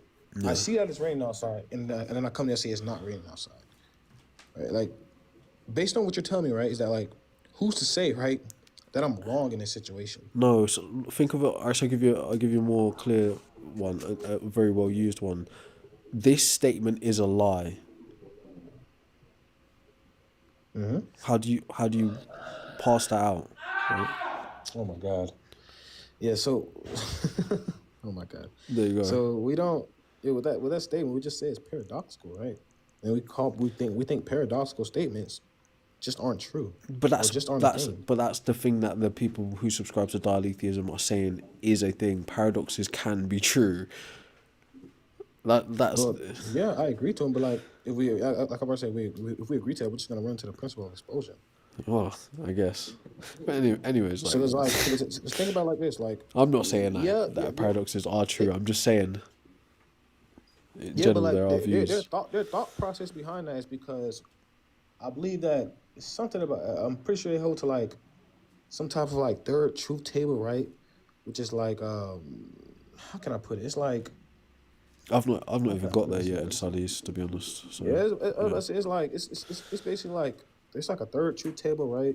Which the statement would be true and a statement could be false, based on the simple fact that both statements are false. Since both statements are false, then it's true that they're false. And it's like some extra shit like that. It's a lot of bullshit when it comes to it. Like I used to prescribe to, I used to hold to it, but like it's just gonna run to like it's just gonna run to like, okay, well, let's agree to this, right? We could say the same thing about literally any contradiction, right? Like yeah, now fairies eat apples on weekends. Yeah, And gods we exist. could say we could just say the same thing about any proposition. I don't agree with it. Unless a pure consistent logic person can come to me and explain to me like how all contradictions wouldn't be true, I'll just make that's the only way I can go against it, right? Because under my worldview, it's just trivial. It's just everything will just be true. Right? Like it's true that God exists and true that God doesn't exist. Well, Look, shit. I can't remember what the main point of the conversation was now. So, like, what was the main? I just came up with a conversation. It's probably the most reasonable conversation I got today. Fair. I got kicked from a last live for just saying no. Oh shit. I was like, damn, bro. But yeah, I appreciate the conversation though. All right, decent, bro. Did that just tell me to go drink some water? I think I'm gonna listen to it. maybe I misread that. But yeah, I've been delaying dinner for ages now as well. So appreciate you for coming up. I think who was that? Damn, I didn't even catch his name, bro.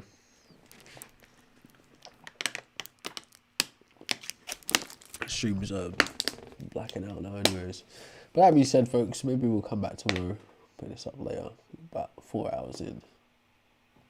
Right, let me get that guy's name. Tell me who it was. Yeah, it does. No. Can't believe we spoke to Darth Dawkins. Man, I was expecting to at least like have somewhat of a conversation with that guy. I've heard so much about him. That was Info Prophet, I think. Yes, that was Info Prophet. Big up to him. That's crazy. I didn't get a chance. I'm so stupid. I should have told him to debate Monkey Boy. Damn it. I missed an opportunity there to troll. Alright, anyways. Thank you all for tuning in. Maybe we'll come back tomorrow. There's no genuine conversion with Darth Man. I learnt my lesson, I guess. I thought it'd be interesting to try. It was surprising. I've seen him pop through every now and again. And I've seen Deathless pop through every now and again as well. It's like these like the big time madmen on the other side of the fence. But yeah, it's interesting. But yeah, thank you all for tuning in. Big up to you, Lou. Big up to you, Goat Man. I appreciate the support as always. But it's time to skedaddle. So I'll see you lot later.